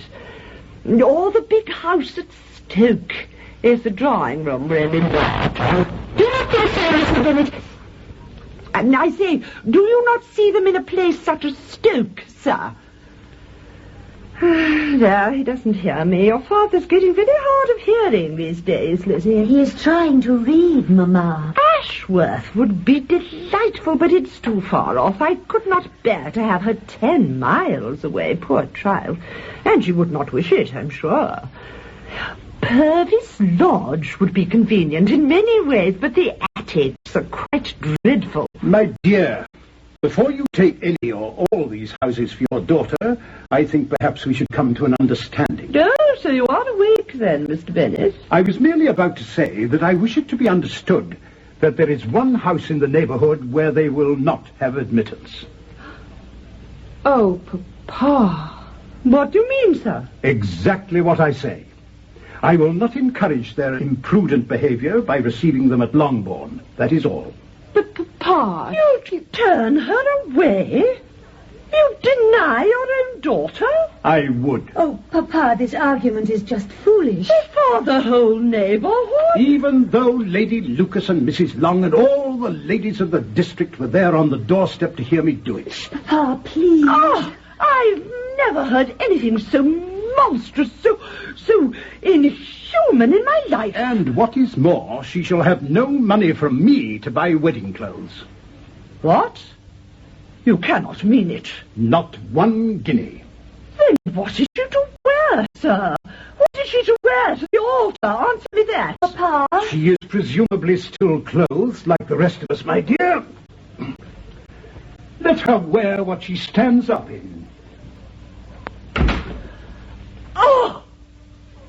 Did you ever hear such a man, Jane? You are my witness. To stand there and deny his own child. Oh, it cannot be. No, truly, it cannot be. Please calm yourself, Mamma. You heard him, did you not? You heard Calm him. yourself, Mamma. Now perhaps you'll see what I have suffered all these years. Now perhaps I shall get some sympathy at last. Oh, my poor Lydia, my poor sweet child. How cruel, how cruel. No further discussion of the matter seemed possible for the time being, until a few days later a further communication arrived from Mr. Gardiner. Elizabeth, seeing her father take it with him unopened to his study, waited some moments to allow him time to digest its contents before entering.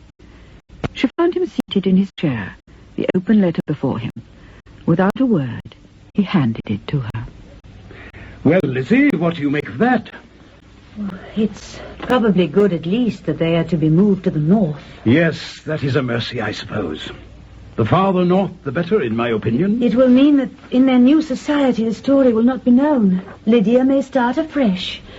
It is only to be hoped that she will make good use of the opportunity. And if she makes bad use of it, as we both know she will, her follies will not be immediately on our doorstep. Yes, that is certainly so, my dear. Father, I can understand your bitterness. But since we may not see either of them again for months or even years, might this not be the moment? No, my love.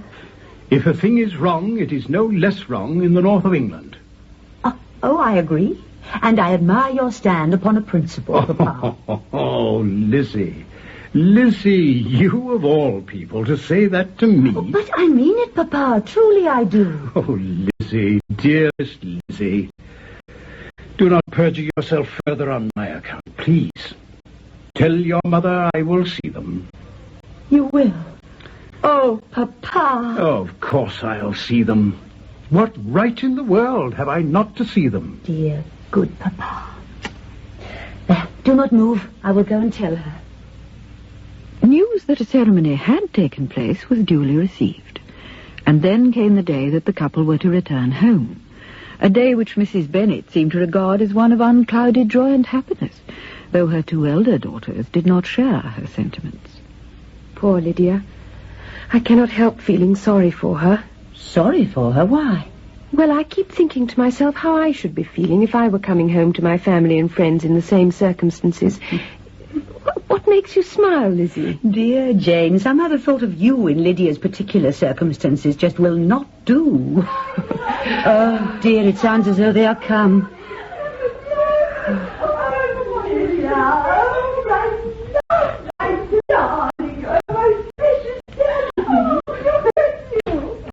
George, you may kiss Mamma, but not my sisters. Oh, don't look at this old bonnet, for goodness sake. I only wore it for travelling.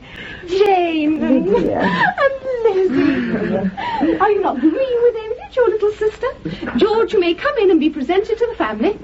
Miss Jane and Miss Elizabeth, we meet again, not just as friends this time, but as relations, eh? How do you do, sir? Is he not handsome, my caro sposo? Is he not the handsomest thing you ever saw in your lives? You may look at him from a distance if you wish, but that is all. Mamma, how do you like my coat? Oh, my darling, my love, turn round. Is it not rather fine, don't you think? Rather elegant? Oh, yes, indeed, yes. It wants taking in a little here, perhaps, but only a trifle. And Papa? Where is Papa? There, goodness, how like him, Kitty, dear. Run and tell your father they are come. Tell him to hurry. Oh, here he is. Father, did you not hear us arrive? I thought we had made enough noise to waken the dead almost. Yes, I heard, my dear. Does she not look fine, Mr. Bennet? Oh, are you not proud of her? May I present myself, sir, since Lydia seems to have forgotten to do so? How do you do, sir? Well, this is a most happy occasion, is it not? Is it, sir? Excuse me. Oh, Father. Lizzie, dear, I cannot lend myself to this nonsense. I'm very sorry. Oh, Lydia, my darling, I can still scarce believe it. There, we must give a party. Invite all our friends, must we not, Mr. Bennet? Oh, where is he? He has gone back to his study, Mamma. Back to his study? Oh, never mind. It's just as well, perhaps. Now, my dears, if you'd like to come up, Kitty, my love, tell Betty to carry the boxes upstairs, would you? Oh, may I help? No, she'll do it. Let her. Which room are we to have, Mamma? The front room, of course, dear. The guest room? Did you hear that? To think I shall sleep in the guest room before any of you. And poor Kitty must go on sleeping in the back room, all by herself. How furious she must be. Lydia, dear. Why? What have I said, Mamma? Why do you look at me like that? Oh, George doesn't care what I say, do you, George? Well, Jane, I cannot help feeling that your concern on her behalf was just a little bit misplaced. That evening after dinner, Mr. Bennet felt himself obliged to discuss matters of finance with his son-in-law concerning the marriage, while Mrs. Bennet enjoyed the company of her daughters in the drawing-room. There. To think I should have displaced you at the head of the table, Jane. I'm sure I had no real thought of getting married when I went away. But I suppose in the bottom of my mind I felt it would be rather good fun if I was. Jane, dear, are you and Lizzie quite comfortable over there? Yes, Mamma. Perfectly, thank you. Mamma, do the people hereabouts know I'm married, do you think? Only we overtook William Goulding in his curricle as we came this morning. So I took off my glove and let my hand rest out of the window as we went by. You would have loved to have seen his face, truly you would. Oh, my dear, I'm sure. But now we are all together without men. What do you think of my husband? Am I not a lucky creature? Never mind, you must all go to Brighton. Well, that is the place to get husbands. What a pity we didn't all go, Mamma. My dear, if I'd had my way, it would have been so, you may be sure. But, Lydia, my love, I do not at all like this plan of going north. Can nothing be done about it? But, Mamma, if the army sends them... Besides, there's nothing to going up north. George says we shall like it of all things. You and Papa and the girls must come and see us, Mamma. There are sure to be some balls and assemblies, and I'll guarantee to find them all good partners. In fact, if you leave them with me, I dare say I can find husbands for them all before the winter is out. There, girls, what do you say to that? Thank you, Lydia, but I'm afraid I don't greatly like your way of getting a husband. Lizzie. Poor Lizzie. I believe she's jealous. Take no notice, Mamma. By the way, I never gave you a full account of my wedding, did I? My dear, no, do tell us. Well, we were to be married at St. Clement's at 11 o'clock, and as the time drew near, I was quite distracted. My Aunt would keep talking and preaching to me as I tried to get myself dressed, and I declare I did not hear above one word in 10. I was so nervous that my uncle would not come in time, and that we should miss the hour and not be able to get married at all that day. But of course it was quite silly, because Mr. Darcy could just as easily have given me away, even if my uncle had not turned up. Mr. Darcy? Lydia. Well, yes, he appeared quite unexpectedly a few days before, and made himself known to George, who wasn't best pleased to see him, I can tell you.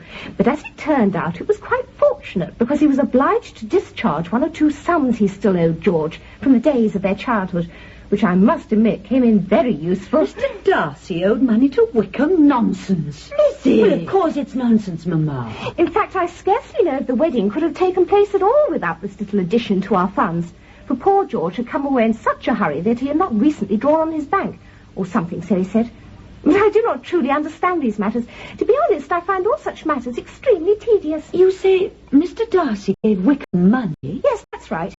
Which, as I said, came at the right moment as far as I was concerned, because I'd just seen the travelling mantle I wore this morning. Lydia, dear, how fortunate. And were you actually present when this transaction took place between your husband and Mr. Darcy? No, I was not, thank goodness. I cannot stand such talk, all about bankers' drafts and credit and such like nonsense. Nor I, my love. Your father likes to talk of such things sometimes, but I just will not listen. Oh, he cannot be worse than Mr. Darcy, Mamma.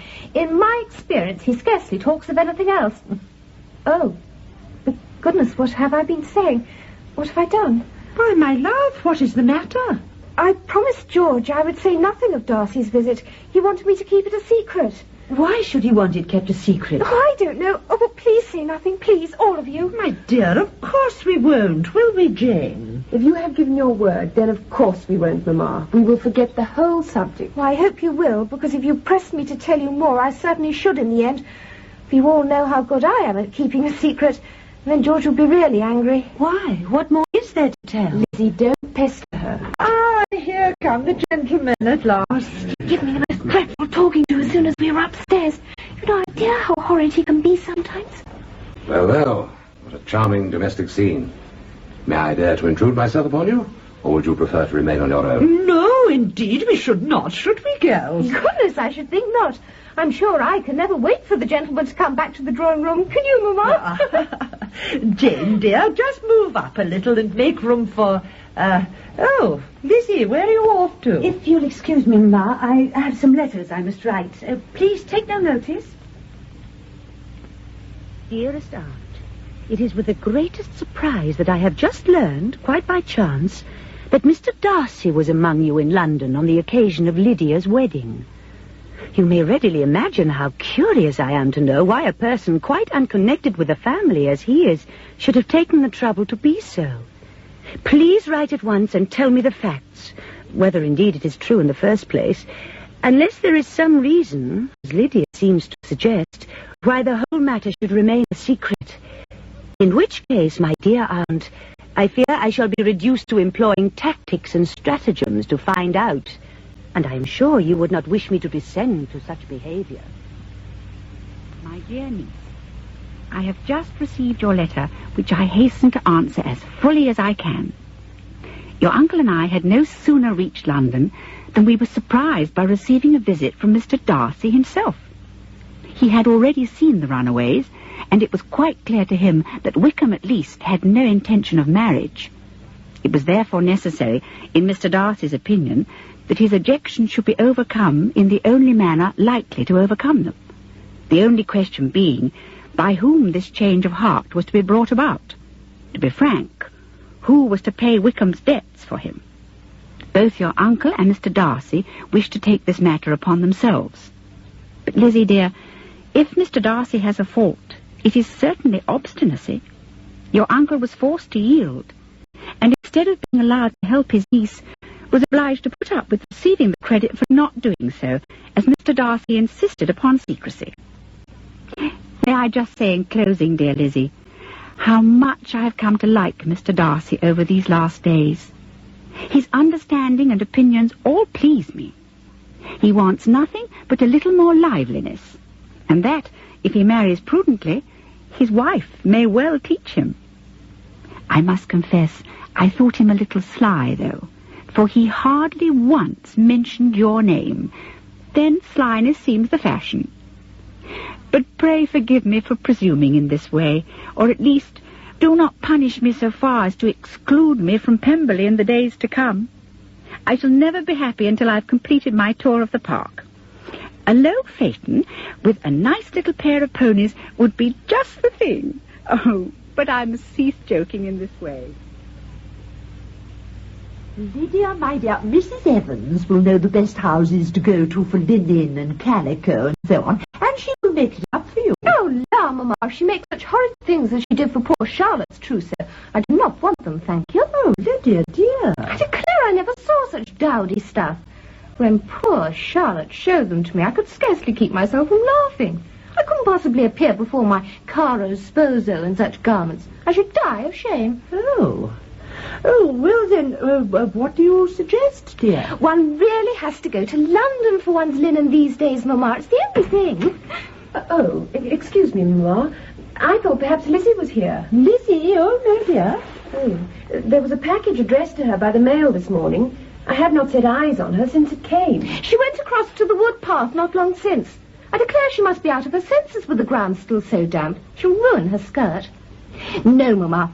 If you could persuade Papa to let us have the carriage one day for a trip to London, I guarantee you will be converted to my way of thinking. Miss Elizabeth. Well, well. So there you are. Oh, Mr. Wickham, you gave me quite a fright. I wondered whoever it could be coming this way at such a time. But I interrupted your reading.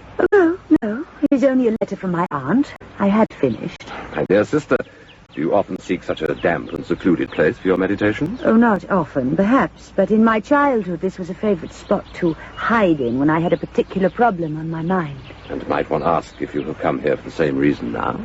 I am a little exercised on certain matters, yes. But first of all, might I beg you to be a little less formal in your address? We are brother and sister now, don't forget. By marriage, I suppose, yes. So may we not use first names? It could hardly be considered out of order now, one would think. And I confess I long to hear you call me George. Very well, sir. I will do my best. George. George. There, I have done so. Is it so very difficult, then? Well, it is not easy. It still sounds unfamiliar, shall we say. Then by more frequent use it will become less so, will it not? Yes, that is true. May I sit down? Of course. There is room for us both, I think. Well, Lizzie, so you have actually seen Pemberley. Is that right? I have. I envy you the pleasure, though I fear it might be almost too much for me, with so many memories and disappointments. Did you pass through the village of Kimpton on your way? I really do not remember. Why? It was there that I was to receive the living. Oh. Yes, I might at this moment have been preparing a sermon for next Sunday. Does not that seem strange? Yes. Taking into account all the circumstances, it certainly does. And you saw Reynolds, I suppose, the old housekeeper? It was she who conducted us round. Really?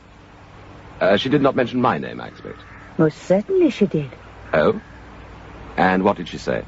Well, I forget her exact words, but her general meaning, as I understood it, was that you were an extremely charming and plausible youth. I always had the feeling that she was really quite fond of me. But that since growing up and entering the army, you had, not improved. Oh? Oh, no doubt. This is just the partiality of an old friend who feels herself neglected affected by the turn of events. Yes, obviously. And do I understand you had a visit from Mr. Darcy while you were in London? That was surprisingly civil of him. Who told you that? This letter is from my aunt in London. She tells me the circumstances, or most of them. It was to read it alone that I came out here, George, I should say. Yes, it is quite true. We did meet. What more has she told you? Well, shall we stroll back? This seat is a little damp and it is getting quite chilly. If you wish. Thank you. Oh, I'm afraid it will rain again before long. We must not be too leisurely. May I be permitted to ask what further information your aunt saw fit to pass on?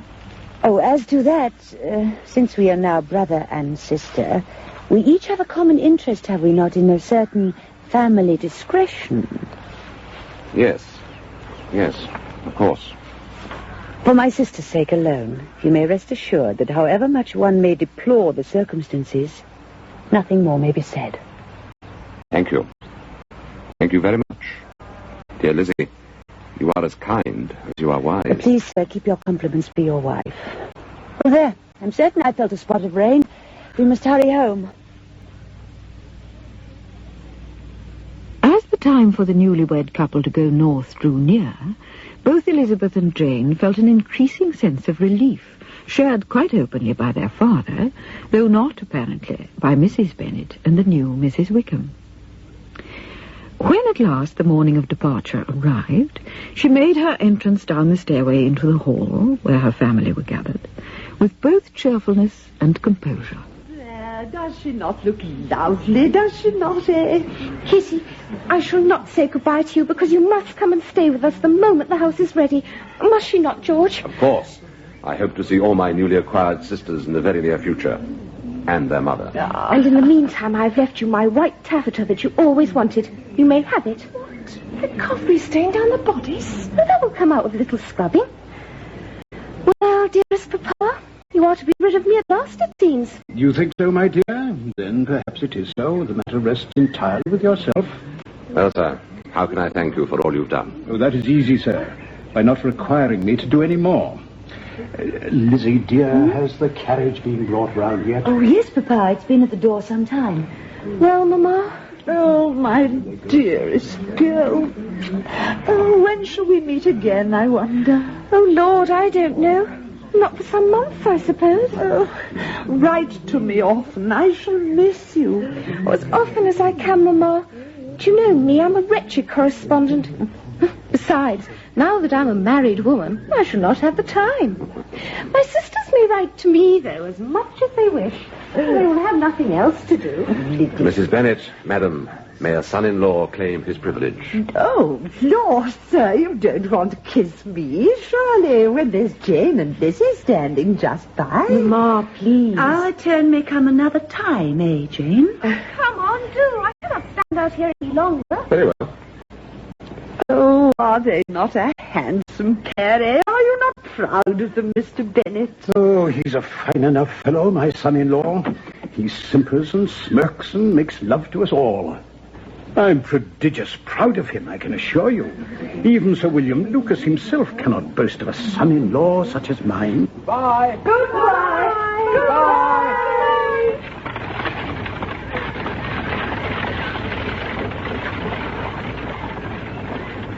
Oh, dear, there's nothing so upsetting as parting with one's family. No, my love? I declare I feel quite wretched, Mr. Bennet.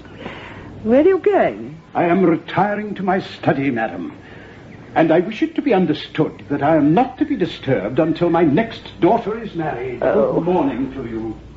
The loss of her daughter made Mrs. Bennet very dejected for some time, a fact which soon reflected itself on the remainder of the family.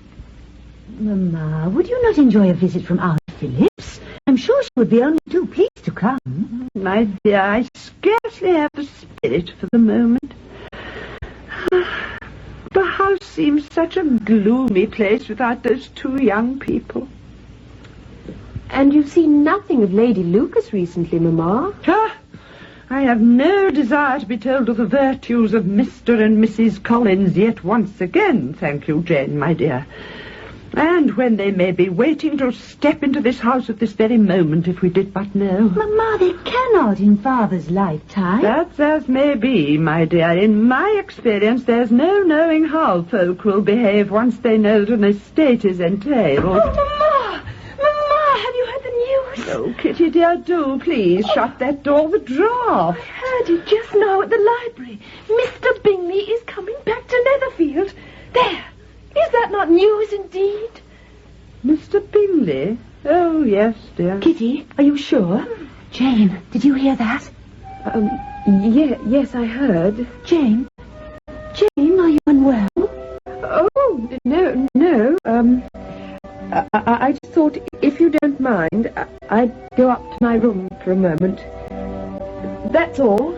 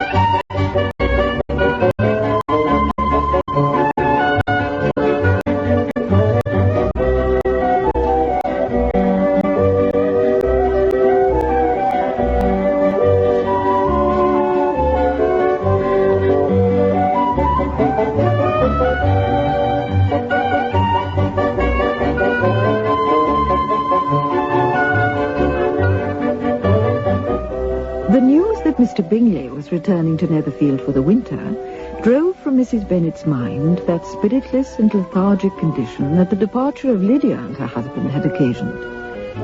To begin with, though, she was inclined to treat the whole matter with some reserve.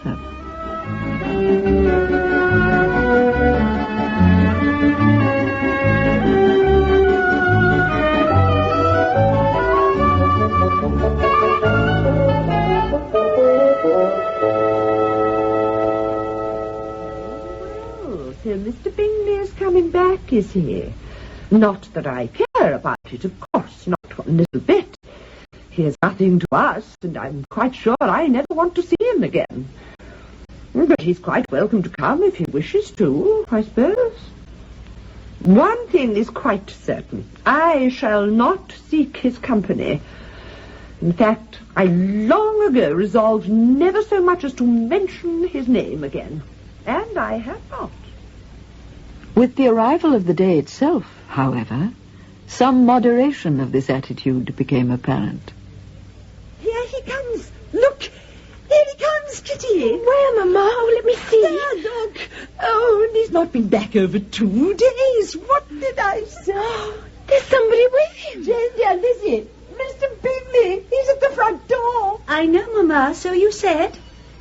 Jane, stay here with me. Oh, thank you, Lizzie. Is my face at all flushed? No. Oh, now, Mamma, it's that tall, proud man that was here before. That Mr. What's his name? Mr. Darcy? Oh, no. Mr. Darcy? Oh, Lizzie, dear, now it's your turn. Oh, well, any friend of Mr. Bingley's will be welcome here, of course. Though, to be honest, I must confess I hate the very sight of that man. Mr. Bingley! Well, now, this is a pleasant surprise. Thank you, Mum. Come in, sir. Come along in. Jane, dear, Elizabeth, Mr. Bingley has come to see us. Is that not charming? How do you do, sir? How do you do? Well, how pleasant it is to be here again. And I've brought a friend, Mum. No stranger to you, I think. Oh, Mr. Darcy, is it not? Well, Mr. Bingley, it begins to be a long time since you were last here. It does, ma'am. It certainly does. I was afraid you'd never come back to us. People said you meant to quit the place entirely at Michaelmas. Oh, nonsense, ma'am. Entirely untrue. Oh, I am. Mr. Darcy, you remember my sister Jane, I am sure. Of course, ma'am. Very well indeed. I expect you saw it in the paper, did you not, Mr. Bingley? It was in the Times and the Courier, I know. It was not put in as it should have been. It only said, George Wickham, Esquire, to Miss Lydia Bennet. Not a word said her father or where she lived or anything. But that was my brother Gardiner's doing. Oh, yes, it is delightful to have a daughter married, Mr. Bingley, but hard to have her taken so far. Yes, of course, ma'am. They're gone to Newcastle, a place somewhat northward, I'm told, with his regiment. I could only wish they had stayed here, where they both had so many friends. But it was not to be. They do not concern themselves with such things in the army, it seems. I believe not, ma'am. But there, we have so much to talk about, have we not? Perhaps you would join us for dinner tomorrow night, Mr. Bingley. We have a few friends coming in. I should be delighted, ma'am. Nothing would give me more pleasure. If I might be permitted to bring Darcy, too. Yes. Yes, that will be quite possible, I should think, Mr. Bingley. Kitty, dear, run and tell your father to come at once. Mr. Bingley is here. Very well, Mamma. No, please, don't disturb him. We must be going. Darcy, it's time we were on our way. Jane, my dear, Mr. Bingley has accepted to come to dinner with us tomorrow night. Is that not kind of him? Yes, Mamma, very. Not kind at all. We shall look forward to it. Shan't we, Darcy? Yes, indeed. When you have killed all your own birds, Mr. Bingley, I hope you will come here and shoot as many as you please on Mr. Bennet's manor. I'm sure he'd be vastly pleased and would save all the best coveys for you. Thank you, ma'am. You are a visit in my debt, if you remember, Mr. Bingley, because when you left you had promised to dine with us sometime, and I have not forgot, you see. If he intended only to be so silent, grave, and withdrawn, then why did he come in the first place? He could be pleasant enough to my uncle and aunt in London, and why not to me? Teasing man. I will think no more about him. That is the best way. Mr. Bingley, come in. Thank you. Do please find yourself a place. There is no ceremony here, as you should remember. Then, may I be permitted to sit here? Next to you, ma'am. Of course. Please do, sir. Thank you. Elizabeth, with a feeling of triumph, looked towards Mr. Darcy. If he did not approve, he bore the fact with a look of noble indifference. He was almost as far from her as the table could divide them, next to her mother. She was not near enough to hear their discourse, but she could see how seldom they spoke to each other, and how cold and formal was their manner when they did. She was still in hopes that the evening might afford some opportunity to bring Mr. Darcy and herself together. Anxious and uneasy, therefore, was the period in the drawing-room before the gentlemen rejoined them. There, now, we must all find our places, must we not, before the gentlemen come? Oh, Mrs. Long, don't sit right over there, please, or you will never feel the fire. There. The moment will be when he first enters the room. That will tell me all. If he does not come to me then, I shall give up all thought of him forever. Here they come at last. Sir William, come over here and talk to Mrs. Long. I've kept a chair by the fire for you. Mr. Darcy will not mind sitting over by the door with the older Miss Long, I'm sure. He doesn't feel the cold, I know. Mr. Bingley, perhaps you would be kind enough to help Jane with the coffee cup. A man who has once been refused. How could I ever be so foolish as to imagine he could forgive such an indignity? It is mere stupid indulgence on my part to have permitted myself to think for one moment... Elizabeth. Oh, Mr. Darcy, May I replace Miss Long's cup? Yes, of course. Does she want it refilled? I think not, no. Thank you. And, is your sister still at Pemberley, Mr. Darcy? Yes. She will be there until Christmas. And is she quite alone? I mean, you will not be returning there, I suppose? I'm not sure. At least at the moment, my immediate plans are not certain. Oh, I see. They depend not only upon myself, you see. Oh? There is Bingley to be thought of. Mr. Bingley? He is a little undecided. I mean, there are a number of possibilities in his mind, I think. Now then, if we could all move around a little. Elizabeth, dear, perhaps you would be kind enough to help me fetch the card tables. Sir William, will you join in there with Miss Long? Thus they were drawn apart once more, and so it remained for the rest of the evening. Goodbye. Well, girls, what do you say? Went off very well, I thought. Did not you, Mr. Bennet? The dinner was as well dressed as any I saw, and 50 times better than at the Lucases last week, in my opinion. And Jane, dear, I never saw you in greater beauty. Oh, Mamma. No, dear, I did not.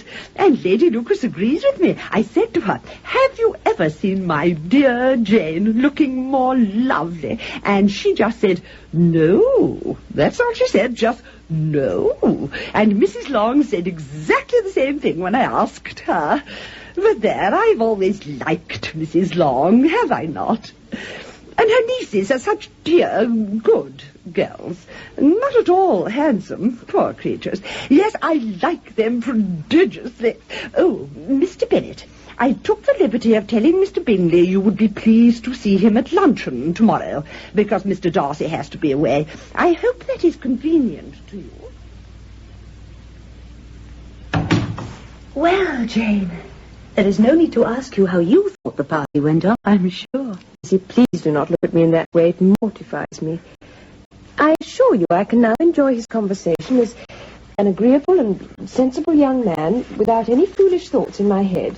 Oh, yes? And I am satisfied from his manner that he can do the same. In fact, I am now convinced he never had any particular attentions towards me. Indeed.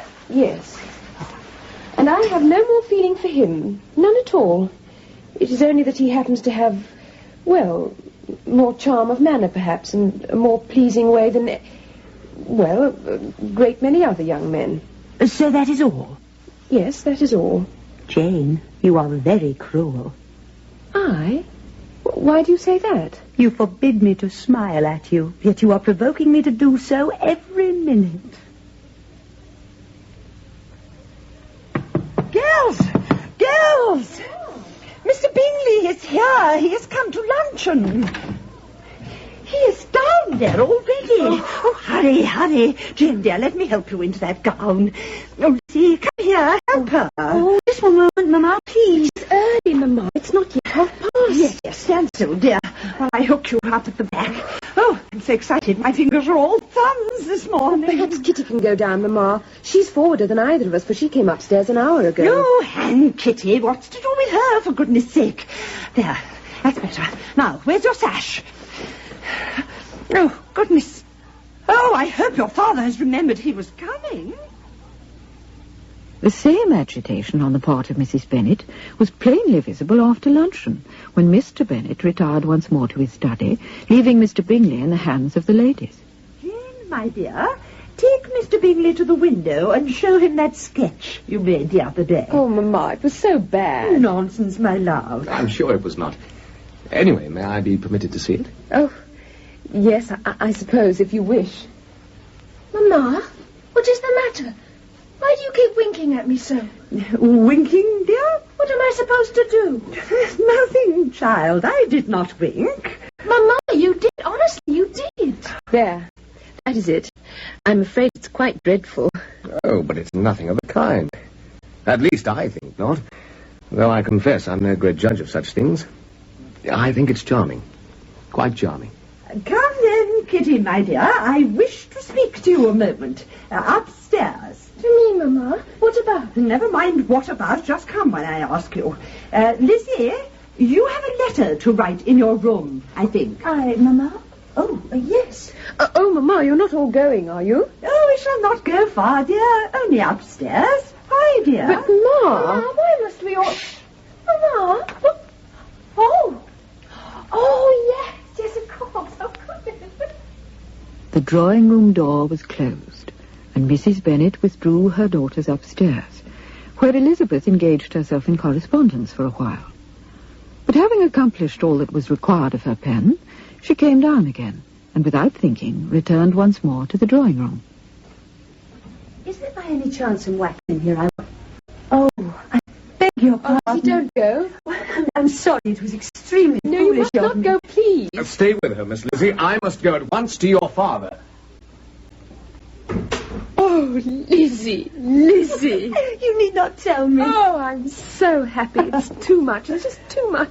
Oh, why isn't everyone in the world as happy as I am? I don't deserve it. Dear Jane, if you do not, then I am sure I don't know who does. Lizzie, you do like him, don't you? Oh, you must. He has the highest possible regard for you. Then if I didn't already know him to be the most excellent young man, that would prove it. Oh, Lizzie. Oh, you must be serious for once. Say you like him. My dear Jane, I have said so to my certain knowledge 100 times. But just to please you, I will say it yet again. I like him very much indeed. There. Oh, thank you. Thank you. I must go at once to Mother. I couldn't allow her to hear it through anyone else. Oh, Jane. Oh, my dear, dear girl, I'm so happy.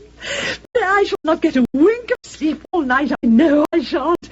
But I knew how it would be.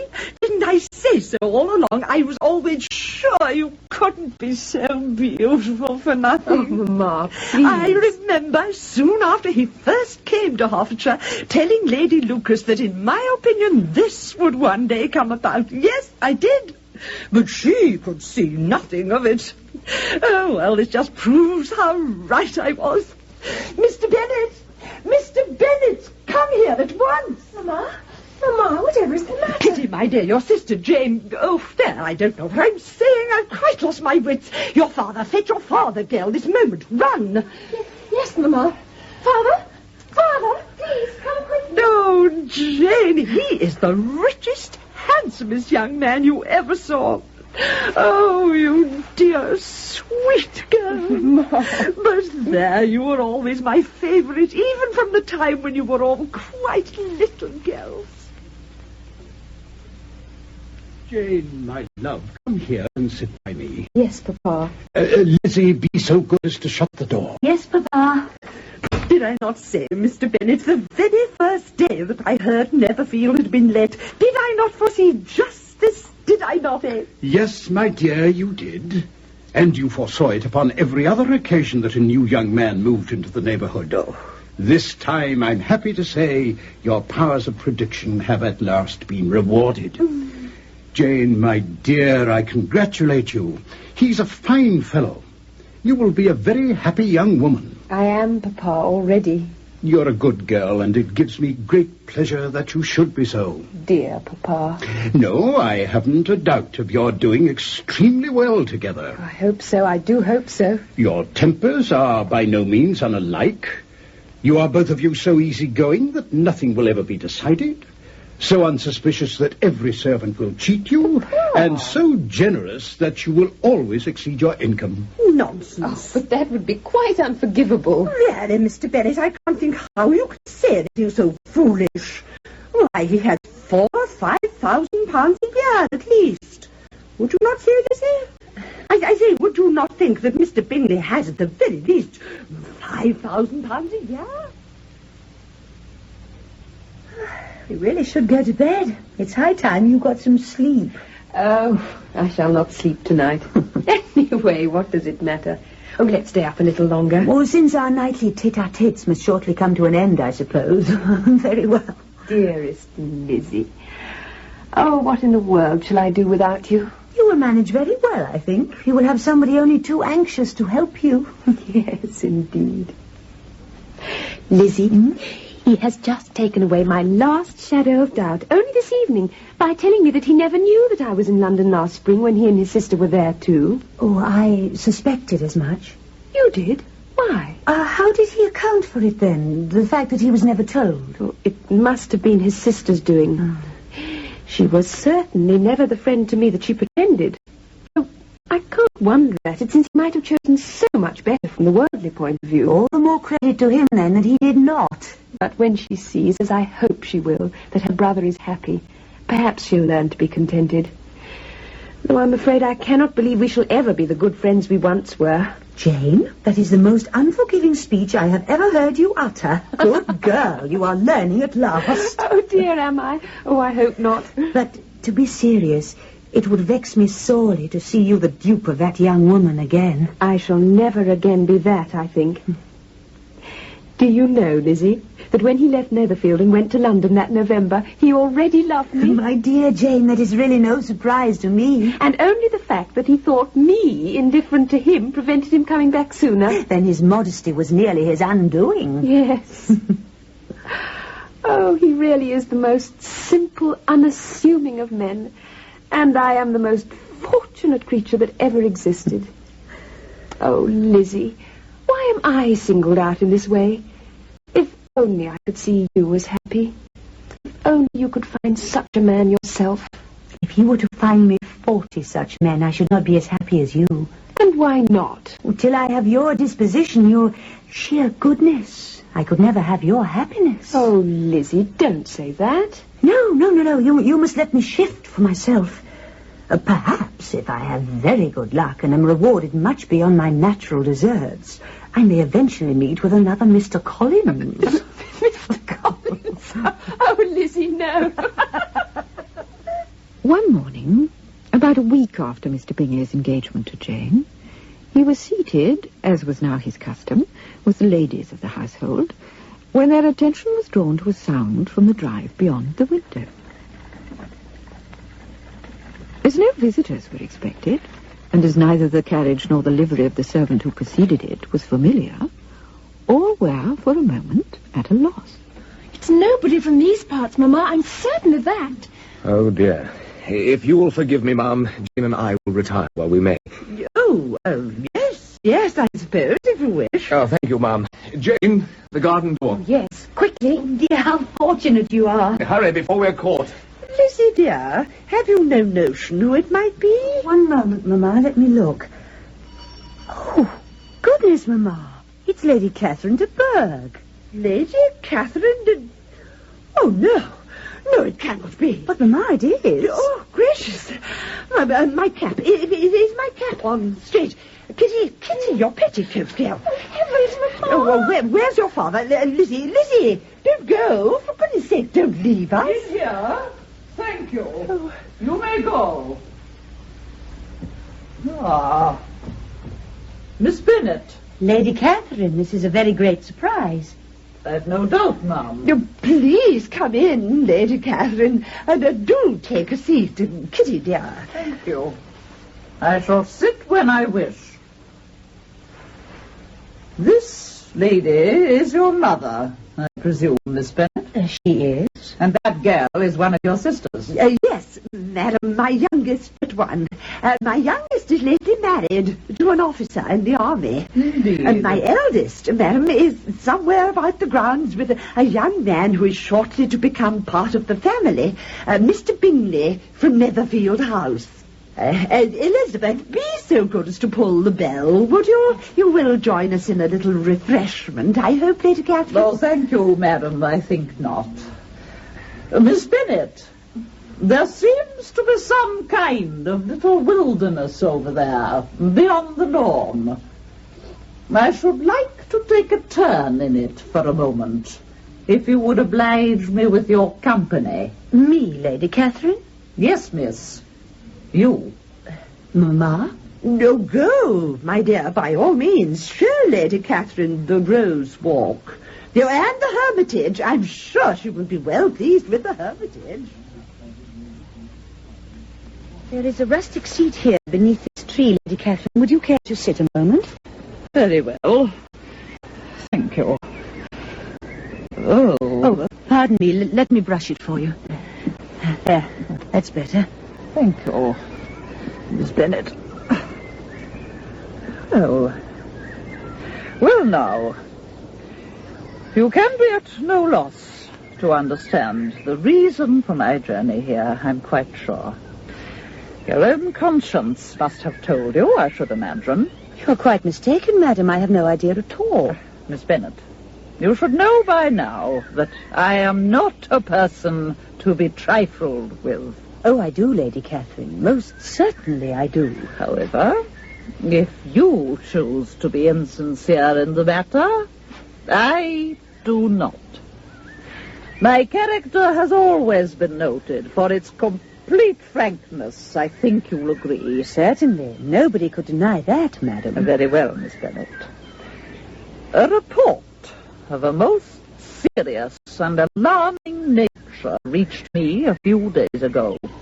Wait, miss, wait. Pray have the courtesy to allow me to speak. I was not attempting to do otherwise, Lady Catherine.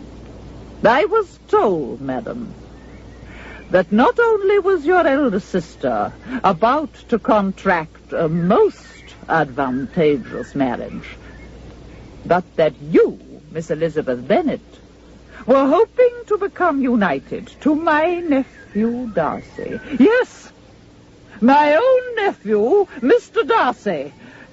Well, madam, what do you say? Well, really, madam, I scarcely know. Of course I realize that it must be a scandalous falsehood. I would not injure my nephew by thinking it otherwise. However, I should be glad to hear a denial from your own lips, if I may. So, speak, madam, speak. Do not sit there, mum. If you believe it so impossible to be true, madam, I wonder that you took the trouble to come so far. Insolent creature. Do you realize who I am? Indeed I do. I am not accustomed to being spoken to in this manner, Miss Bennet. I am the nearest relation he has in this world, and I am entitled to know his dearest concerns. Certainly, madam, but you are not entitled to know mine. Insolent, vulgar girl. Nor will such remarks induce me to be more explicit. Let me be rightly understood, miss. This match to which you have the presumption to aspire can never take place. No, never. Really, madam? And I will tell you why.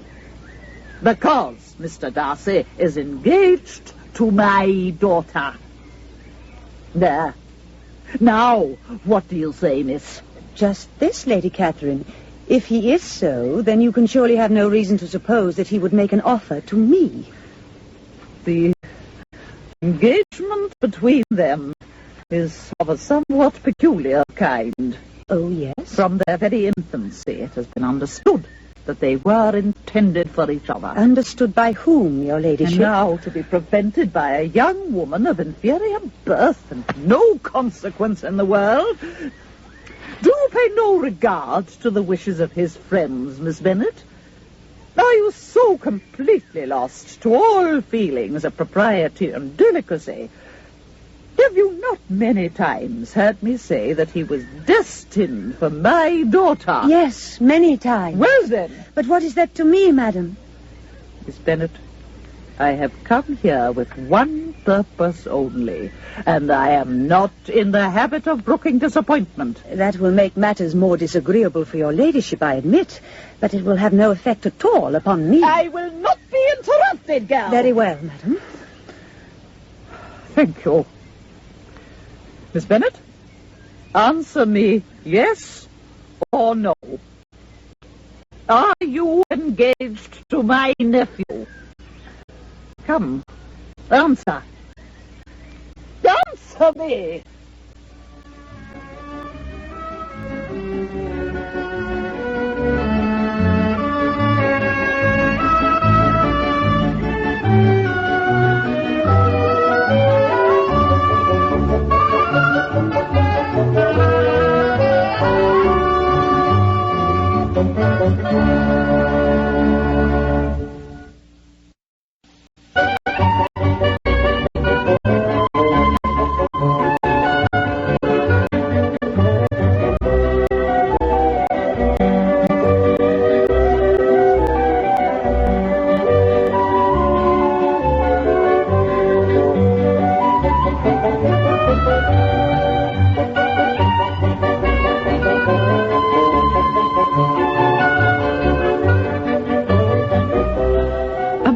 week after the announcement of Jane's engagement to Mr. Bingley, the ladies at Longbourn were greatly surprised to receive a morning visit from no less a personage than Lady Catherine de Bourgh. Their puzzlement increased when, refusing all offers of refreshment, she insisted on taking Elizabeth into the garden for a tete-a-tete.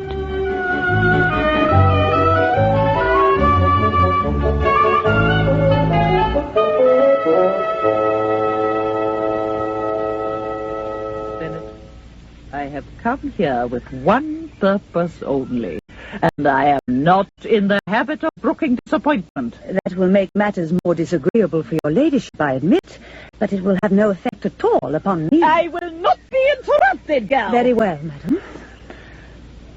Thank you. Miss Bennet, answer me yes or no. Are you engaged to my nephew?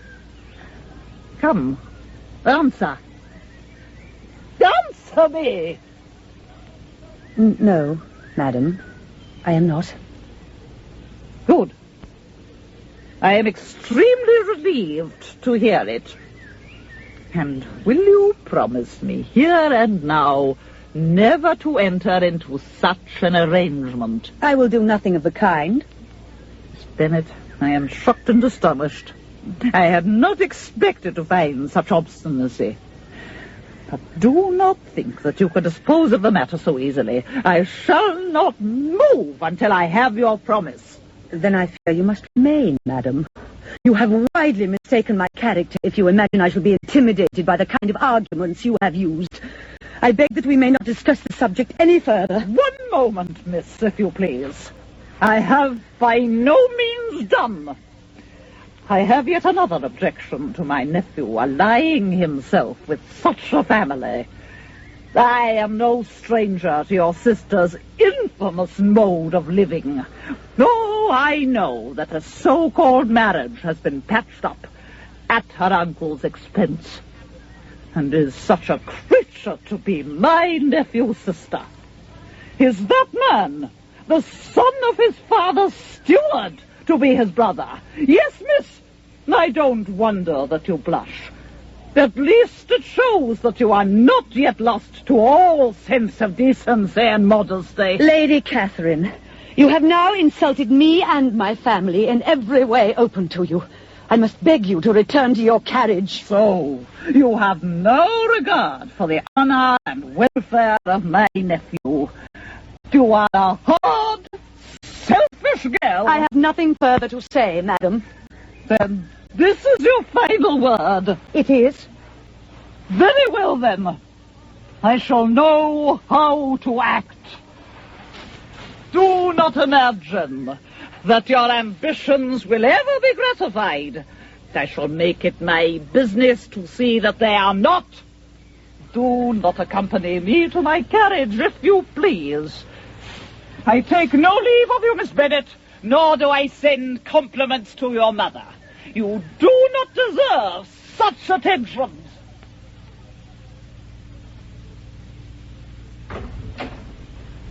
She has gone? She has. Without returning to the house? Yes. Lizzie, dear, I hope you offered her the usual hospitalities before she left. She would not stay, Mamma. Oh, well, people in her station of life are often unaccountable. But she is a fine-looking woman, and I thought it most civil of her to call, did not you, dear? Oh, yes, Mamma. I suppose she was on her way somewhere and thought she would call upon us to bring us news of the Collinses. Was that it, do you think, Lizzie? Oh, well, yes. Possibly, I suppose, Mamma. The discomposure of spirits in which this extraordinary visit threw Elizabeth could not be easily overcome, and the surprise to the rest of the family was very great. But they obligingly satisfied it with the same conclusion as Mrs. Bennet, and in consequence Elizabeth was spared much teasing on the subject. The next morning, as she was coming downstairs, she was met by her father. Ah, Lizzie, I was looking for you. Come into my room a moment. I have received a letter this morning that has astonished me exceedingly, and as it principally concerns you, I thought you should know about it. Oh, concerning me, Father? From whom? I didn't know before that I had 2 daughters on the brink of matrimony. Oh, sit down. Father, what do you mean? Let me congratulate you, my love, on a very important conquest. Father, I didn't know. I mean, I was not aware. He said nothing. Oh, dear. I see I have confused you somewhat. You certainly have, Papa. Oh, forgive me. I know young ladies have a natural instinct in these matters, but I think this time I shall defy even your powers of intuition. Yes, Father? This letter is from one whom I know we both hold in the highest esteem, do we not? I mean, of course, Mr. Collins. From Mr. Collins? Mm-hmm. What in the world can he have to say? Something very much to the purpose, my dear, as you might imagine. Here we are. He begins with his congratulations on the subject of Jane. How kind of him. Exactly. And he goes on. Let me add a short hint on the subject of another, which we have also learned of from the same authority. Your daughter Elizabeth, I hear, will not much longer bear the name of Bennet. What? And the chosen partner of her fate may well be looked up to as one of the most illustrious personages in the land. Lizzie, I'm sure you can have no idea in the world who this paragon of a husband may be. But wait. The secret is about to be revealed. He goes on to say, but I have reason to fear that for the moment at least his aunt, Lady Catherine de Bourgh, does not look on the match with a very friendly eye, etc., etc. So, there you are, my dear. You are to be Mrs. Darcy. You may not be aware of the fact, but I have it, as you see, on the highest authority. Oh, Lizzie, is that not the most splendid piece of tomfoolery that even Mr. Collins has ever perpetrated? Oh, yes, it is most diverting, Father. Yes, and he goes on in his own particular manner to speak about your sister, Lydia. I am glad, he says, that the whole sad business has been hushed up, and I'm only concerned that their living together before the marriage should be so generally known. He then takes me greatly to task for allowing them to come here. Had I been the rector of Longbourn, I should have strenuously opposed it. You should certainly have forgiven them as a Christian, but never to admit them to your sight or allow their names to be mentioned in your hearing. And that, apparently, is his notion of Christian forgiveness. The man is an even greater fool than I thought him, is he not, my love? Yes, Papa. But, Lizzie, are you not entertained? Is this not a masterpiece? Oh, yes, Papa. It is all extremely comical. To speak of you and Mr. Darcy, of all people in the world, when everyone knows of his total indifference and your pointed dislike. That is what makes it all so delightfully absurd, does it not? Yes, quite ridiculous. Lizzie, my love, you're not going to be missish, I hope, and pretend to be affronted at being the subject of such idle rubbish. Oh, surely we live to make sport of our neighbours and laugh at them whenever we can. Certainly, Papa, of course. Much as I abominate writing, I would not give up this correspondence for the world. No, I think I'd give Mr. Collins pride of place even over Wickham, much as I value the impudence and hypocrisy of my admirable son-in-law. Without being aware of it, Mr. Bennet had cruelly mortified his daughter. That her father, usually so acute in these matters, should assume Mr. Darcy indifferent to her was indeed distressing. It was with mixed feelings, therefore, that she heard her mother's voice at the morning-room window on the following day. Oh, goodness gracious, if that disagreeable Mr. Darcy is not coming here again with our dear Bingley. Coming here, Mamma? Oh, no. He is at the door this very moment. I had no notion but that he would go shooting or something. Lizzie, you and Kitty must walk out with him so that he may not be in Bingley's way. Me, Mamma? Oh, must I? Mamma? Oh, Kitty, dear. Good morning, ladies. I hope I'm not too early for you. You are never too early here, sir. You know that. Jane will be down in a moment. I have left Darcy on the doorstep, spoiling for a little exercise. He would not come inside. Then I suggest that Lizzie and Kitty should take him to see Oakham Mount. It is a nice long walk, and Mr. Darcy has never seen the view. Ah, a splendid idea. But I'm sure it would be rather too much for Miss Kitty, wouldn't it? Eh? Oh, yes. I'm not very fond of country walking. I should be quite happy to stay at home. Thank you. Then I may tell him that you will join him as soon as you are ready, Lizzie. Is that right? If that is agreeable to him, most certainly. Good. If you will excuse me, then. I'm sorry, Lizzie, dear. I'm afraid now you will have that disagreeable man all to yourself. But it is for Jane's sake, remember, and there need be no occasion for talking to him more than is necessary.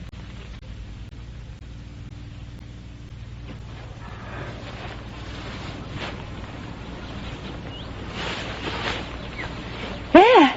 That is Oakham Mount and the trees below. It is certainly a fine view. Magnificent. Would you care to rest for a few moments before we turn back? That is for you to say. Well, then I think we will. The ground should be quite dry. Will this do? Let me. Oh, thank you.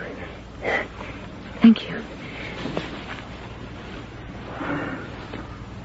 Mr. Darcy, I've long wanted an opportunity to speak to you.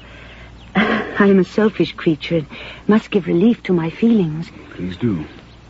I can no longer resist thanking you for the great kindness you did to my poor sister Lydia. Kindness? What kindness? You see, I know the full story. I heard it from my aunt. From your aunt? But my mother and father are still ignorant of it, or they would thank you as much as I do. Then I am exceedingly sorry that your aunt saw fit to tell you. She gave me her solemn word that she would not... Oh, you mustn't blame her. It was Lydia's foolish tongue that led me on to the discovery. Let me thank you once more for what you have done for my family. If you must thank me, then thank me for yourself alone. It was for your sake only that I did it. Then I suppose I should thank you even more, sir. Miss Elizabeth, I know you're too generous to trifle with me. If your feelings are still as they were last April, tell me so at once, and I will say no more. My own affections are completely unchanged. But one word from you, and that is the end of the matter. Well? I think, that is to say, I am certain that my feelings are no longer, I should say that they have undergone a change, a quite considerable change, since the time, the occasion... You no longer feel... Then am I to understand? Yes, sir, you are, if you will. Oh, my dearest. I can scarcely believe it. Oh, no, it cannot be possible. It is. Oh, how in the world was I ever so blind and foolish? Lizzie, my dear girl, so there you are. I was getting quite worried. Oh, well, there, I hope Mr. Darcy doesn't imagine he can come here every morning and take you walking, whether you want it or not. You'd think he'd have more consideration. Oh, but then people in his station of life are so accustomed to getting their own way that they have no notion of other people's feelings. Yes? Who is it? Jane, may I come in? Lizzie, of course. I'm not in bed. I just had to see you. I've been longing all day to speak to you alone. Oh, Jane, can you not guess? Lizzie, you're joking. Engaged to Mr. Darcy? Oh, no. Oh, dear, this is a wretched beginning. I did think that you at least would believe me. But I know how much you've always disliked him. You know nothing of the matter at all. Well, Perhaps I didn't always think of him quite in the way that I do now, but this is a case when a good memory is unpardonable. I can assure you this is the very last time I shall ever remember it myself. Can it be that you're really serious? I'm afraid this time I really am. Is it so unforgivable? Then, dear Lizzie, I must congratulate you. Thank you. But are you certain, forgive the question, are you absolutely certain that you can be happy with him? Quite certain. In fact, it is already settled between us that we are to be the happiest couple in the world. Joking aside, are you pleased, Jane? Shall you like to have him for a brother? Oh, please say that you will. Oh, yes. Oh, we've often talked of it, of course, but we never thought it possible. Oh, Lizzie, are you really, truly sure? Anything is better than to marry without genuine affection. Oh, how can I impress you with the strength of my feelings? I love him. Oh, I love him even better than I do your Bingley. There now, I've made you angry.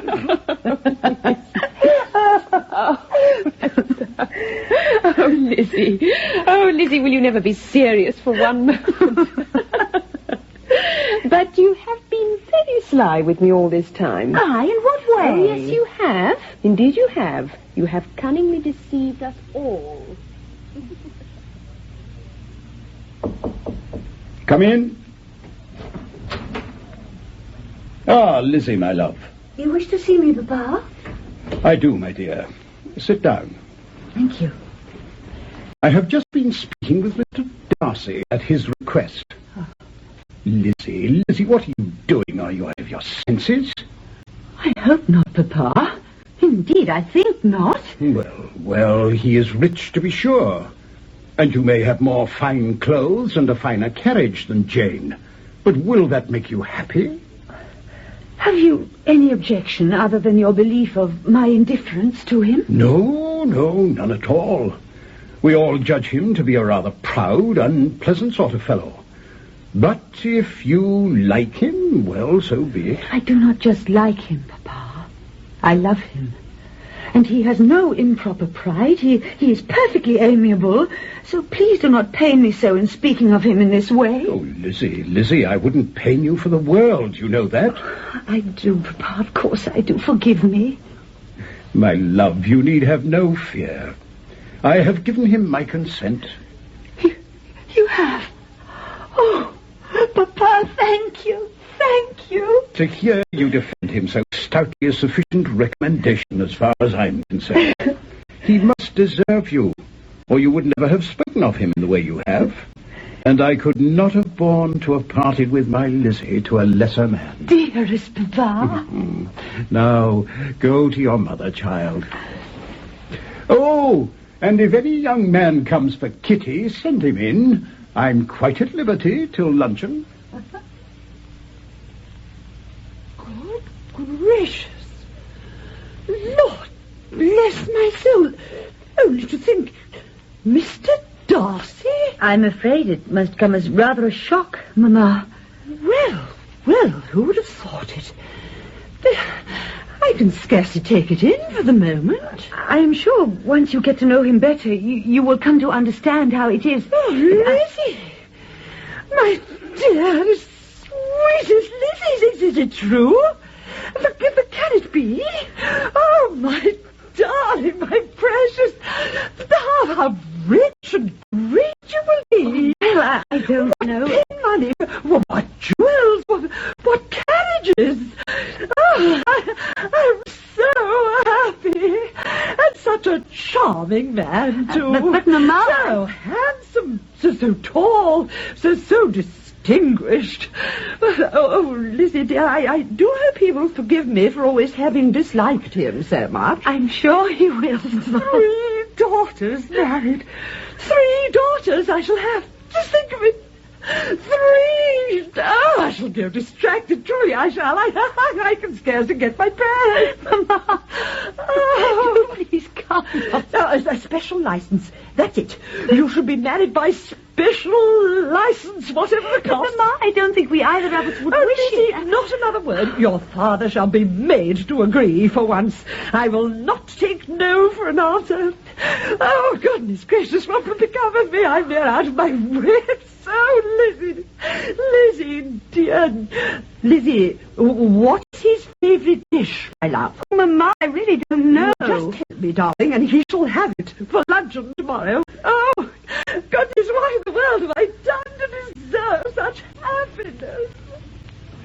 Even the most effusive attentions of his future mother-in-law could not deter Mr. Darcy from becoming, from this moment, at least as frequent a visitor to Longbourn as Mr. Bingley himself. What was it that brought about this happy state of affairs? My beauty had you easily withstood right from the very first. Oh, come now, that's not fair. Now, be honest. And as for my behaviour, it was positively uncivil, to say the least. So let us be quite sincere. Did you perhaps admire me for my impertinence? For your liveliness of mind, I did, certainly. You might as well call it impertinence and be done with it. The fact is, I think you were so sick of young women trying to win your attention by agreeing with everything you said that my rudeness and bad manners were actually to my advantage.